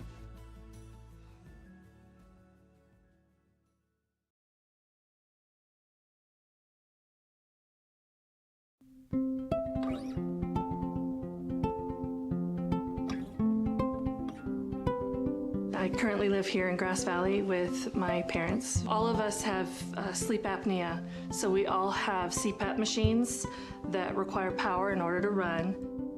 I also use a nebulizer, and that's used to disperse medication that I need to get myself breathing again. When we have safety shutoffs, we have to hook up our equipment to batteries that have inverters. We have a generator that powers some of the things around the house, but then I obtained a pretty substantial battery from Freed, and it was so easy to go through the process to obtain a battery that I would recommend it to anyone who might have medical needs that require power, or really anything. I would highly recommend contacting Freed. So whether it's a snowstorm or a public safety power shutoff, we really want folks to be thinking about, okay, what are the things I'll need on hand to weather the storm? Do I need to have candles? Do I need to have battery-powered radio? Do I need to have flashlights? So what are the things that you'll need to shelter in place or address the disaster at hand? So a go bag could be anything. It could be a backpack, it could be a suitcase. It's going to be something that you put together to sustain yourself, your family, your pets if needed. That's going to have food, water, medication, clothing, toiletries to get you by for 72 hours. You need to think of your go bag as the only resource you may have. Stores may be closed, the power may be out, so you may have to literally live out of this thing for a 3-day period as an evacuee. If you are someone with a disability, maybe you have a chronic health condition. For me, I have type 1 diabetes, I have an insulin pump, right? And so that's a critical piece that I need to plan for if I'm gonna ever evacuate or be away from my house, frankly, for any amount of time, right? What we find often is that if people don't evacuate with their CPAP machine, with their oxygen concentrator, with their wheelchair, walker, then it can be difficult on the other end. My name's Ulysses Palencia. I work in the 211 call center. I'm just a resident of Grass Valley. I have 2 daughters, a 4-year-old and a 1-year-old. In Nevada County, 211 is available 24/7. So what we provide for the community is information. That could be anything from directions to the resource centers. It can be letting them know where the fire is, if they are themselves in an evacuation center, if it's a fire, if there's any information as to whether their power's coming back on during a PSPS. 211 gets the information that we provide directly from the county, so directly from the Office of Emergency Services. The whole team cares. We're all local community members. We all just want to help.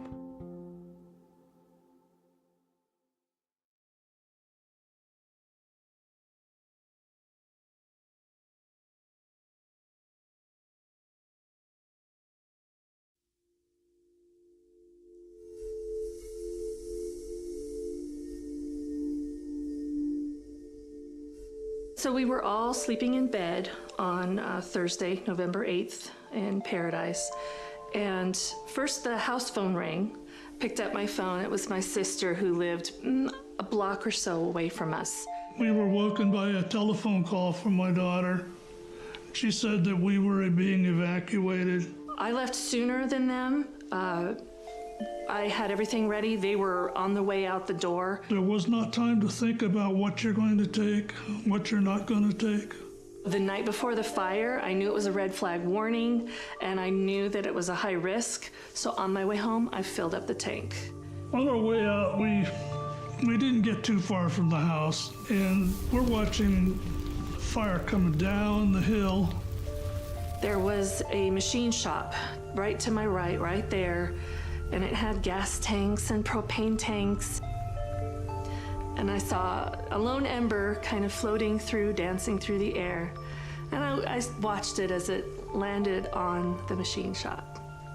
In the time it took me to get my phone back into hand and to take a picture, it was engulfed in flames. And I knew that within moments it would start exploding and I would be dead. And just as I moved out of the range of the explosions, they started happening, and I prayed for the people behind me. 10-minute drive normally to Chico became almost 4 hours. So it was a long trip.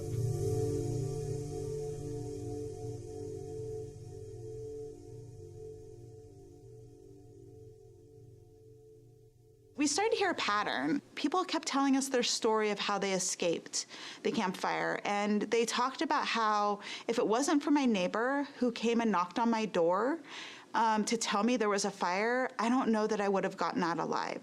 If it wasn't for my son who lives next door picking me up and putting me in their car and driving me out of there, I don't know how I would have survived.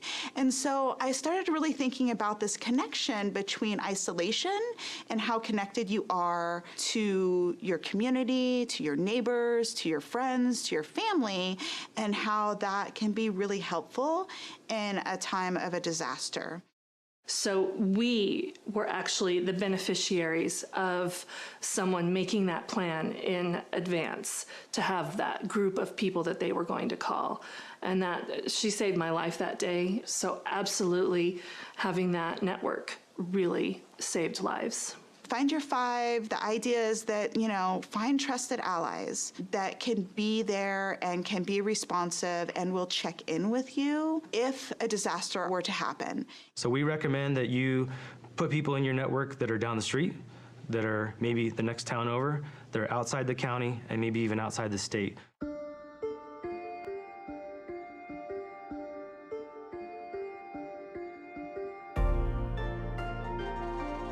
The final tier of the Ready, Set, Go is that go piece, and it's simply that, it's go. Evacuation information comes in two types. The first type could be an evacuation warning. This is essentially information that we're going to push out to the public, notifying them of a potential threat in their area where they may have to evacuate their home. An evacuation order is essentially that. We are telling people that it's time to go. There is an imminent threat to life, and we do not believe that you have much time to leave the area. Code Red is a opt-in alerting system that will dial your number. It'll send you a phone call, a text message, and an email notifying you of an emergency. That message is sent from our office, the Office of Emergency Services. It's going to be very targeted to your area, and it'll be specific to you. At 5:13, the phone rang with the code red call. And so as I was going up 49, I could look over to the left and see the flames in the canyon. The next layer is for staff to actually be out driving in the areas with a high-low siren. There's no other reason you'll hear that in an area unless we're putting out that evacuation order, not a warning, but an order. My day started routine patrol. Came in and I was notified by dispatch to respond out to the Jones fire. Houses that had evacuation tags made it so we could just pass by. We knew that the residents had already been evacuated. Residences that did not have the tags, we would have to physically go in, knock on the door, look in the windows, make sure there were no occupants inside. Once you've been evacuated, as you're leaving, put this tag somewhere very, clearly identifiable, whether it's a mailbox, a gate, your address marker, so that deputies and officers can quickly identify if your residence has already been evacuated.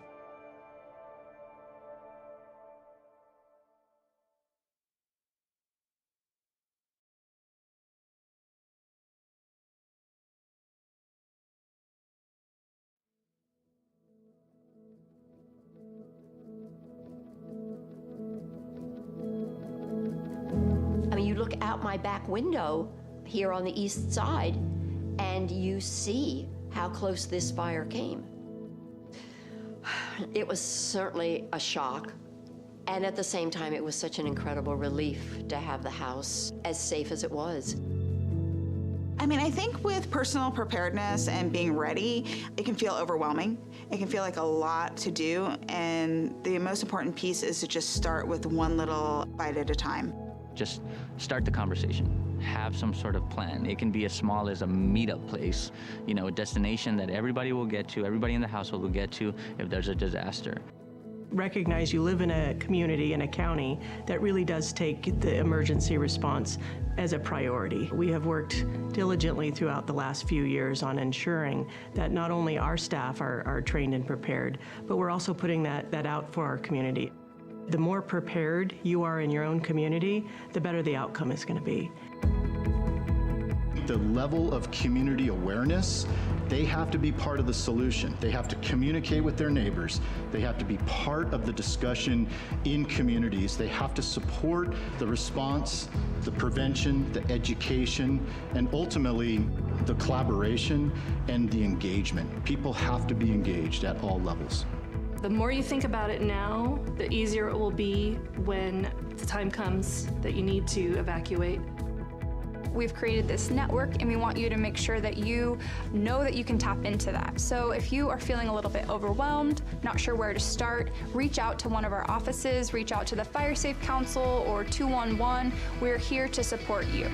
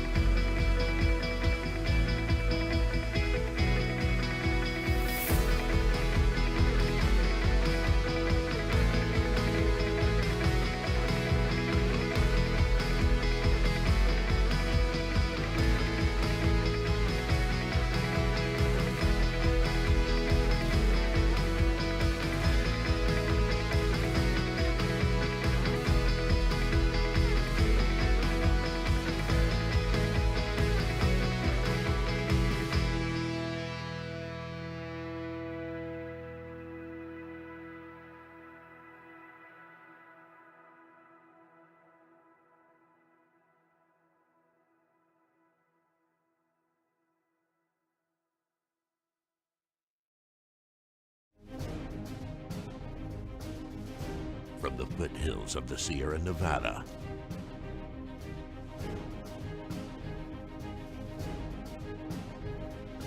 a new hero will emerge.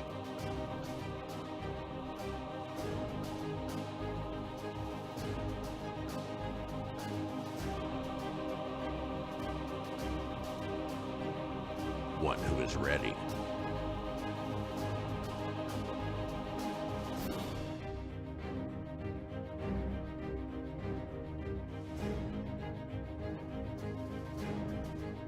One who makes sure their friends and family are set.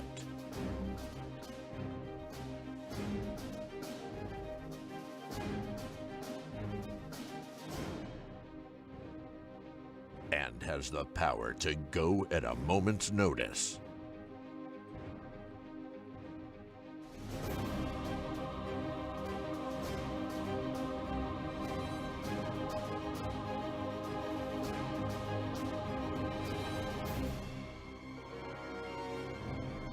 This fire season, you're the hero. We are Ready Nevada County.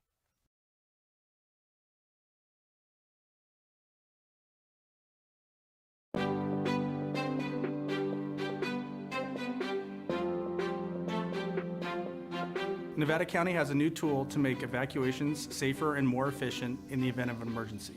This new tool is called Zone Haven, and we need you to know your zone. In order to know your zone, you need to go to community.zonehaven.com, type in your address. Once your address populates in the pop-up window, take that information and write down the zone that is given to you where you know you'll find it in case of emergency.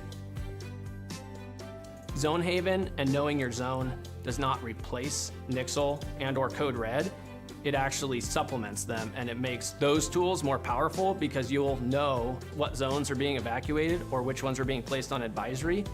And as a result, you won't have to do anything else other than listen to those messages and know if it's time to go. Even if you don't have internet, this could be done by word of mouth, it can be done by radio, or it could be us driving down the street, so please know your zone.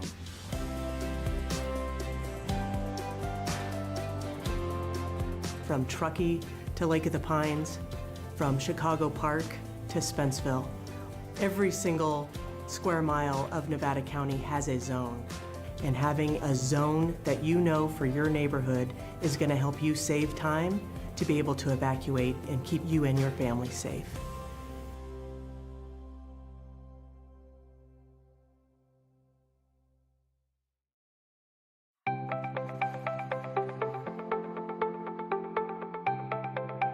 Ready Nevada County is an education campaign designed to help the public have successful outcomes during emergency events. We really focus on a whole host of disasters or emergency events. We want to have a broad spectrum. We want to be prepared for anything, but really we focus a lot on wildfire because we know that's one of the most likely events to happen in Nevada County. Ready, Set, Go is really built around the wildfire premise to prepare residents to be ready before an event, to move into the set posture when there's a red flag or a fire is near you, and then to go when it's time to go. Essentially, in its simplest form, it's a 3-tiered community emergency preparedness plan.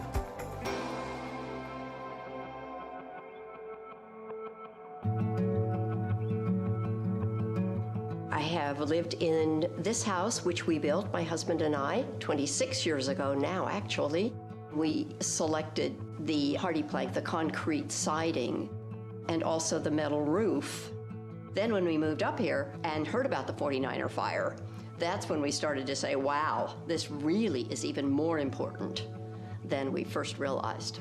So the 49er fire is one of the most historic fires in Nevada County's history. They figured it changed the laws of the state of California that said this is how you have to protect your home. That came out of Nevada County. Steve Eubanks came from the Fire Safe Council, and the main thing we needed to pay attention to was the ladder fuels. Planting has been removed from the edges of the house so that it does not touch the house. It was an incredible service from the Fire Safe Council to come out and spend a couple of hours going through this property.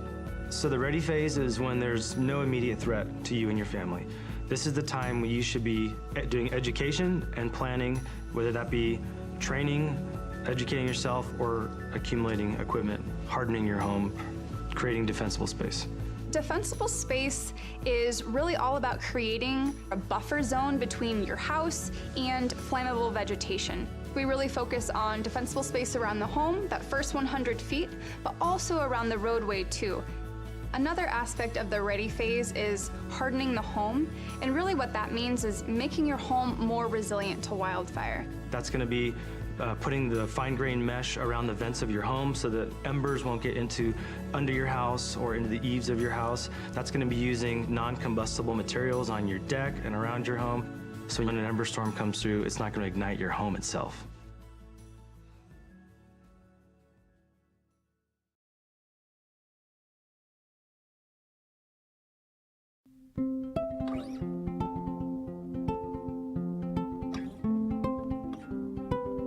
I currently live here in Grass Valley with my parents. All of us have sleep apnea, so we all have CPAP machines that require power in order to run.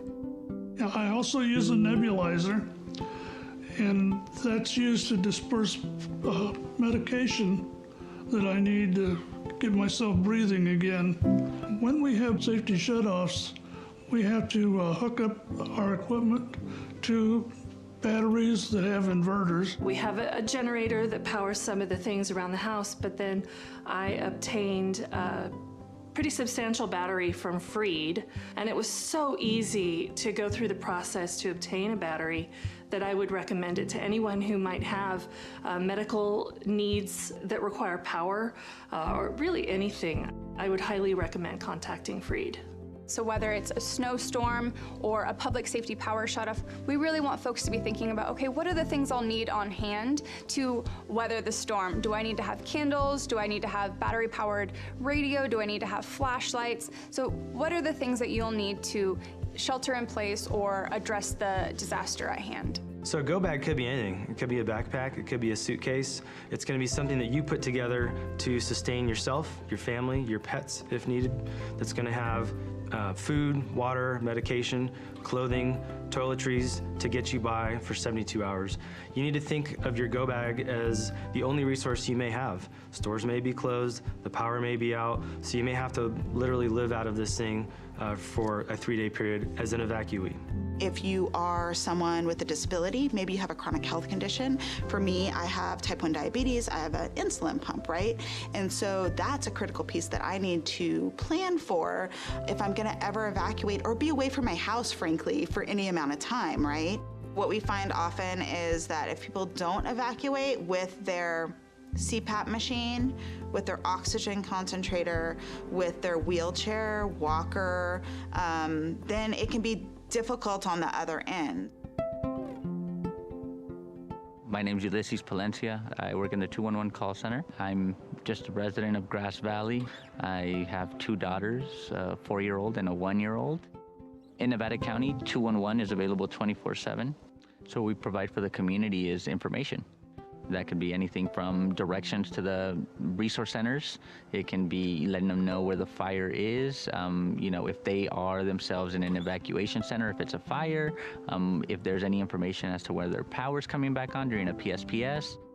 211 gets the information that we provide directly from the county, so directly from the Office of Emergency Services. The whole team cares. We're all local community members. We all just want to help.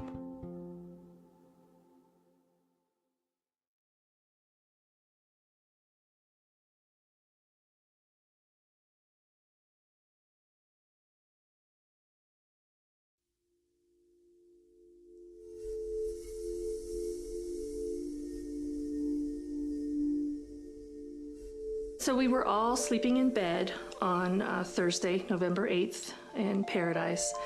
And first the house phone rang. Picked up my phone. It was my sister who lived a block or so away from us. We were woken by a telephone call from my daughter. She said that we were being evacuated. I left sooner than them. I had everything ready. They were on the way out the door. There was not time to think about what you're going to take, what you're not going to take. The night before the fire, I knew it was a red flag warning, and I knew that it was a high risk. So on my way home, I filled up the tank. On our way out, we didn't get too far from the house, and we're watching fire coming down the hill. There was a machine shop right to my right there, and it had gas tanks and propane tanks. And I saw a lone ember kind of floating through, dancing through the air. And I watched it as it landed on the machine shop. In the time it took me to get my phone back into hand and to take a picture, it was engulfed in flames. And I knew that within moments it would start exploding and I would be dead. And just as I moved out of the range of the explosions, they started happening, and I prayed for the people behind me. 10-minute drive normally to Chico became almost 4 hours. So it was a long trip.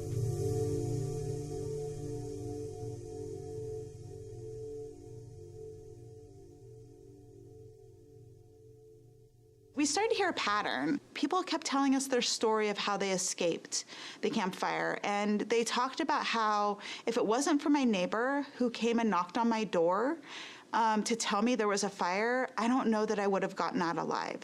If it wasn't for my son who lives next door picking me up and putting me in their car and driving me out of there, I don't know how I would have survived. And so I started really thinking about this connection between isolation and how connected you are to your community, to your neighbors, to your friends, to your family, and how that can be really helpful in a time of a disaster. So we were actually the beneficiaries of someone making that plan in advance to have that group of people that they were going to call. And that she saved my life that day. So absolutely having that network really saved lives. Find your five. The idea is that, find trusted allies that can be there and can be responsive and will check in with you if a disaster were to happen. So we recommend that you put people in your network that are down the street, that are maybe the next town over, that are outside the county, and maybe even outside the state.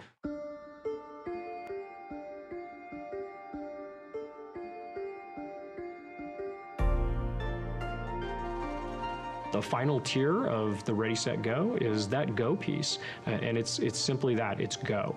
Evacuation information comes in two types. The first type could be an evacuation warning. This is essentially information that we're going to push out to the public, notifying them of a potential threat in their area where they may have to evacuate their home. An evacuation order is essentially that. We are telling people that it's time to go. There is an imminent threat to life, and we do not believe that you have much time to leave the area. Code Red is a opt-in alerting system that will dial your number. It'll send you a phone call, a text message, and an email notifying you of an emergency. That message is sent from our office, the Office of Emergency Services. It's going to be very targeted to your area, and it'll be specific to you. At 5:13, the phone rang with the code red call. And so as I was going up 49, I could look over to the left and see the flames in the canyon. The next layer is for staff to actually be out driving in the areas with a high-low siren. There's no other reason you'll hear that in an area unless we're putting out that evacuation order, not a warning, but an order. My day started routine patrol. Came in and I was notified by dispatch to respond out to the Jones fire.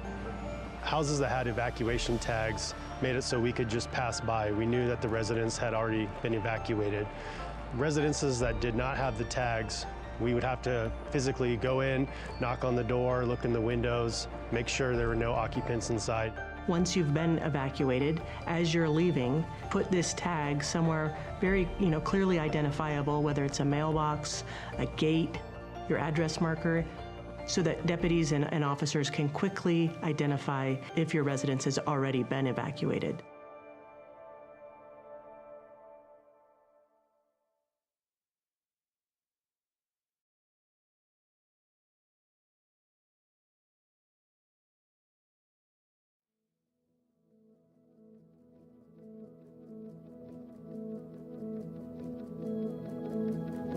I mean, you look out my back window here on the east side, and you see how close this fire came. It was certainly a shock, and at the same time, it was such an incredible relief to have the house as safe as it was. I think with personal preparedness and being ready, it can feel overwhelming. It can feel like a lot to do, and the most important piece is to just start with one little bite at a time. Just start the conversation. Have some sort of plan. It can be as small as a meetup place, a destination that everybody will get to, everybody in the household will get to if there's a disaster. Recognize you live in a community, in a county, that really does take the emergency response as a priority. We have worked diligently throughout the last few years on ensuring that not only our staff are trained and prepared, but we're also putting that out for our community. The more prepared you are in your own community, the better the outcome is going to be. The level of community awareness, they have to be part of the solution. They have to communicate with their neighbors. They have to be part of the discussion in communities. They have to support the response, the prevention, the education, and ultimately the collaboration and the engagement. People have to be engaged at all levels. The more you think about it now, the easier it will be when the time comes that you need to evacuate. We've created this network, and we want you to make sure that you know that you can tap into that. So if you are feeling a little bit overwhelmed, not sure where to start, reach out to one of our offices, reach out to the Fire Safe Council or 211. We're here to support you.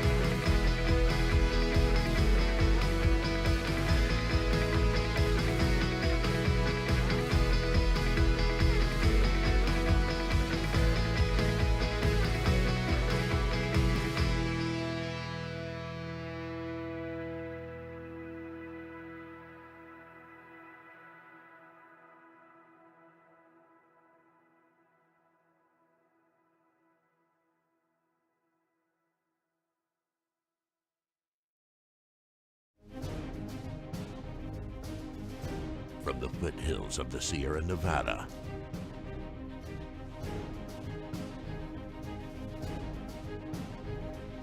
a new hero will emerge.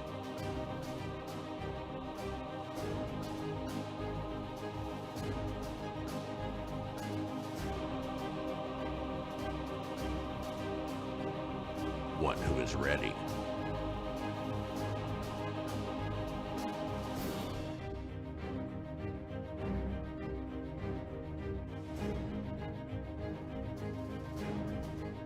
One who makes sure their friends and family are set.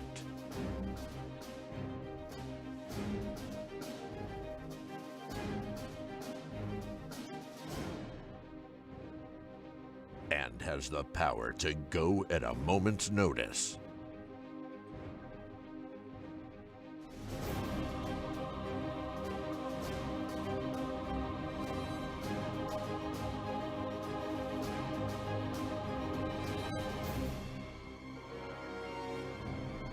This fire season, you're the hero.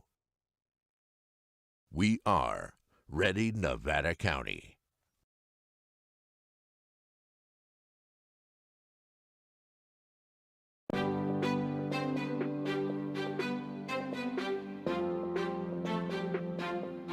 Nevada County has a new tool to make evacuations safer and more efficient in the event of an emergency. This new tool is called Zone Haven, and we need you to know your zone. In order to know your zone, you need to go to community.zonehaven.com, type in your address. Once your address populates in the pop-up window, take that information and write down the zone that is given to you where you know you'll find it in case of emergency. Zone Haven and knowing your zone does not replace Nixle and or Code Red. It actually supplements them, and it makes those tools more powerful because you'll know what zones are being evacuated or which ones are being placed on advisory. And as a result, you won't have to do anything else other than listen to those messages and know if it's time to go. Even if you don't have internet, this could be done by word of mouth, it can be done by radio, or it could be us driving down the street, so please know your zone.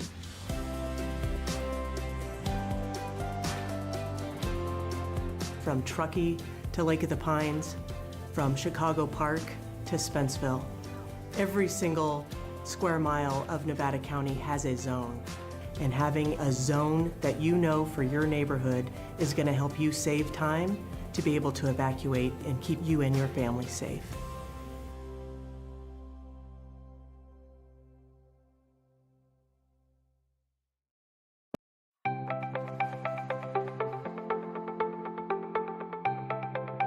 Ready Nevada County is an education campaign designed to help the public have success.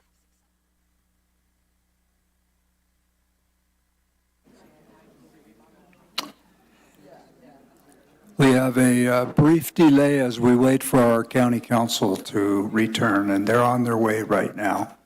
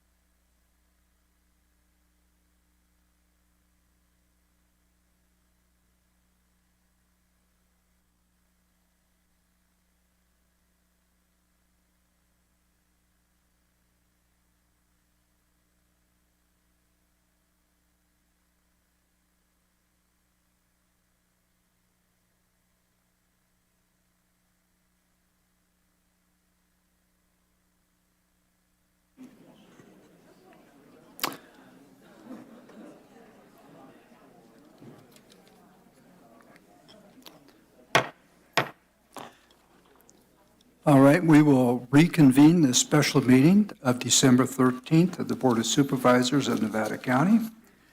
This is a special meeting for the public hearing to consider the Idaho Maryland Mine Vested Right petition. And at this point, we are going to go into our public comment portion. So you've gotten numbers, and, I apologize, yes. Some of my colleagues have asked if they could ask a few questions before we proceed, so absolutely. Which means we have to wait for Diane. Oh.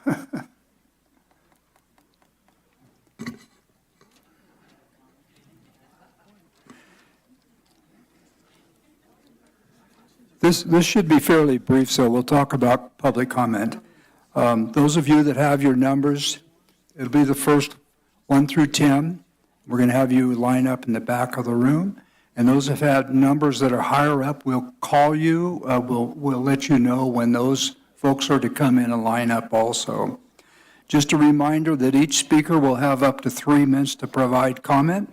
And after 3 minutes, the microphone will be turned off.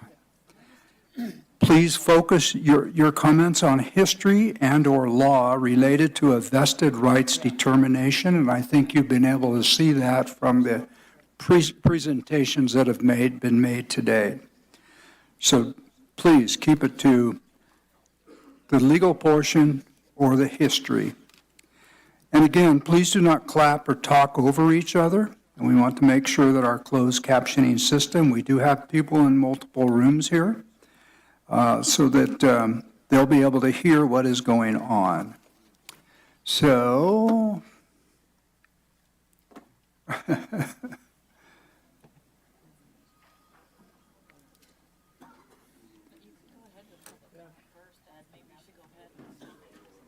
yeah, if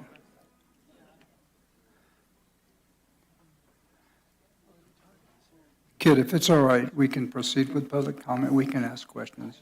County Council is proposing that we go ahead and wait until our full council is here. Okay.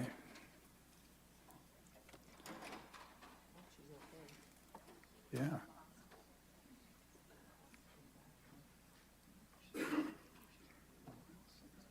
Thank you for your patience.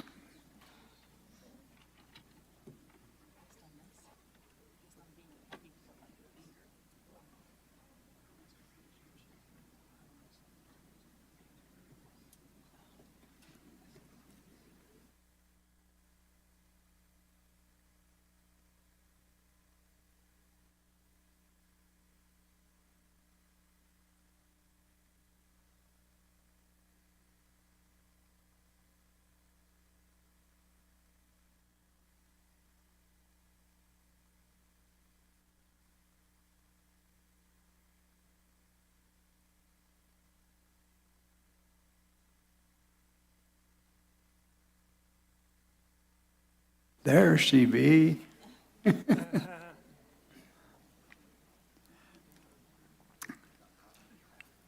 All right, we have some quick questions of the petitioner and of staff. And I will begin with Supervisor Bullock, if he is ready. Okay, thank you. Thanks for taking the time to be here and present. You've put a lot of effort into that, and we respect that. I would ask that we get just a brief answer from both sides, and they're not highly detailed questions, but I would like both the petitioner and our counsel to answer.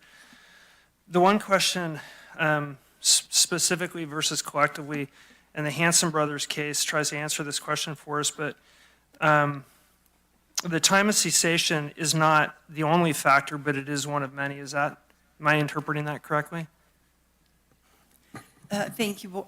Yes, that is how we are interpreting, correct, the county. It's just one of many factors. Okay. Cessation alone is not sufficient to constitute abandonment. Okay. And the county's, so along the same line of reasoning, the county would not need to provide a specific date that the termination of that You are correct. vested rights occurred based on that answer. Okay. Does that? I'm sorry, I didn't hear the question. You said, is cessation of use one factor of many factors? Yeah. Yeah, that's correct. The case says, and I just pulled it up here, mere cessation of use does not itself amount to abandonment, although the duration of non-use may be a factor in determining whether the non-conforming use has been abandoned. So the county's burden to produce a specific date in which that vested right was abandoned is not required on the burden of proof from your perspective, is that right? I'm sorry, I didn't quite understand the question. Curious, the burden of proof giving a specific day that those vested rights ended, do you believe that the county should be showing us that specific date? Yeah, absolutely. I think they need to show, here's where it was abandoned and why, and this meets the burden of proof. Okay. And then the other question, the SMARA relevance to underground versus surface. We've been told that it has no relevance to the underground portions of the mining activity. It has relevance to the above-ground portions that exceed the threshold and which have occurred after 1976. Okay, but can we run the subsurface operations without any above-ground impacts? Can you have such a thing? No, you would need surface mining operations in connection with an underground gold mine, and if it were to go into full production, it would need a reclamation plan. Okay. Yes. Okay.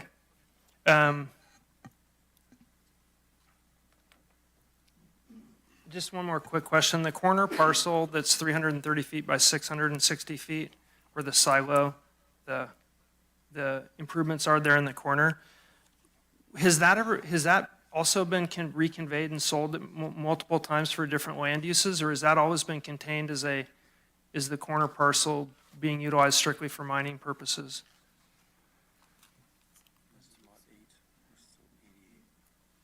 Okay, so this lot 8 was sold to Bohemia in 1988. I think that's what you're talking about. So, yeah. So there are lots that were sold and bought back, and there are lots that were never sold.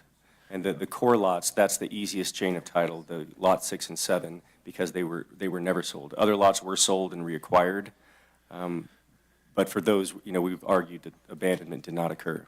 Yeah. In your PowerPoint, you have that cross-sectional diagram of the mining improvements with the frontage from the road. Yeah. Is that parcel 7? I don't have the slide. Is that parcel? Yeah, that's right. Where the shaft is parcel 7. That's correct. And has that been reconveyed over time? And if so, if it's been reconveyed by, Bohemia was a timber company, I believe, but if it's been reconveyed, were there ever other uses entitled on that property, such as sawmill or housing? That site actually was not sold to Bohemia. The lot 7, that went from the Idaho Maryland Mine Company, then to the Godotes and to BET is my understanding, and then to Rise. So that one never was separated from the underground mining rights. Okay. Thank you. Supervisor Hall. Yeah, thank you. I have a couple of questions too. I'll start by picking up on the SMARA question. So we're establishing here that SMARA applies to the above ground portion of an underground mine. Is that correct? If it exceeds certain thresholds and the disturbances occurred after 1976, yes. Okay. And in my understanding in SMARA, and I'm referring to page 16 of our report, but there's indication that an interim management plan must be submitted within 90 days of being idled, of the mine being idled. And if it's not, then that consists of, it looks like abandoned, that it's been abandoned. Yeah, and So I can answer that question. There was one operation that did exceed SMARA's threshold, which was on the Centennial site. It did have a reclamation plan, and that it doesn't necessarily need to go idle. It can be reclaimed. That's the preferred choice, actually. You reclaim it, then you get your bond released, and you're done. That's what occurred. The staff memorandum actually admits that. And there's no requirement to submit an interim management plan if you've reclaimed your site. So there was never a requirement to submit an IMP. So it sounded like, and I'll ask our folks to reply too, but it sounded like, what I'm reading here, anytime that the operation was idled, within 90 days an interim management plan would have to be submitted. and it looked like the openings and closings and sales and repurchases, there were multiple times when it was idled. So were those interim management plans submitted every time it was idled within 90 days? So an IMP is only required where there's a reclamation plan, and where the mining exceeded that SMARA threshold. And the record only shows one instance where the county required a reclamation plan for activities. The county's the lead agency, and that was in 1979, an application was submitted. They got a reclamation plan. That was amended several times. Then it was reclaimed. The bond was released. So there's no legal reason to have an IMP. And I'll note the county is actually the SMARA lead agency.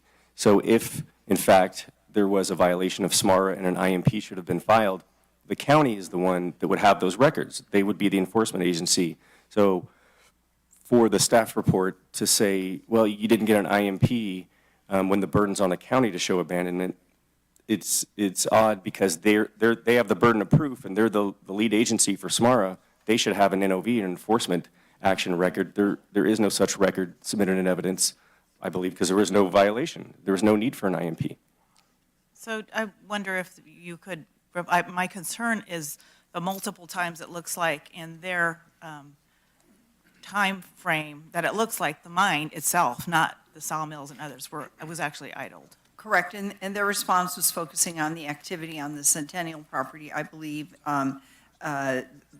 during, and I don't have the time frame in front of me, but during, I believe, the 80s.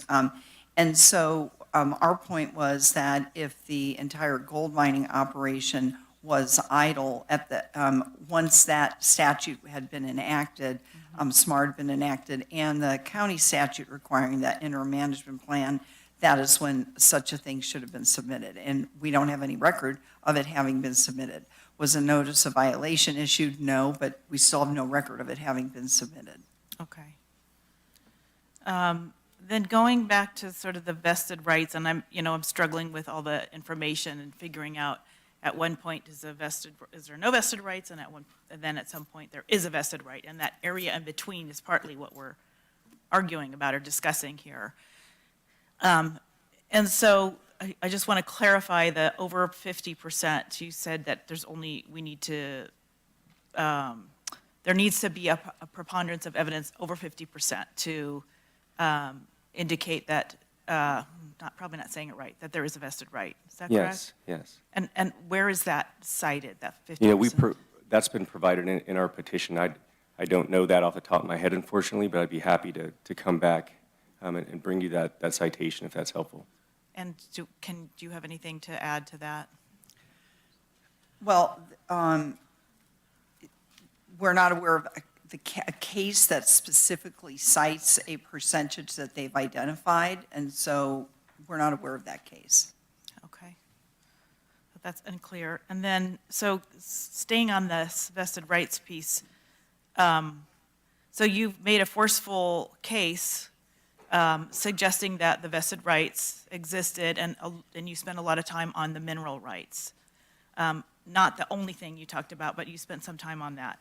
And so I just want to be clear, are you saying that owning and continuing to own, not selling those mineral rights in that main core piece of property, is that alone sufficient to indicate a vested right? In a vacuum, with no other facts, no. I would say no. But where you have all these other facts of mining leases, mining activities, exploration, I think the answer here is yes, there was a vested right, but by itself, just owning severed mineral rights, that wouldn't indicate a vested right. You have to have a vested right in the first place. Maintaining those severed rights, is some evidence that if there was actually mining in a vested right, that'd be evidence that you're trying to preserve that right. But we're not in a vacuum here. There are a lot of facts surrounding that. Mm-hmm. So if you were to show that you had ongoing mineral rights plus additional activity, such as you suggested, even though the mine was closed down or parts of it for lengthy numbers of years, your argument is that that right should continue. And could it continue into perpetuity in that case? Could a constitutional right continue into perpetuity? I think the answer is yes, it could. I don't think, if you look at the Fifth Amendment, it doesn't guarantee rights, until a certain time, and then the government can take them. That's not in the text of the California or the U.S. Constitution. And that's really the core of what we're talking about here. These are constitutionally protected property rights, and they don't evaporate over a certain amount of time unless they're voluntarily abandoned.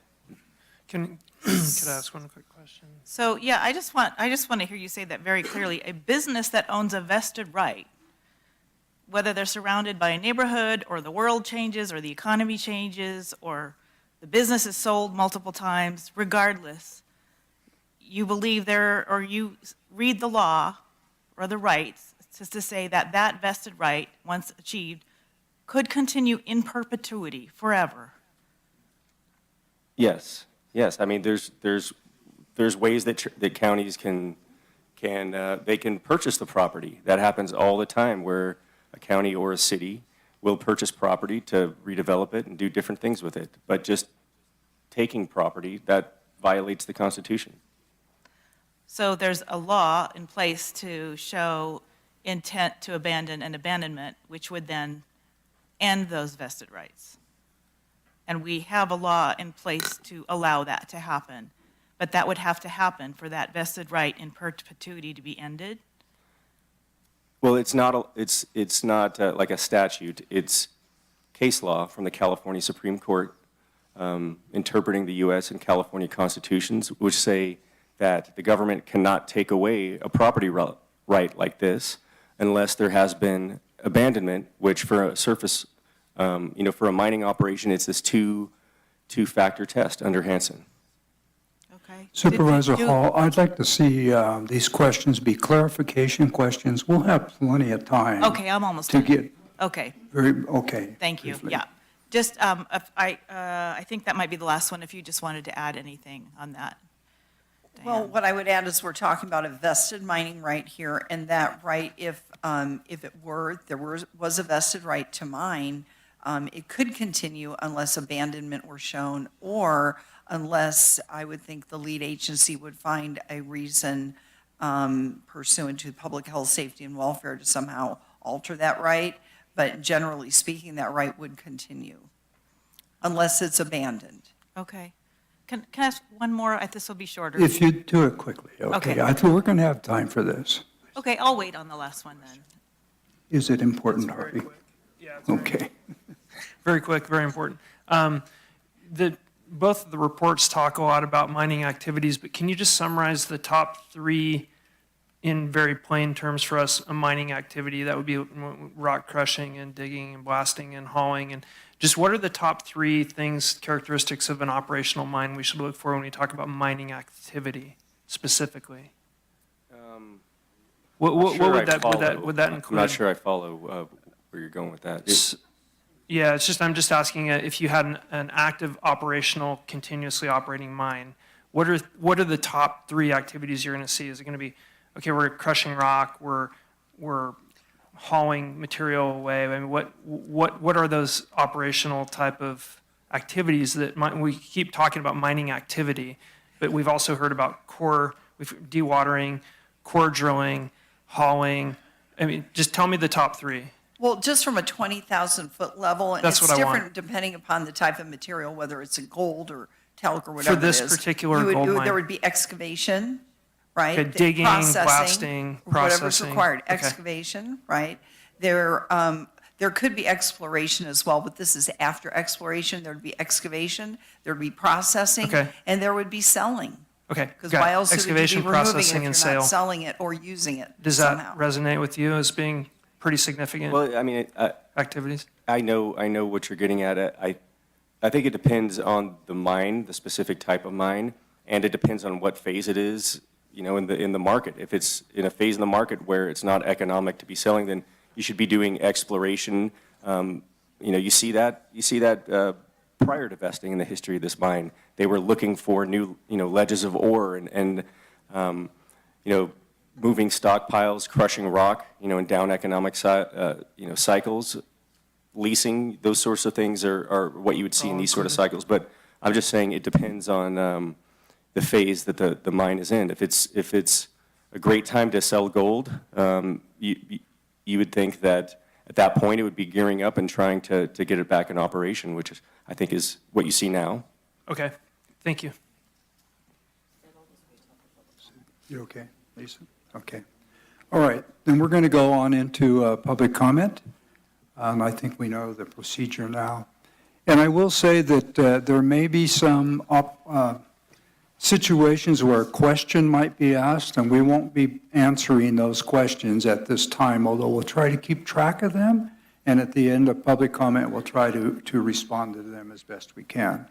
So if the first speaker would come on down and give us your name and where you live. If you choose, you don't have to.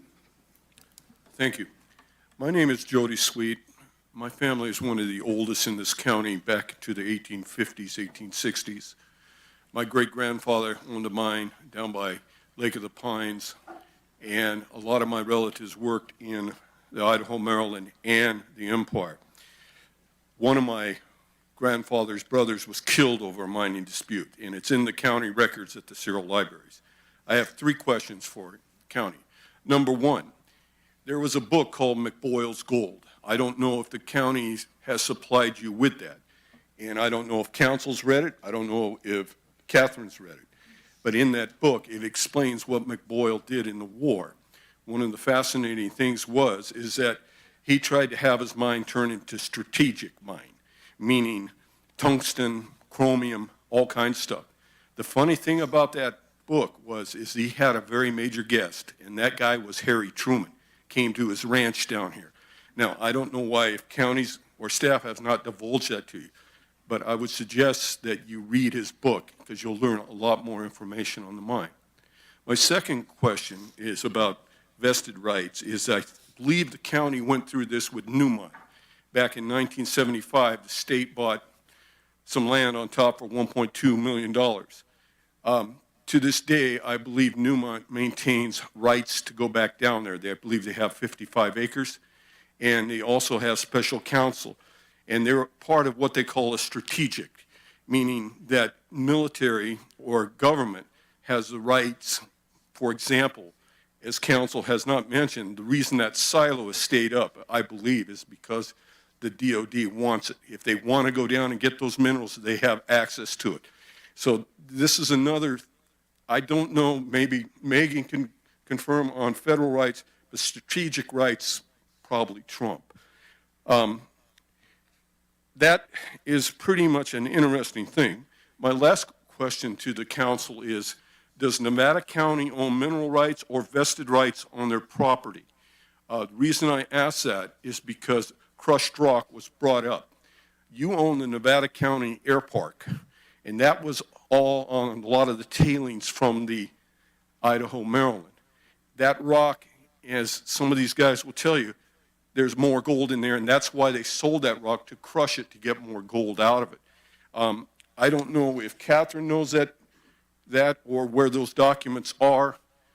I've been listening. It sounds like a lot of documents are missing, and I would request council get these documents. The other aspect of those documents might be that a lot of the original documents were in the Friar Tuck's fire downtown that burned up about 25 years ago. Thank you for your time. Thank you, Joey. Come on up.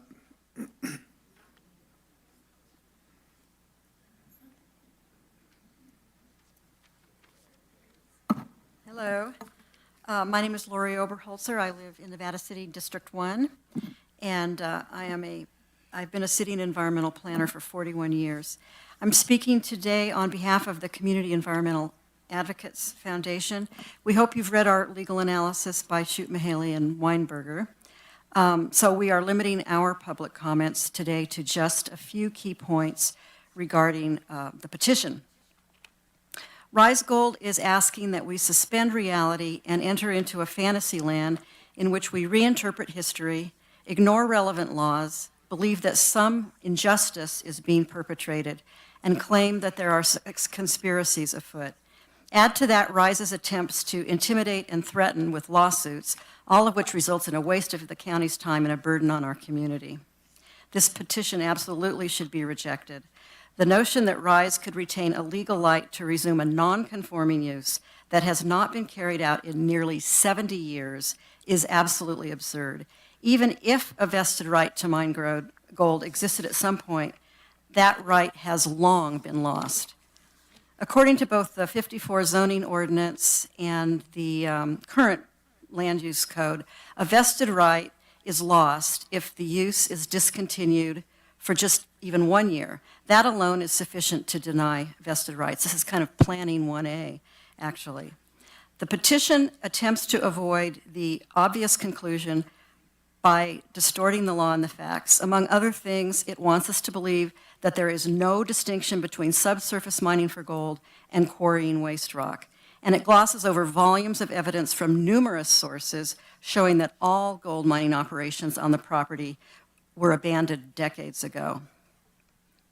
RISE has not provided any proof that a vested right to mine gold arose at any point, or that this right exists to each of the sites that make up their current properties. Additionally, RISE's proposed project would constitute an improper enlargement or an intensification of that right.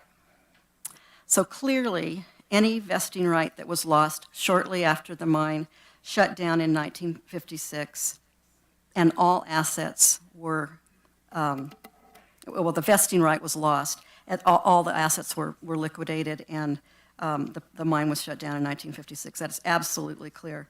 So we believe that the RISE petition must be rejected. Thank you very much. Thank you, Laurie. Come on down.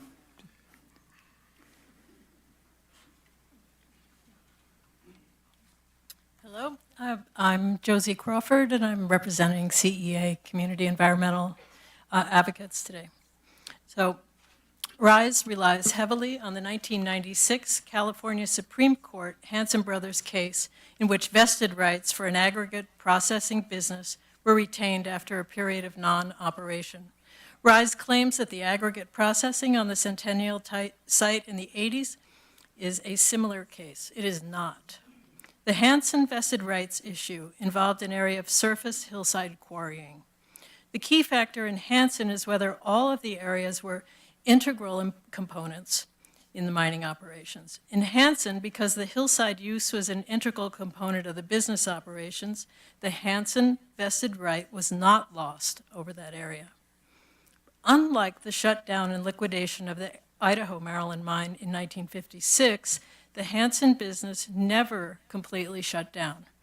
The plant, equipment, inventory were maintained through the non-use period. Hanson Brother business activities were being conducted and included stockpiled materials from the hillside that could be drawn upon. The Hanson ruling states clearly that if the hillside operations were an independent part of the business instead of an integral or component part, the vested rights may be lost. In other words, the vested right to carry out one component of a mining operation does not guarantee a broader right to carry out any other distinct mining use that the property owner wants. Other case law also finds that a vested right to mine is limited only to the particular asset being mined. In RISE's case, the reprocessing of waste rock and tailings on the Centennial site was a completely independent operation that occurred intermittently long after the mine shut down, and it's not relevant to underground gold mining operations. In summary, relying on the aggregate operations of the Centennial site as evidence of mining activities should be discounted. There were no operations at any time on the Centennial site that qualify to preserve a vested right. There is no integral component. There is no continued use. There is no vested right. The RISE petition should be denied on this point alone. Thank you. Thank you, Sylvia.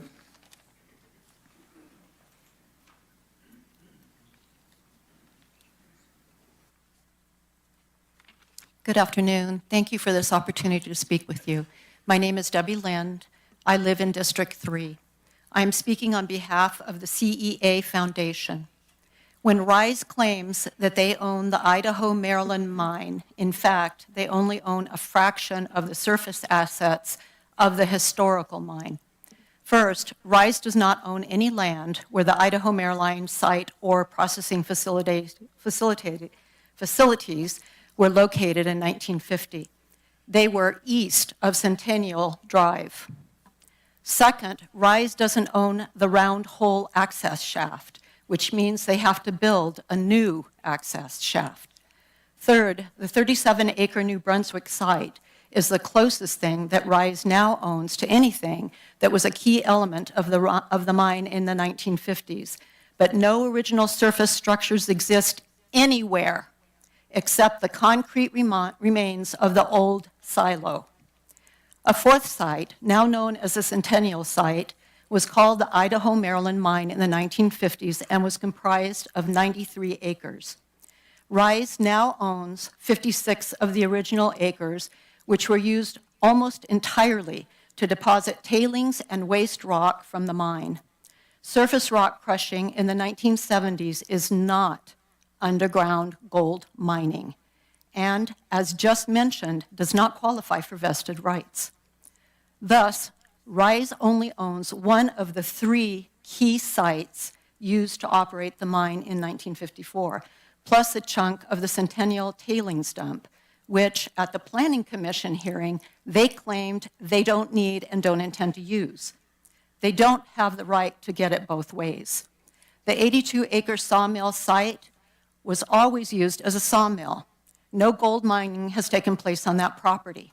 Now RISE wants to build a new 122,000 square foot ore processing facility at that site, which was not used to process ore at any time in the history of the mine. This is a significant change, which would invalidate any vested right. In summary, what RISE repeatedly refers to as the vested mine property is presumptuous and meaningless. RISE does not even own key operational properties that were the mine in 1954. They are trying to claim vested rights for mining operations on land they do not own and using structures that do not currently exist. Fantasy thinking. Based solely on the above, the vested claim should be denied. Thank you for your time. Thank you, Debbie.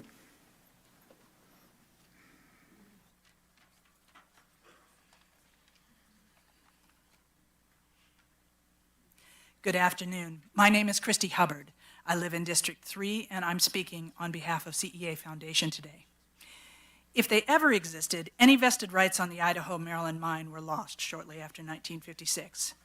Considering all operational parts of the mine, it was clearly abandoned by the owners, as evidenced by the complete shutdown, equipment liquidation, land sales, and the actions of the board of directors within a couple of years. That is all that is needed to deny vested rights based on California legal standards. Next, looking at the mine's history over the intervening decades, it's obvious that no vested rights exist. There's clear evidence of abandonment. For decades, nothing happened except an adjacent sawmill operation for a period and some rock crushing, neither of which is gold mining. Additionally, when one looks at the individual sites or components, as determined by the Hansen case and established by state case law, the vested claim is even weaker. But there's more. The claim for vested rights also fails under the Nevada County Land Use Development Code, and the text addressing non-conforming uses is little changed from the original 1954 zoning enabling ordinance. Per section L-2, 5.19b of the current code, first key point is this: vested rights are lost if the use is discontinued for a period of 1 year or more. Now, there are multiple one-year periods where any vested rights would be lost by the mine under this code. Second key point is this: vested rights are lost if the use is enlarged or intensified, or extended to occupy a greater area of land, or moved in whole or in part. Now, there are no processing facilities today. RISE requires substantial changes with new, much larger facilities to be built on a brand new, or rather moved to, in the legal terms, to a brand new location. and this is an intensification. The petition fails on all counts. In conclusion, in addition to all the other reasons to deny Rise's claim for vested rights, the County Land Use Code alone, both in 1954 and now, is sufficient to deny the claim. Please reject this invalid vested rights petition. Thank you so much for your time and effort on this project. Thank you, Christy.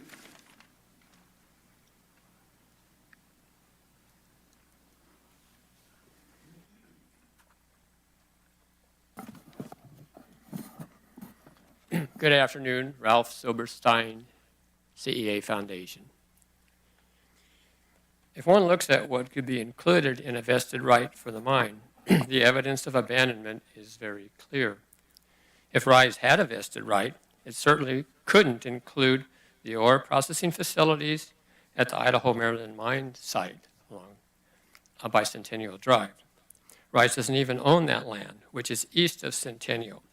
As you may recall, vested rights are lost for any usage if significant changes are made.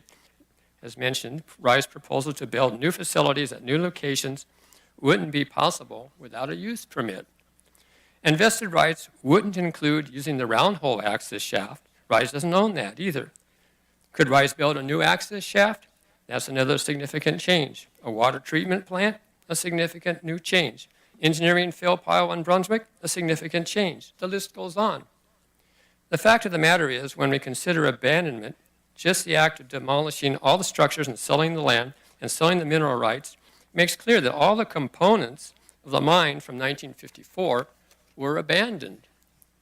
And now, Rise has acquired only some of what were the old mine's surface assets. All of the buildings and equipment are gone. There's nothing left with which to continue operations. And everything that Rise would need to open the mine would involve a significant change, and that would invalidate any vested rights under the law. But rather than continuing in the use permit process, Rise submitted a deeply flawed vested rights petition that is riddled with false statements and significant omissions. The mine was abandoned in the 50s. The activities from 1956 to present repeatedly show abandonment, but even if Rise could magically show that there were legitimate mining operations ongoing, the infrastructure needed to operate does not exist. This lack of any functional infrastructure further illustrates that the vested rights petition is absurd. It has no credibility and is a misuse of the intention of vested rights. If anything, this entire vested rights claim has simply provided Rise with the opportunity to spin their story and raise more investor capital. And now we see a whole team of expensive lawyers getting paid by misled investors. I feel Rise's actions are completely unethical. As expected, today Rise presented a mass of half-truths, speculations, and misrepresentations of what the county has said, and all of the baloney about takings and property rights. There's nothing being taken. This is a gimmick to appeal to the public. Rise simply needs to follow the use permit process. Let's end this charade, deny vested rights. Thank you very much. Thank you, Ralph.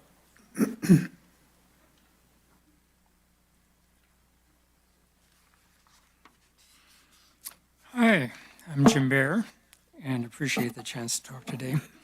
I'm the leader of the Stop the Mine Task Force in Grass Valley, and speaking for our members today. The Nevada County Council's Office, the County Planning Department, and others have really done a good job, and we feel they've thoroughly analyzed and rebutted the Idaho Maryland Mine Vested Right petition. So there's no need for the task force to comment in detail. But I have 3 points. I lived in the vicinity of the mine 3 years, 20 years ago, and never saw any evidence whatsoever of mining.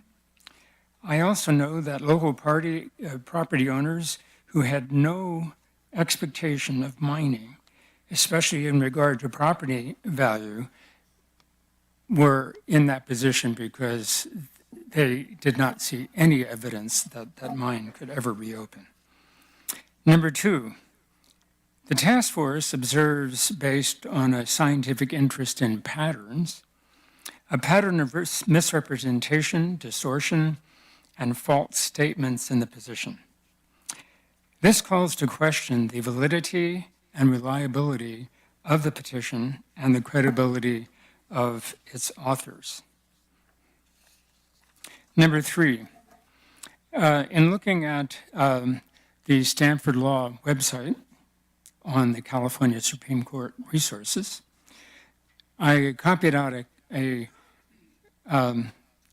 section of the Hansen case that I think is relevant to your strategic decision today, and that is a zoning ordinance or land use regulation which operates prospectively and denies the owner the opportunity to exploit an interest in the property that the owner believed would be available for future development, or diminishes the value of the property, is not invalid.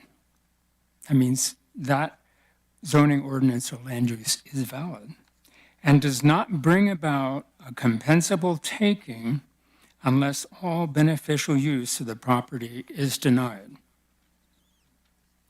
So after this morning, I note that if you vote to deny vested rights, we could actually have a chance to present you a whole bunch more of our evidence. Thank you. In court. Thank you, Jim.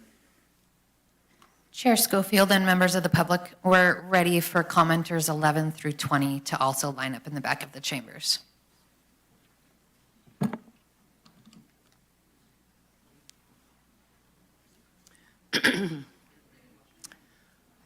Thank you for this opportunity to speak about approving the vesting petition that is in front of you. My name is Elizabeth Martin, Izzy Martin. I was a planning commissioner, a county supervisor. I live in Grass Valley, and for decades I led the policy work around SMARA that was done by the Sierra Fund, a local nonprofit organization.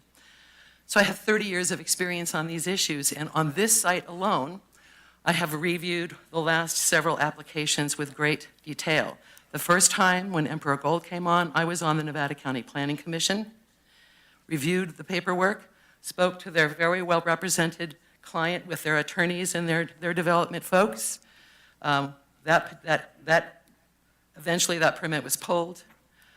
When this came forward in front of the Grass Valley City Council, same thing, investigated, met with people, saw the very competent, excellent legal representation they had. At no time did those people try to assert this vested right because they would have been left out of the room. It was only when, last time I heard this vested right thing was in this same chamber, Hansen was being thrown around as the reason why the Nevada County Planning Commission had to give the Blue Lead mine out in the Ubet mining district a vested right to mine. The Planning Commission was threatened with Hansen. They caved. They gave a vested right. 14 seconds later, the State Mining and Geology Board contacted the county and said, "Are you kidding? If you guys give them a vested right, we will pull your right to regulate mining in the county." You have a very important obligation to discern between these two confusing sets of facts that you're being given here. But we live here. We've walked that place. We haven't seen any efforts to mine or file paperwork. What we've seen is a neglected landscape. So if they really are interested in that large neglected landscape, they might want to look at all the reclamation costs that are still laying around on that property, which has never been remediated. If they want some of it, they can have all of it. There is a lot of responsibility on your heads, and I want you to understand how important, how much you know that I know. You are the most important deciders on this decision.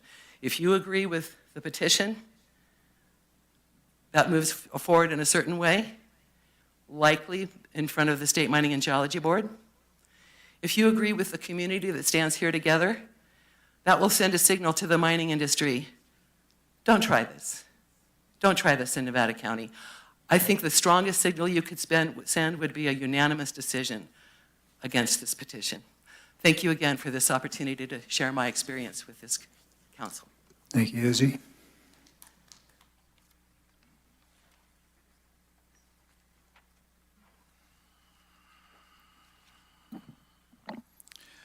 Hello, good afternoon. My name is Greg Thrush. I live in District 3. I'm speaking on behalf of CEA Foundation. Rise's vested rights petition is a document that constructs a narrative unifying the rights and properties that comprise their current holdings and then packages it as a vested mine property. In reality, the properties they own have been bought and sold over the years by multiple parties with no or varying intentions, and none of them to mine, until fairly recently. These consolidated parcels do not confer any continued rights to mine, and the petition includes many false and misleading statements to sustain their assertion that it does. Here are some examples from the petition. Rise states, the vested mining right encompasses the mineral estate and extends to the entire surface area of the vested mine property. The evidence shows that the surface was filled with buildings, headframes, hoists, mine tailings, stockpiles, storage, crushers, and screens and processing plants. In fact, Rise does not even own the property where the Centennial headframes, hoists, crushers, screens, and processing plants were located. That property sits across Whispering Pines Drive from the Centennial site. Rise states, the county is officially acknowledging the vested mines property's right to continue mining operations as a legal non-conforming use, i.e. a vested right, with the issuance of permit U79-41 in 1980. This is a specious claim. Whatever rights conferred to the parties operating the aggregate salvage operations on the Centennial site are misrepresented and expanded to apply to all the current Rise holdings. If you look at VR Petition Exhibit 277, Section 6 of the application, it clearly states, expand existing rock-free harvesting. This is a surface quarry. Rise states, due to lack of financing, increased operating costs, and the depressed price of gold mining at the vested mine property entered into a period of dormancy in 1956. The mine closed. It's pretty obvious. In this book about the mine, Jack Clark writes, the mining and milling of gold ore was discontinued as of December 27, 1955, pretty clear. Some tungsten mining continued until September 25, 1956. Surface plant was sold to Oro Lumber. The mine was allowed to reflood. All saleable equipment and buildings were auctioned off in May 21, 1957.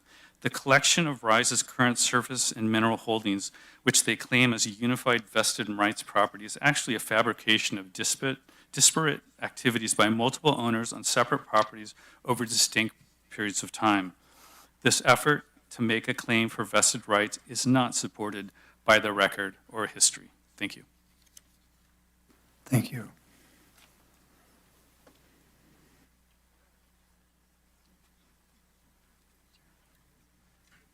Hi, I'm Charlie Price, retired off the Tahoe National Forest, live on Little Deer Creek. Kind of new here. I've been here 35 years. Here's my comment on vested rights. It's been 65 years since they turned off the lights. Neighboring homes and churches, they should have the rights, because they've all been continuously used. Now it's Rise Gold should be singing the blues. The mine's been dead since 1956. Now the corporate lawyers are trying to play slick tricks. No matter what the lawyers said, vested rights was never supposed to raise the dead. They don't even think they have invested rights. Otherwise, they'd claim them at the start of this fight.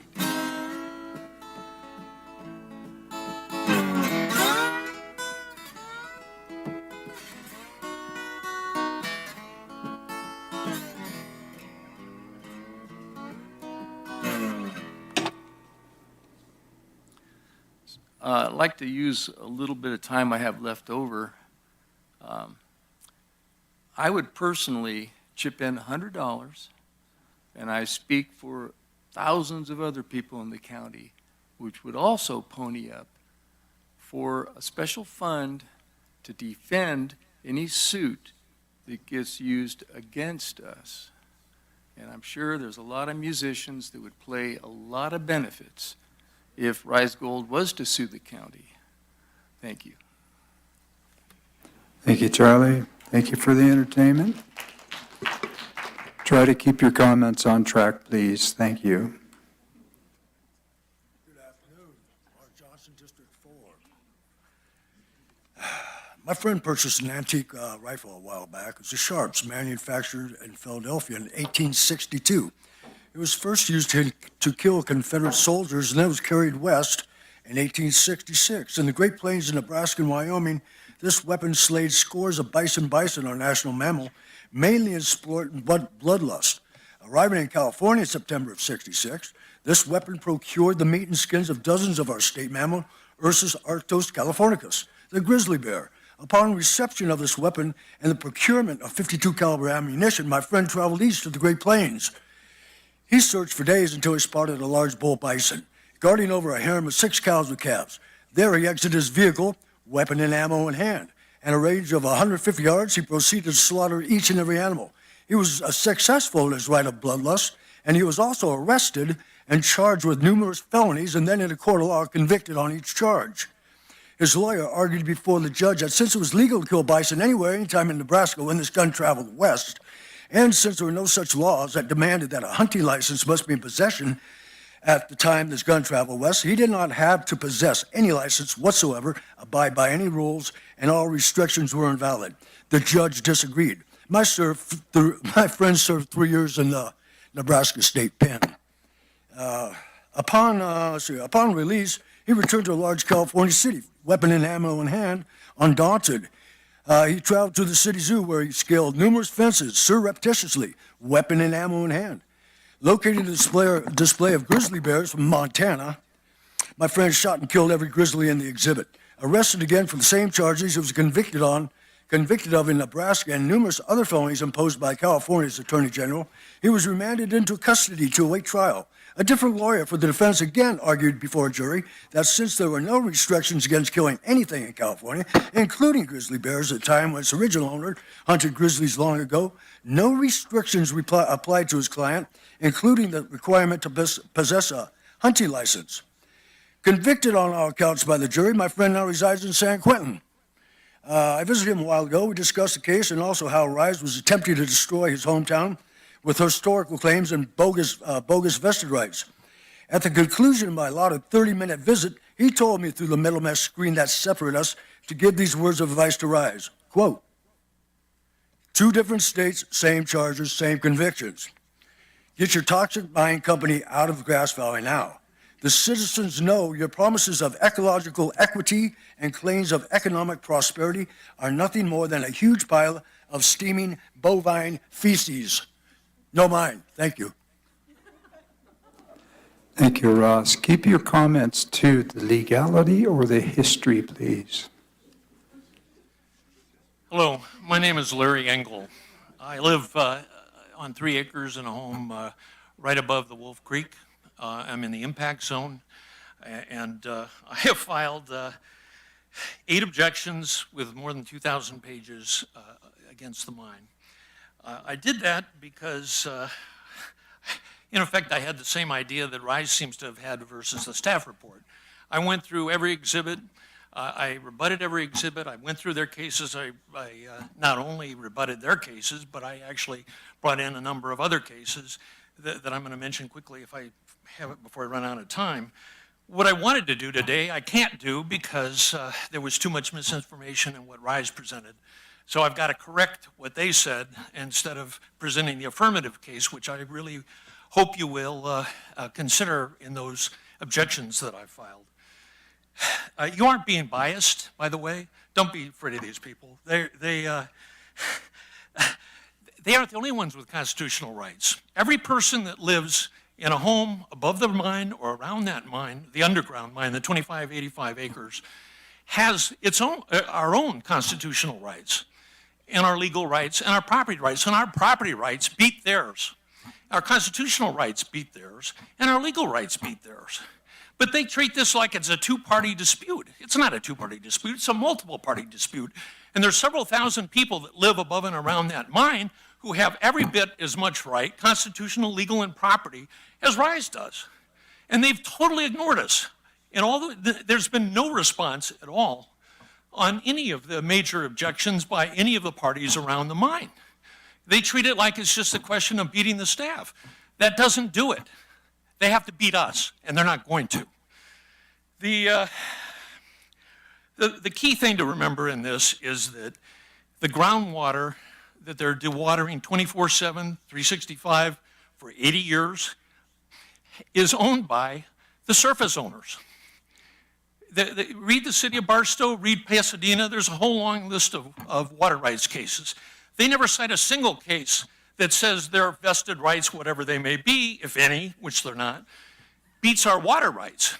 They cannot dewater our water, our groundwater. It belongs to the surface. And when they say, they talk about the difference between the surface and the underground finally, they're not in any way, I'm going to run out of time, they're not in any way dealing with the groundwater, which belongs to the surface. So please consider the fact that this is a use by use, parcel by parcel, component by component, vested rights dispute. They lump it all together and they can't do that. And one proof on that, I'm out. Thank you, Larry.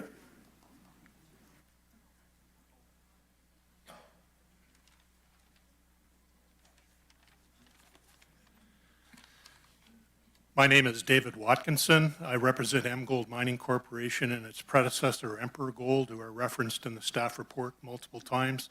Our company was involved in trying to reopen the Idaho Maryland mine between the period of 1993 and 2013, so approximately 20 years. I'd like to start off by expressing my disappointment that Heidi Hall didn't recuse herself. She was a founding member of Claim Grass Valley. Claim Grass Valley and the Rural Quality Coalition merged together to form the CEA Foundation. So she had testified against our project back in 2008, and I submitted a letter to the county requesting her recusal. And I just want to go on the record here that I submitted her remarks against the project then and against mining in Nevada County in general. And those are on the record with the county council. The fact that she didn't recuse herself taints this meeting and potentially other votes on the project, and also taints the rest of the county here if they've been influenced by her. So I just want to go on the record as that's a legal issue. I met the principals of the Bet Trust multiple times after joining the company in 2006. They had maintained the historic records, the survey maps, the geological maps, assay maps, production data, and other historical data for when the mine operated. So this filled a room that's probably 20 feet by 20 feet. So that data had been preserved by Idaho Maryland Mines Company, by the Godottis, and by the Betts with the intention that the mine would reopen at some point in time. And that information was invaluable to estimating mineral resources and creating a 3D model for the mine. And it had always been their intention that the mine would reopen. So they would have no reason to preserve those documents or not donate them to a museum or something if their intent wasn't to reopen the mine. The staff report talks about vested rights, and we didn't apply for vested rights because we didn't feel that we had vested rights. That's not true. Our project didn't meet the vested rights criteria because of throughput and other components, including the ceramics plant, and we had a visitor center. So we applied for a conditional use permit. So the fact that the city or county staff never came to talk to us, even though I'm here in town and have an office here, I'm surprised, because I could have told them about our 20 years of history with the project. I'd like to also talk about Jack Clark's book. He talks about in the 1930s, the mine controlled 2180 acres of land, all of which was not suited for mining properties. So they began selling off the land in the 1930s. So Errol McBoyle purchased the Loma Rica Ranch, the Loma Rica Rancho, the area where the airport is built. Thank you, David. Thank you.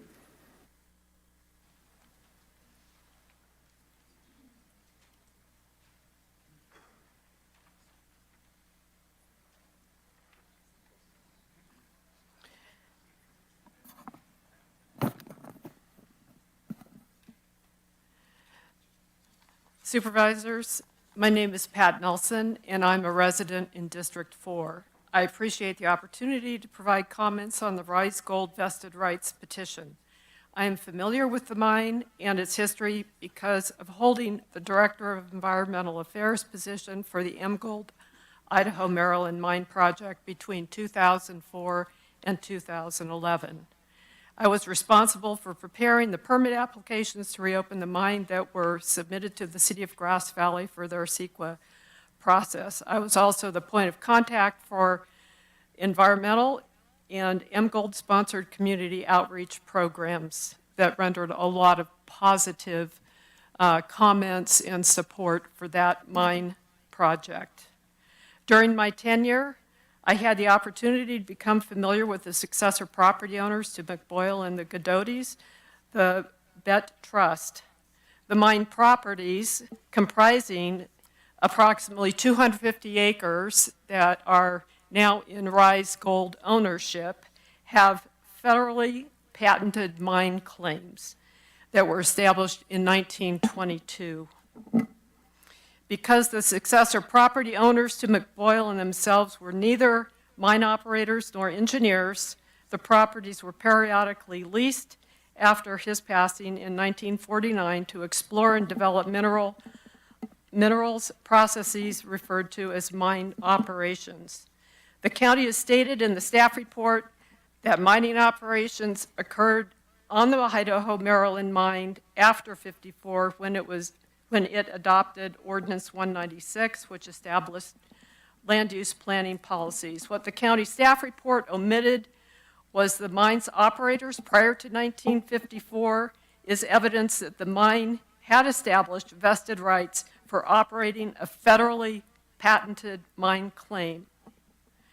The Surface Mining and Reclamation Act states, no person who obtained a vested right to conduct surface mining operations prior to January 1st, 1976 shall be required to secure a permit to mine so long as the vested right continues and as long as no substantial changes have been made in the operation, except in accordance with SMARA, which governs the surface rights or mining operations as stated by RISE.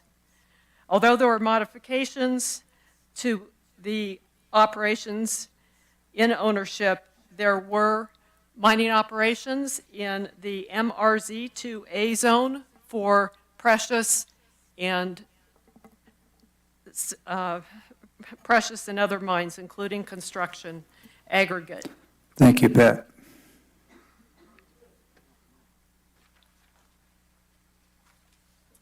Chair Schofield and members of the public, we're also ready for public commenters 21 through 30 to line up in the back of the chambers.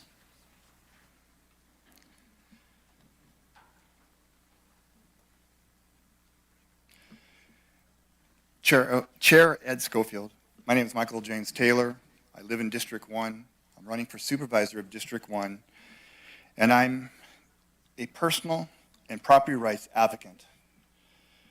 This is a challenging legal decision protecting people's rights, whether they're property rights or vested rights. It's a challenge you guys are in, and I feel bad that you're in that situation, having to make this legal decision.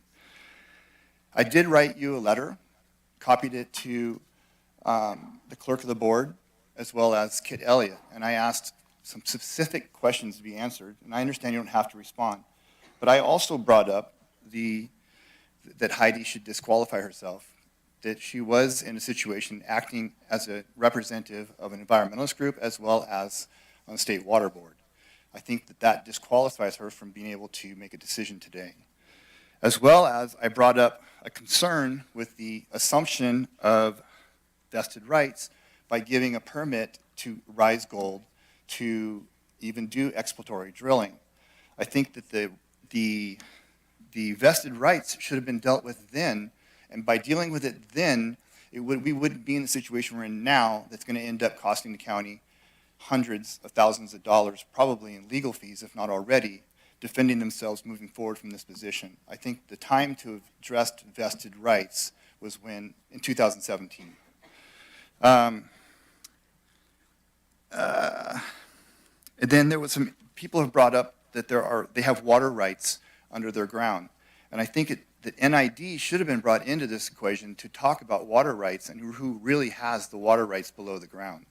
And I think that people would be surprised that the water rights actually belong to NID. And I don't know why they haven't been brought into this equation to talk about water rights. I think that does it. Thank you. Thank you, Michael.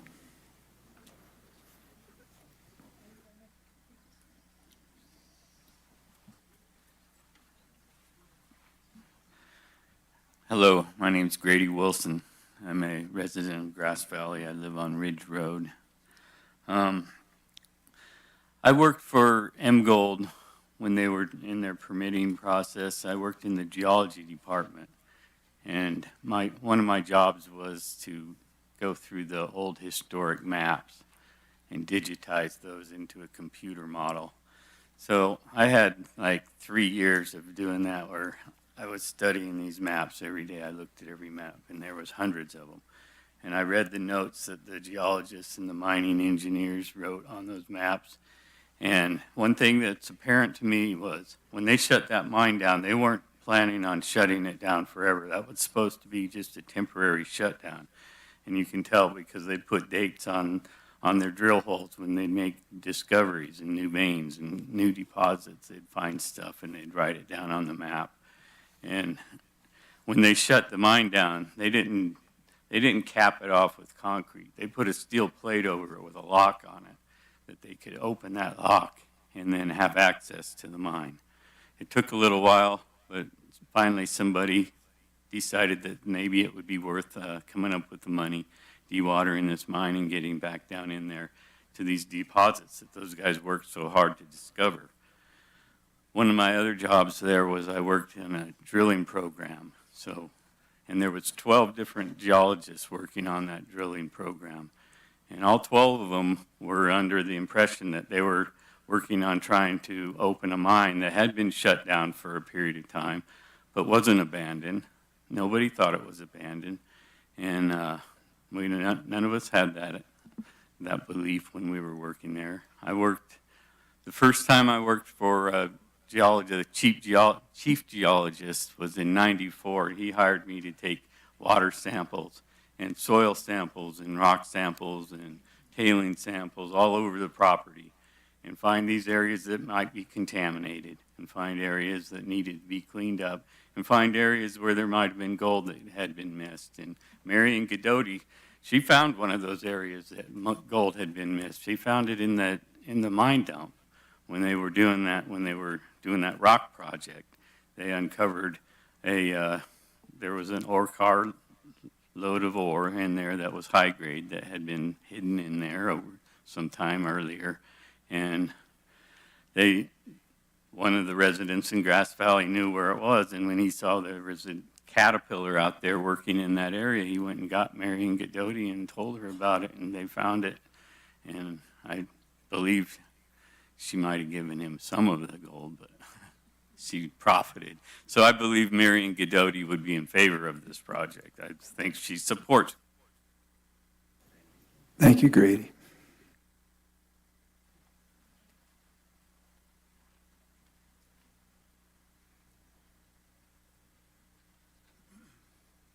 Hello, my name is Les Hickenbotham. I live in Nevada City. I don't know which one of you represents me for that. When a rancher sells a piece of property to a farmer or another person, and that person decides not to have a ranch, the rancher cannot cut off reasonable access to the land.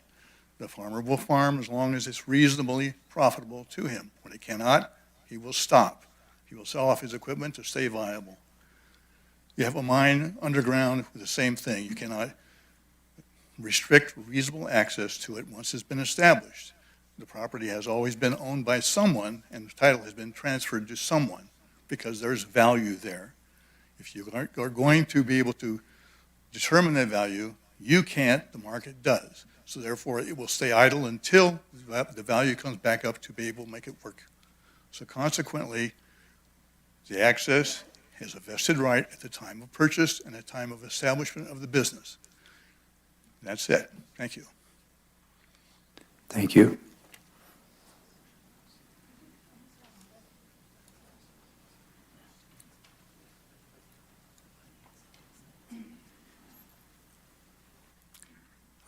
I'm Tony Loria. I'm in District 3.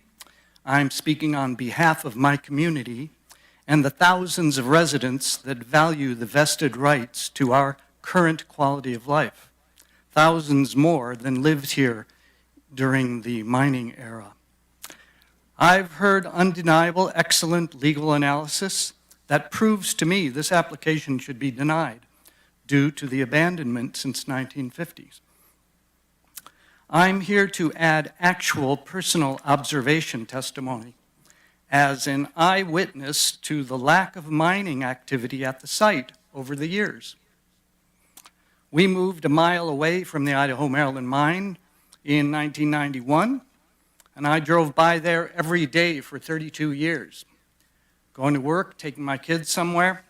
I also mountain biked in and around the area on trails every weekend. I saw absolutely no mining activity at any time there, ever. I even have drone footage from about 10 years ago that shows no trucks, equipment, or any semblance of a company conducting a mining operation.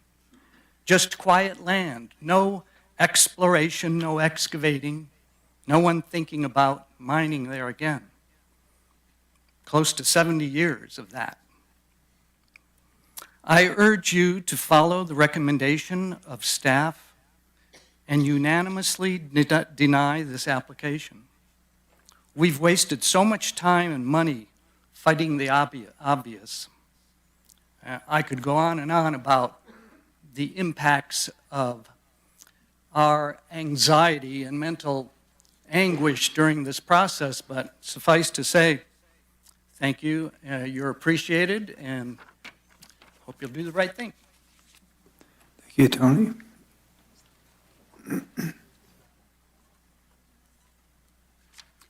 Good afternoon. I'm Gary Perazzi at District 3, and I'm also speaking on behalf of CEA Foundation. Continuing with RISE's misleading use of historical records, it claims that in use permit U-7941, quote, the property owner has indicated that mine rock has been sold and taken from the property continuously since the mine closed, end quote. This statement is inaccurate. A letter dated November 15, 1979 from Marion Godoti to Sharon Bovin at the Planning Department states, quote, in 1964 or 65, there was a rock crusher on one of the dumps of the Idaho, Maryland property for about 4 months, end quote. Exhibit 232 mentions rock crushing at 5 centennial parcel numbers from 1967 to 1979.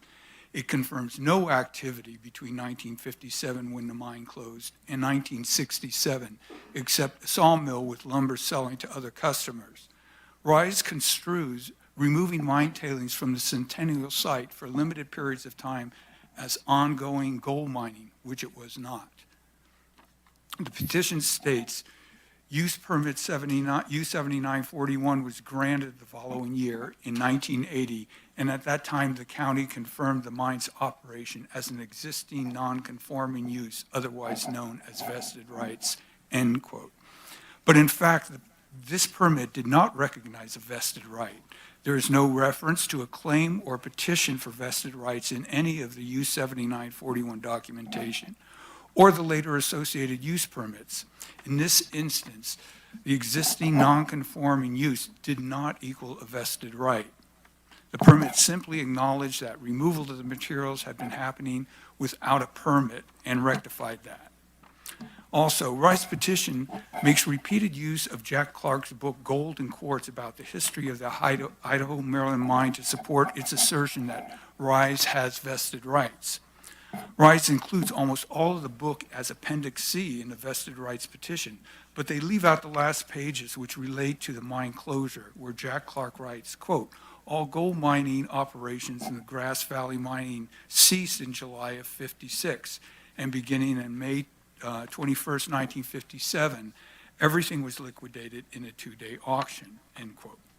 This omission exemplifies the consistent pattern of Rice's selective and deceptive attempt to circumvent the obvious. The Idaho, Maryland mine was abandoned in 1957, and vested rights have never been recognized. Thank you. Thank you, Gary. Chair Schofield and members of the public, we are ready for public commenters number 31 through 41 to line up in the back of the chambers. Good afternoon to each of you, and thank you for being here. My name is Jonathan Keene. I moved to Nevada County in 1970. I lived for 25 years in District 4, and the last 25 years I've lived in District 3. I'm a licensed building contractor, and I've lived and worked here for the last 53 years. I was 21 when I first moved here for a carpentry job, and at that time, everyone knew that the last of the working gold mines in Grass Valley, the Idaho, Maryland, had been closed for 14 years.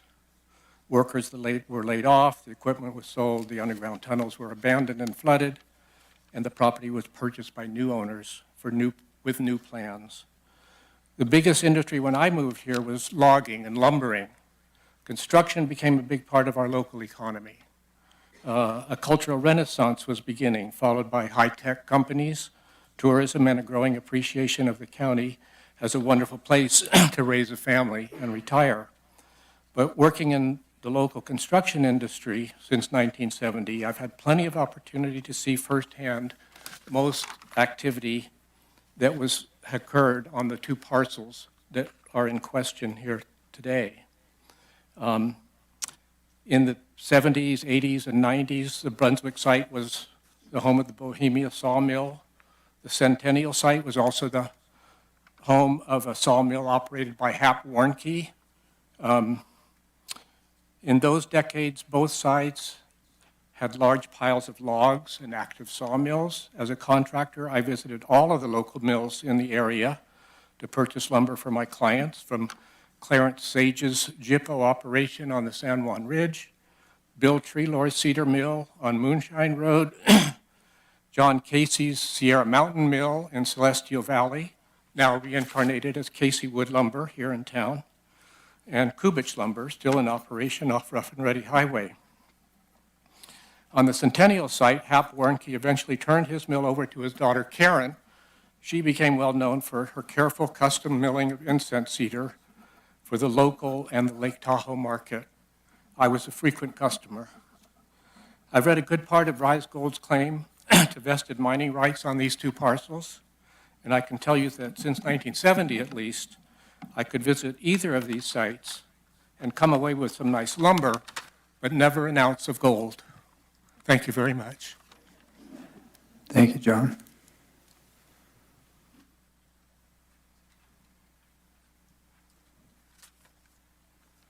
Hi, my name is Frederick Stanton, and I think there's an important distinction that is being obscured. That's the distinction between abandonment or pausing of activities versus abandonment of rights. And my understanding of Hansen is that it's very clear that a right does not lapse. It must be affirmatively renounced, and that has never happened. Thank you.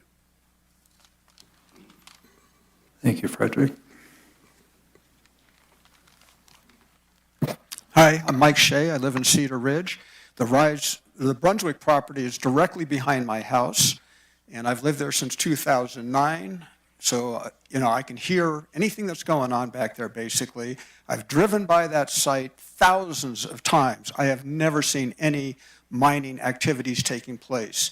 The only time that there was anything that remotely to do with mining, when I could hear the whining drill when they were doing exploratory drilling, of course, and that was it. But there's been no mining activity on that site.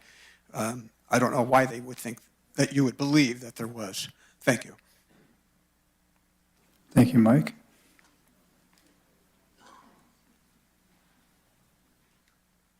My name is Francis Hamilton. I live a quarter-mile down the road from the site on Bennett Road, and I'm just here to state the obvious. Maybe people have dreamed of and hoped for making money out of a mine there for many, many, many years, but there has been no mining there. I bought my property in 1990, just like these other folks are talking. There ain't nothing there, and there hasn't been since '58.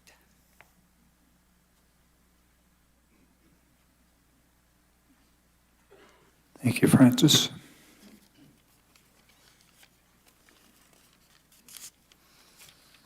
Greetings. My name is Walt Roloff, District 3. Like all other rights, vesting rights are not absolute. Vesting rights, as they have been addressed here, are not applicable because they have no foundation. That is, all discussions here have been on vesting rights to a working mine that is presumably inherently safe to operate. None of the arguments, briefs, argumentation, constitutional law, case law referenced here are applicable to vesting rights for a mine that is inherently unsafe to operate or presents an existential threat to the community in which it is located.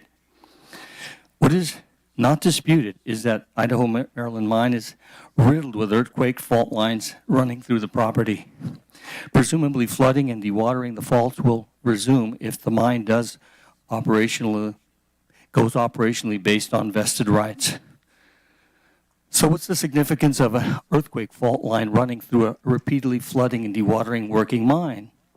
It's well known in the mining business, dewatering and flooding a mine with faults can, with high probability, trigger severe earthquakes along fault lines. It's important that we understand this, that an operational IMM would pose a grave danger and an existential threat to the entire Nevada County community. There's no law higher than one protecting the health, safety, and welfare of the citizens. An ownership right constitutionally protected does not give license to threaten a community. Moreover, the existential threat is magnified as the mine tunnels run all through the town of Grass Valley underground. There are no mitigating measures to rise gold-caused earthquakes. According to the 200 studies inherently in referenced worldwide in the paper cited and sent to your offices, watering and dewatering a crack on the earth lubricates the fault to cause earthquakes of seismic magnitudes up to 7 on the Richter scale. Unsafe mining of a fault-damaged mine is not allowed under vested rights, as devastation from a rise gold-induced earthquake is not an economic or business right. There's no vested rights to destroy a community. Again, it's not about vested ownership rights. The true issue is about earthquake damage to the community, infrastructure, people's homes, and people's lives if the mine goes live. Reopening the mine is akin to disrupting an entire community like a Fukushima. No vesting rights apply to this mine. Thank you. Thank you, Walt.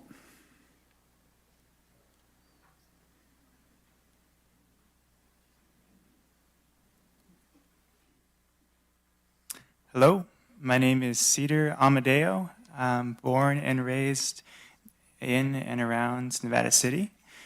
And I have an opposition to the mine, and what's most helpful in my eyes is looking at the most direct question at hand, which is what defines abandoned. And I hear that there's some dispute around what that really means, and there may be different factors that impact that decision, but I'm here to remind you all that it is your decision and up to your discretion what abandoned is, and to look into the reasons why there even is that law there. There is reason behind why, if something is not in operation and the world is changing, and there are laws in place so that we can be adaptable to the new changes. So, thank you for the opportunity. Thank you, Cedar. Chair Schofield and members of the public, if any commenters have not yet lined up, go ahead and do so. So that's numbers 40 and onward. Yeah, my name is Joe Ramey. I own some commercial property halfway between the Idaho, Maryland site and their sediment area on Bennett Street there. I don't believe, or actually I don't have a for or against, but I recognize that right now it seems like the Board of Supervisors has that decision to be responsible to the citizens and also be responsible to business. And it seems to me, it used to be that if you had a claim, a mining claim, you had to work on that claim a certain amount of time or you would lose the right to that claim. Or you had to make some improvements on it. But I also understood property rights, and property rights are, right now we have what they call property rights below a certain degree of depth, and then there's also property rights above that. And it was, I've lived here my entire life, and it was important I always thought it was of value if gold ever got important. So I have property that has mineral rights at a great depth and ones that don't. Way back in the mind, there's some value about that gold down there, possibly in the future.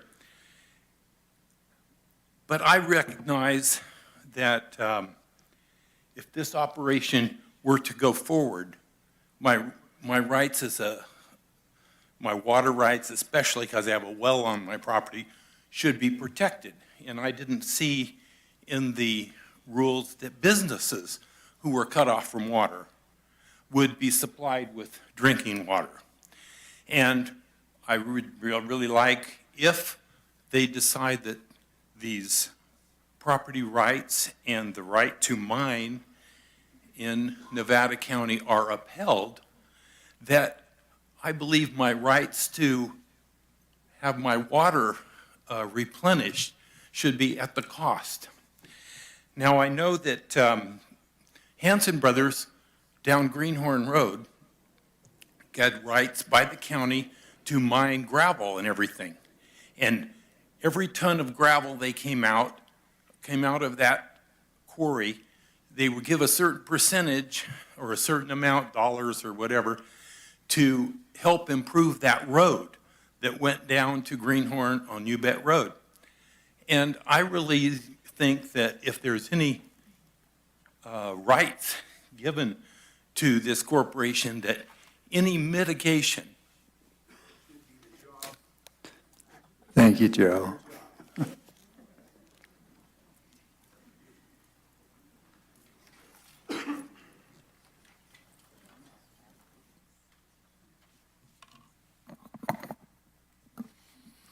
Hello, Council.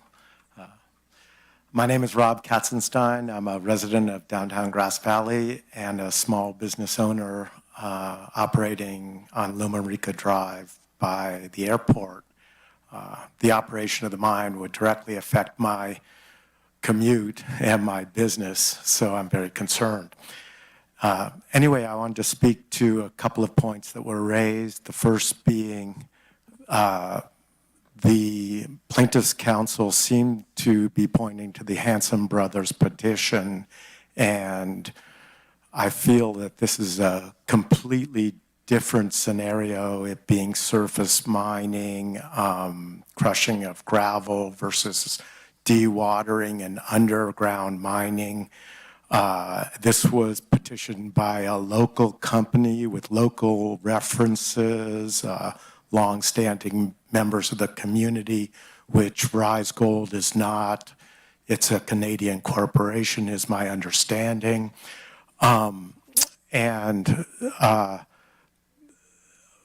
Just to conclude that point, it's a ridiculous comparison, and so you guys should throw that out.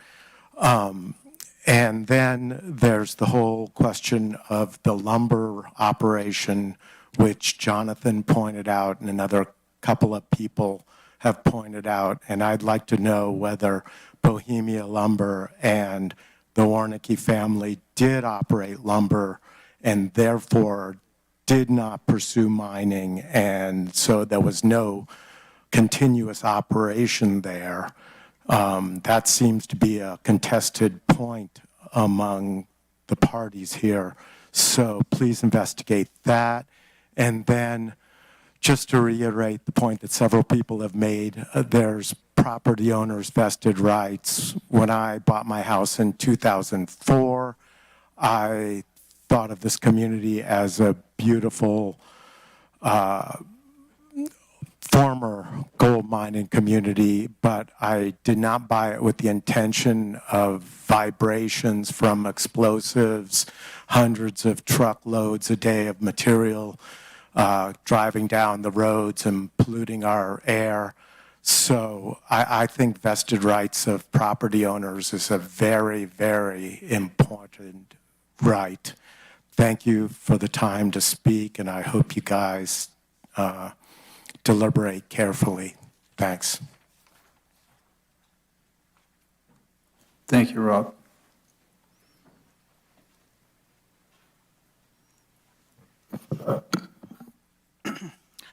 Hi, my name's Martha Turner, and I live in District 3. I've lived here since 1960. It's important that these proceedings are based on fact, because RISE has been spinning partial stories and downright lies with the hope that this board will believe their story. The Nevada County staff report accurately states that the petitioner fails to cite any case where the court has held that a non-conforming use was not abandoned after such a lengthy period, particularly when the non-conforming use had ceased. In response, RISE has made public statement on November 30th, attempting to refute that claim with completely irrelevant mining examples from a decade ago. For example, RISE cites a mine in the Merced County that was found to have vesting rights in 2019 when it ceased operations in 1950. But not surprisingly, RISE left out the most important fact. First, that the mine was a surface mine. Second, that mine did not involve a change in use. And third, there was no abandonment whatsoever of the mine in Merced. Our case involves an underground mine that was clearly abandoned, and the new owner now wants to operate on a completely different property and change the use. None of this applies. RISE also attempts to devalue the staff's research by falsely claiming that the report did not cite a single overt act that would constitute abandonment, as is required by California law.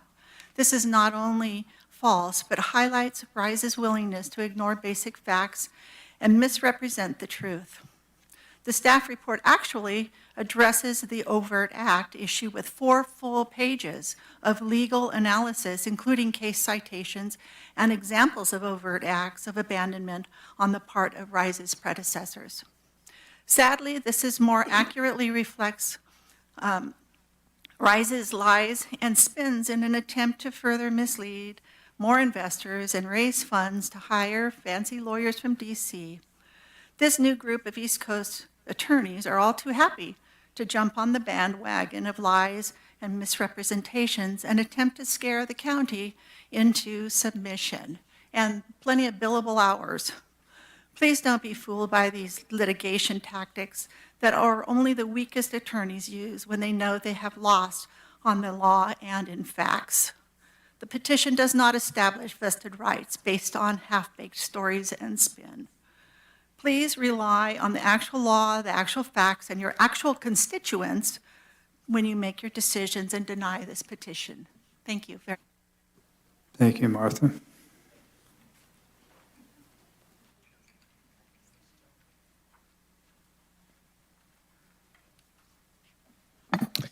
Good afternoon, board. My name is Ricky Heck. I just came here briefly to tell you that I bought my property when I was 25 years old on Greenhorn Road.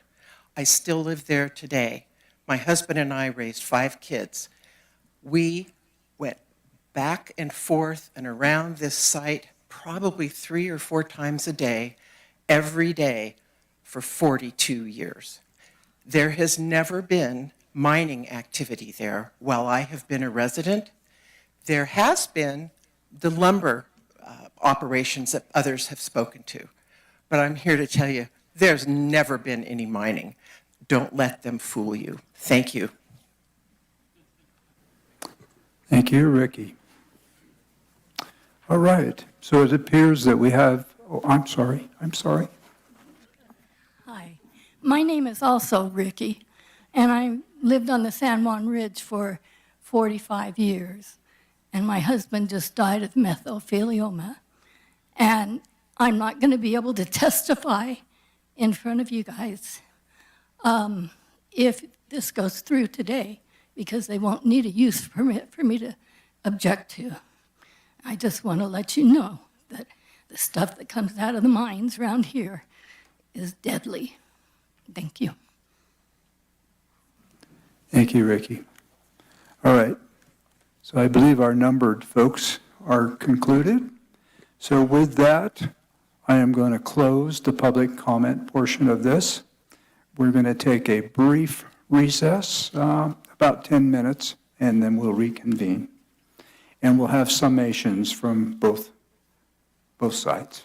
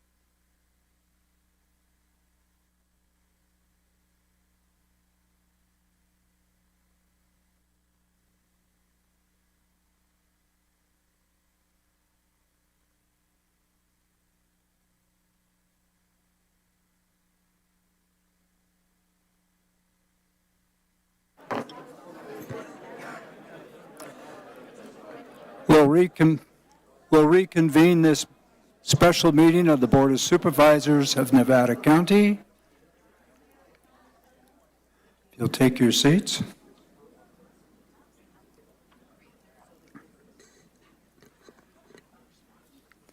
All right, I'm going to tell you how we're going to proceed from here.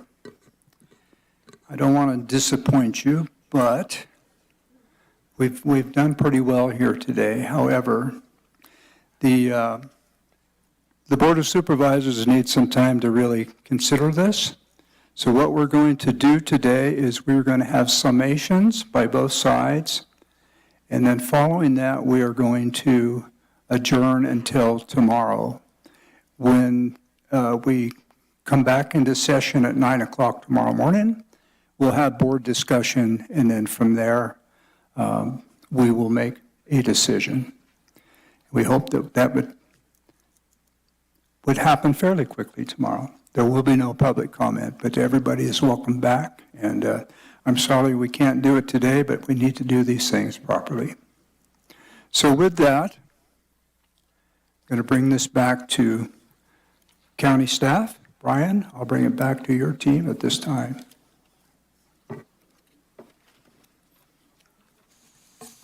Thank you, Chair Schofield. Outside counsel, Dan Kinderman, will have some responses. We're just getting organized. Just give us 1 minute. To find one more thing, excuse me, please. Here we go. Thank you for your patience. There's that, and that. I beg your pardon, Chair. I'm sorry, Thank you I should have. for that moment. Make Thank you so certain you much. were- I appreciate it. Okay. All right. Once again, Diane Kinderman with Abbott and Kinderman. So I'm going to speak to a couple of the errors identified. Is that better? Thank you. Thank you for letting me know. I'm going to speak to a couple of the alleged errors identified in the staff report. There are 4 of them that I'm going to speak to. So first of all, one of them relates to the book of Mr. Cole. And it does, in fact, we looked at the beginning of it, state that it is not a treatise. So not having read the preface to seek an opportunity to denigrate his research, analysis and conclusions, we had not read that. But we do concede that he does not refer to his work as a treatise, although we are unaware of any reason to not cite it as secondary authority. So it is not a treatise. They are correct. We had not read the preface. All right, so that's the first error in the staff report. As to the second error in the staff report, the category of error on the mineral reservations, which in the petition were referred to as express mineral reservations, we adhere to our thorough response that was provided in the supplement to the staff report. And I once again supplement it by reiterating that a reservation of a mineral right alone does not establish an intent to continue mining. Next, as to the timeline, you don't have it up here, the Idaho Maryland mine abandonment timeline, where we referred to Some Gold Corporation buys 70 acres of the former mine and begins subdividing lots for residential development around 1960. That is correct. And the reason it's correct is because, as we said here, that was 70 acres of the former mine surface. It is not currently part of the subject property as we've defined it and as we believe petitioners have defined it in the petition. So we believe that we are correct in the statement on the timeline. Finally, number 4, as to Mr. Brock, the broker who appears to be enjoying his 15 minutes of fame, we were simply responding, the county was responding to a declaration submitted by the petitioner in the last 2 months. That was not solicited by the county, it was just submitted out of the blue by the petitioner after the submission of the petition, I believe. The key issue that the county was looking at was that this was the sale of the property and the fact that we were informed that it was valued and priced in a manner commensurate with residential and light industrial uses and not as a gold mine. That was the point we were trying to make, that it was not sold by this gold mine. Apparently, he did advertise it as a gold mine, but elsewhere it was not advertised as a mine, and it was priced commensurate with it not being a gold mine. That is what we were informed of. If we were incorrect, petitioner will let me know. But that is the only reason we spoke. We had responded to a declaration filed by the petitioner. And so with that, that sums up my responses to their allegations of the many errors in our staff report. Next, I'm going to talk about vesting and abandonment, and then I'm going to conclude. And if you have any other questions, we're here now, of course, and tomorrow as we proceed tomorrow. So as to vesting, a specific vesting date and the vesting right, there is neither a statutory nor common law, which is case law obligation, for the county to provide a vesting date confirmation as sought by the petitioners. We have already stated, county staff has already stated in writing and in this proceeding today that mining was occurring, bless you, mining was occurring in 1954 at the time of adoption of Ordinance 196. There is no other obligation on the county to make a determination beyond that. And it is also correct to state that the petitioner has not provided adequate evidence to the county to enable the county to make a finding on the scope of any vested right that would be supported by substantial evidence. Next, on the issue of abandonment. The county believes it has, under any standard, that it has demonstrated that a finding of abandonment can be made and that finding would be supported and is supported by substantial evidence in the record. In recent case law that was pulled up for other reasons, it's a case involving Exxon versus Santa Barbara County. It too is in federal court. Federal court relied on California law. It revisits what constitutes substantial evidence in the record as it reviewed a decision made by a county there. And what it says is substantial evidence needs to be of ponderable legal significance. It is reasonable in nature. It's credible. It's of solid value and is actually, quote, substantial proof of the essentials which the case law requires, close quotes, ... And I'm saying that here, we believe that our finding of abandonment can be made with substantial evidence in this record as to what is articulated in the one case that we have to help us here, that being Hansen, on an intent to abandon, number one. Number two, overt acts or failures to act which imply the owner's lack of interest in continuing the use. As a matter of law, the question that we have to ask ourselves, the county board, does the evidence in the record permit the agency to make the decision it did? And that's what the court's going to look at. And we believe under any standard, whatever standard is determined under Hansen or the petitioner thinks applies, we believe there is substantial evidence to support a finding of abandonment. Next, or finally, petitioner assails the county's response to each fact in the petition.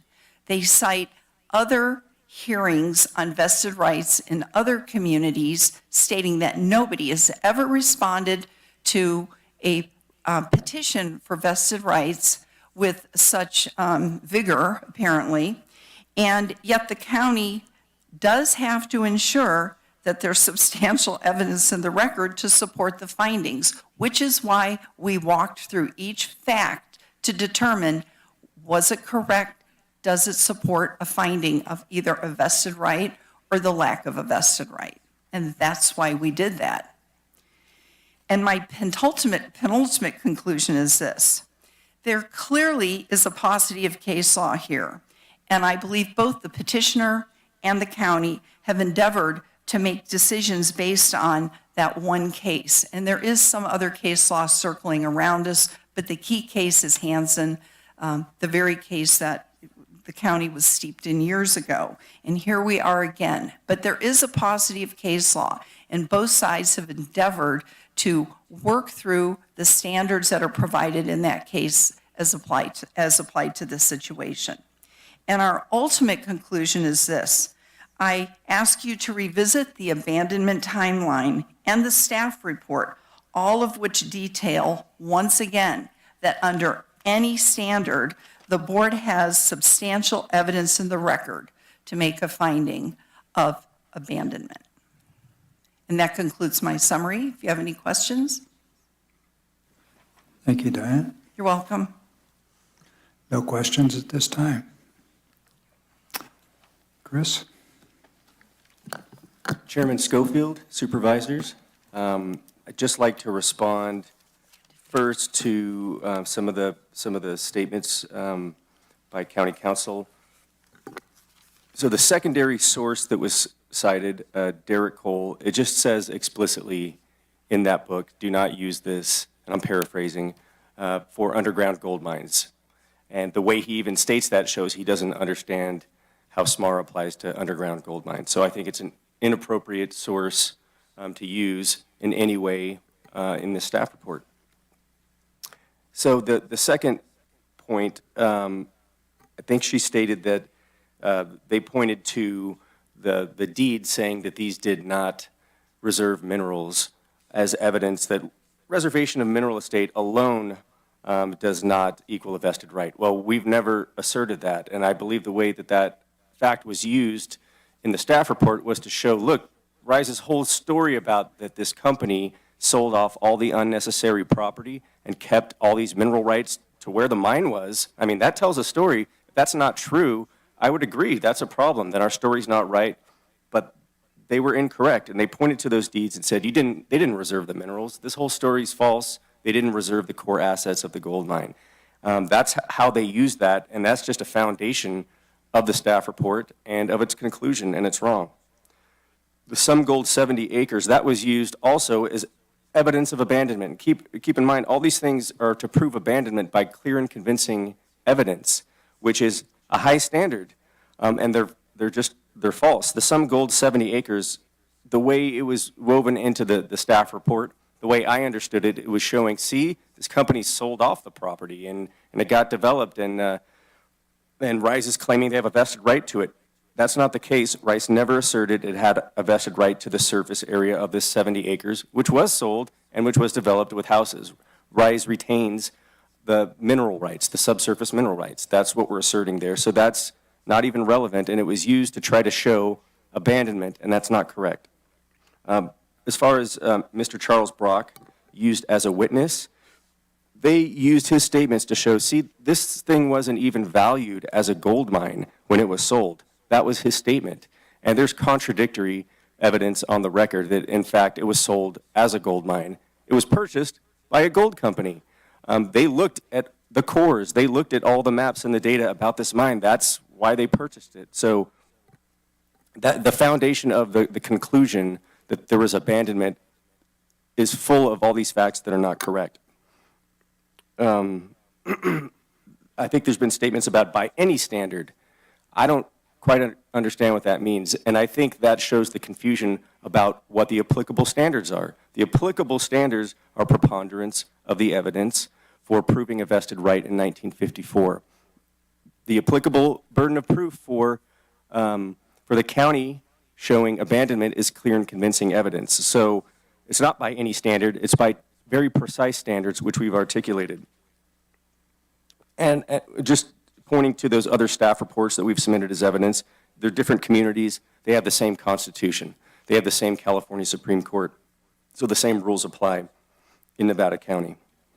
And I'll just, one last comment, substantial evidence, that's a general principle for findings that a county makes, and that's true. But there's actually a higher burden of proof here for proving abandonment beyond just substantial evidence. It's clear and convincing evidence. So,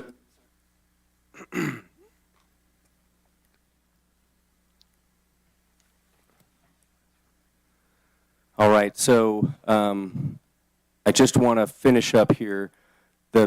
We heard a lot of comments about impacts from the mine, and they were heartfelt impacts, heartfelt statements, and I understand that. They aren't really relevant to this discussion, however. You're just weighing facts and looking at the evidence here. But I want to point out, because they are compelling, and I get that, and although they shouldn't enter into this decision, you can't help think about what the community is saying. But it's important to note the environmental laws still apply to this mine. The Clean Water Act, the Clean Air Act. There will be numerous permits, CEQA review, permits from the California Department of Fish and Wildlife, and maybe the Army Corps of Engineers, all sorts of permits where the public will have a chance to participate. But that's not what this hearing is about, but I just want to provide a little bit of comfort there that this doesn't mean go out there and operate like it's the Wild West. That's not what we're here for today. I'll mention there were no comments during the public comment period proving the vested right did not come into existence in 1954. And I think, the staff report failed to actually make a decision on that, and we asked that the board make a decision on that. Say, did it or did it not come into existence, the vested right in 1954? It's very clear evidence to me that it came into existence. If you reach a determination that's other than that, I don't understand why, but there needs to be a determination on that. The next point, there's been no clear and convincing evidence of abandonment. There's been a long list of doubts, a huge table of doubts, and we've gone through every one and shown why they're wrong on their face. The SMARA one, for example, there's 2 surface properties that could have been subject to SMARA. One of them, there was an operation, a surface mining operation that was above the thresholds. That one got a reclamation plan approved by the county, and then Department of Conservation and the county said reclamation had been completed and released the bond. On the Brunswick site, since 1976, when SMARA went into effect, there have been no surface mining operations in excess of 1 acre or 1,000 cubic yards of disturbance. Therefore, SMARA does not apply. I think that's a simple answer, but I just wanted to, and so all the other stuff that goes into that, interim management plan, reclamation plan, financial assurance, abandonment because you didn't do those things, SMARA went into effect in 1976, so anything before that is irrelevant. And there's nothing on Brunswick after that to that scale where SMARA applies. So just to finish up, this is a constitutionally protected property right.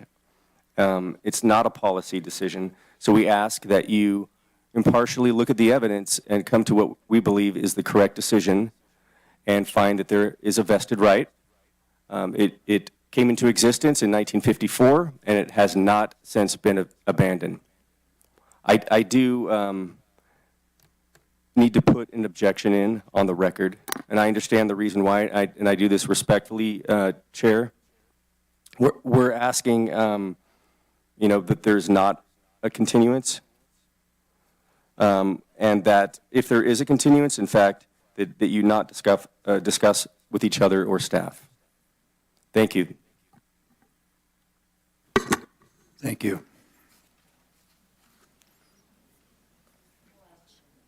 Question? Hardy. Just a brief question. Thank you for the summary. The substantial versus clear and convincing standard, is that a legal term, or is that an interpretation of an application on the proceedings today? Is that Substantial evidence is a legal term and that's why I cited examples and a sort of definition of it from the case, that your findings have to be supported by substantial evidence. And that's a legal requirement. On the clear and convincing evidence, we are aware of, because there is no case law here, there is no case law that says we have to prove it by clear and convincing evidence. There is recitation of what some other lawyers said in those other county vested right matters, but there's no case law of which we're aware that says that. okay? Am I correct in? Well, we provided case law in numerous letters in the petition. I think in 2 or 3 different letters that cite cases that state clear and convincing evidence is the appropriate standard here, because it's relinquishment of a constitutional right. And that's the principle. I don't know that any case dealing with surface mining, and council's correct, there are a limited number of cases that deal with surface mining in a vested right situation. But in all situations, our legal opinion is that clear and convincing evidence is the standard for relinquishment of a constitutionally protected right. Okay, thank you. One quick question. Does SMARA after 76 cover minor mining activity like core sample drilling and, no? No, it does not unless it meets a certain threshold. That threshold is 1,000 cubic yards. I may have misstated that before. 1,000 cubic yards or 1 acre of disturbance. So a lot of times, just practically, operators, miners will specifically make sure they stay below those standards so they don't have to go through that additional process. Triggering element. Okay, Yes. thank you.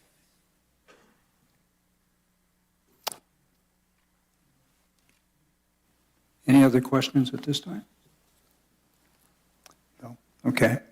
I might say we have laws that we follow as far as discussions with each other when we're not in public session, and we will continue to do that.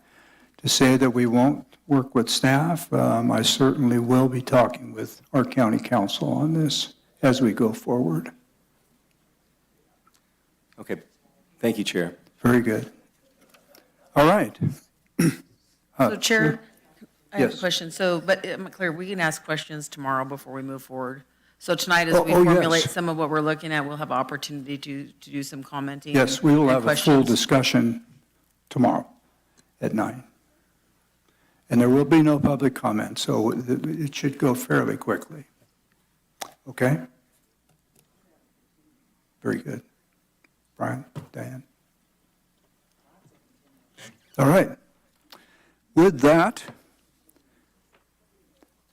the special meeting of the Board of Supervisors of the County of Nevada held on Wednesday, the 13th day of December, 2023, be and the same is hereby ordered adjourned to Thursday, the 14th day of December, 2023, at 9:00 a.m. and will be held at the Board of Supervisors Chambers, first floor, 950 Maidu Avenue. And I want to thank everybody for their civility today. I thought this was excellent, and the fact that you have respected the procedure that we go through here. Thank you. We're adjourned.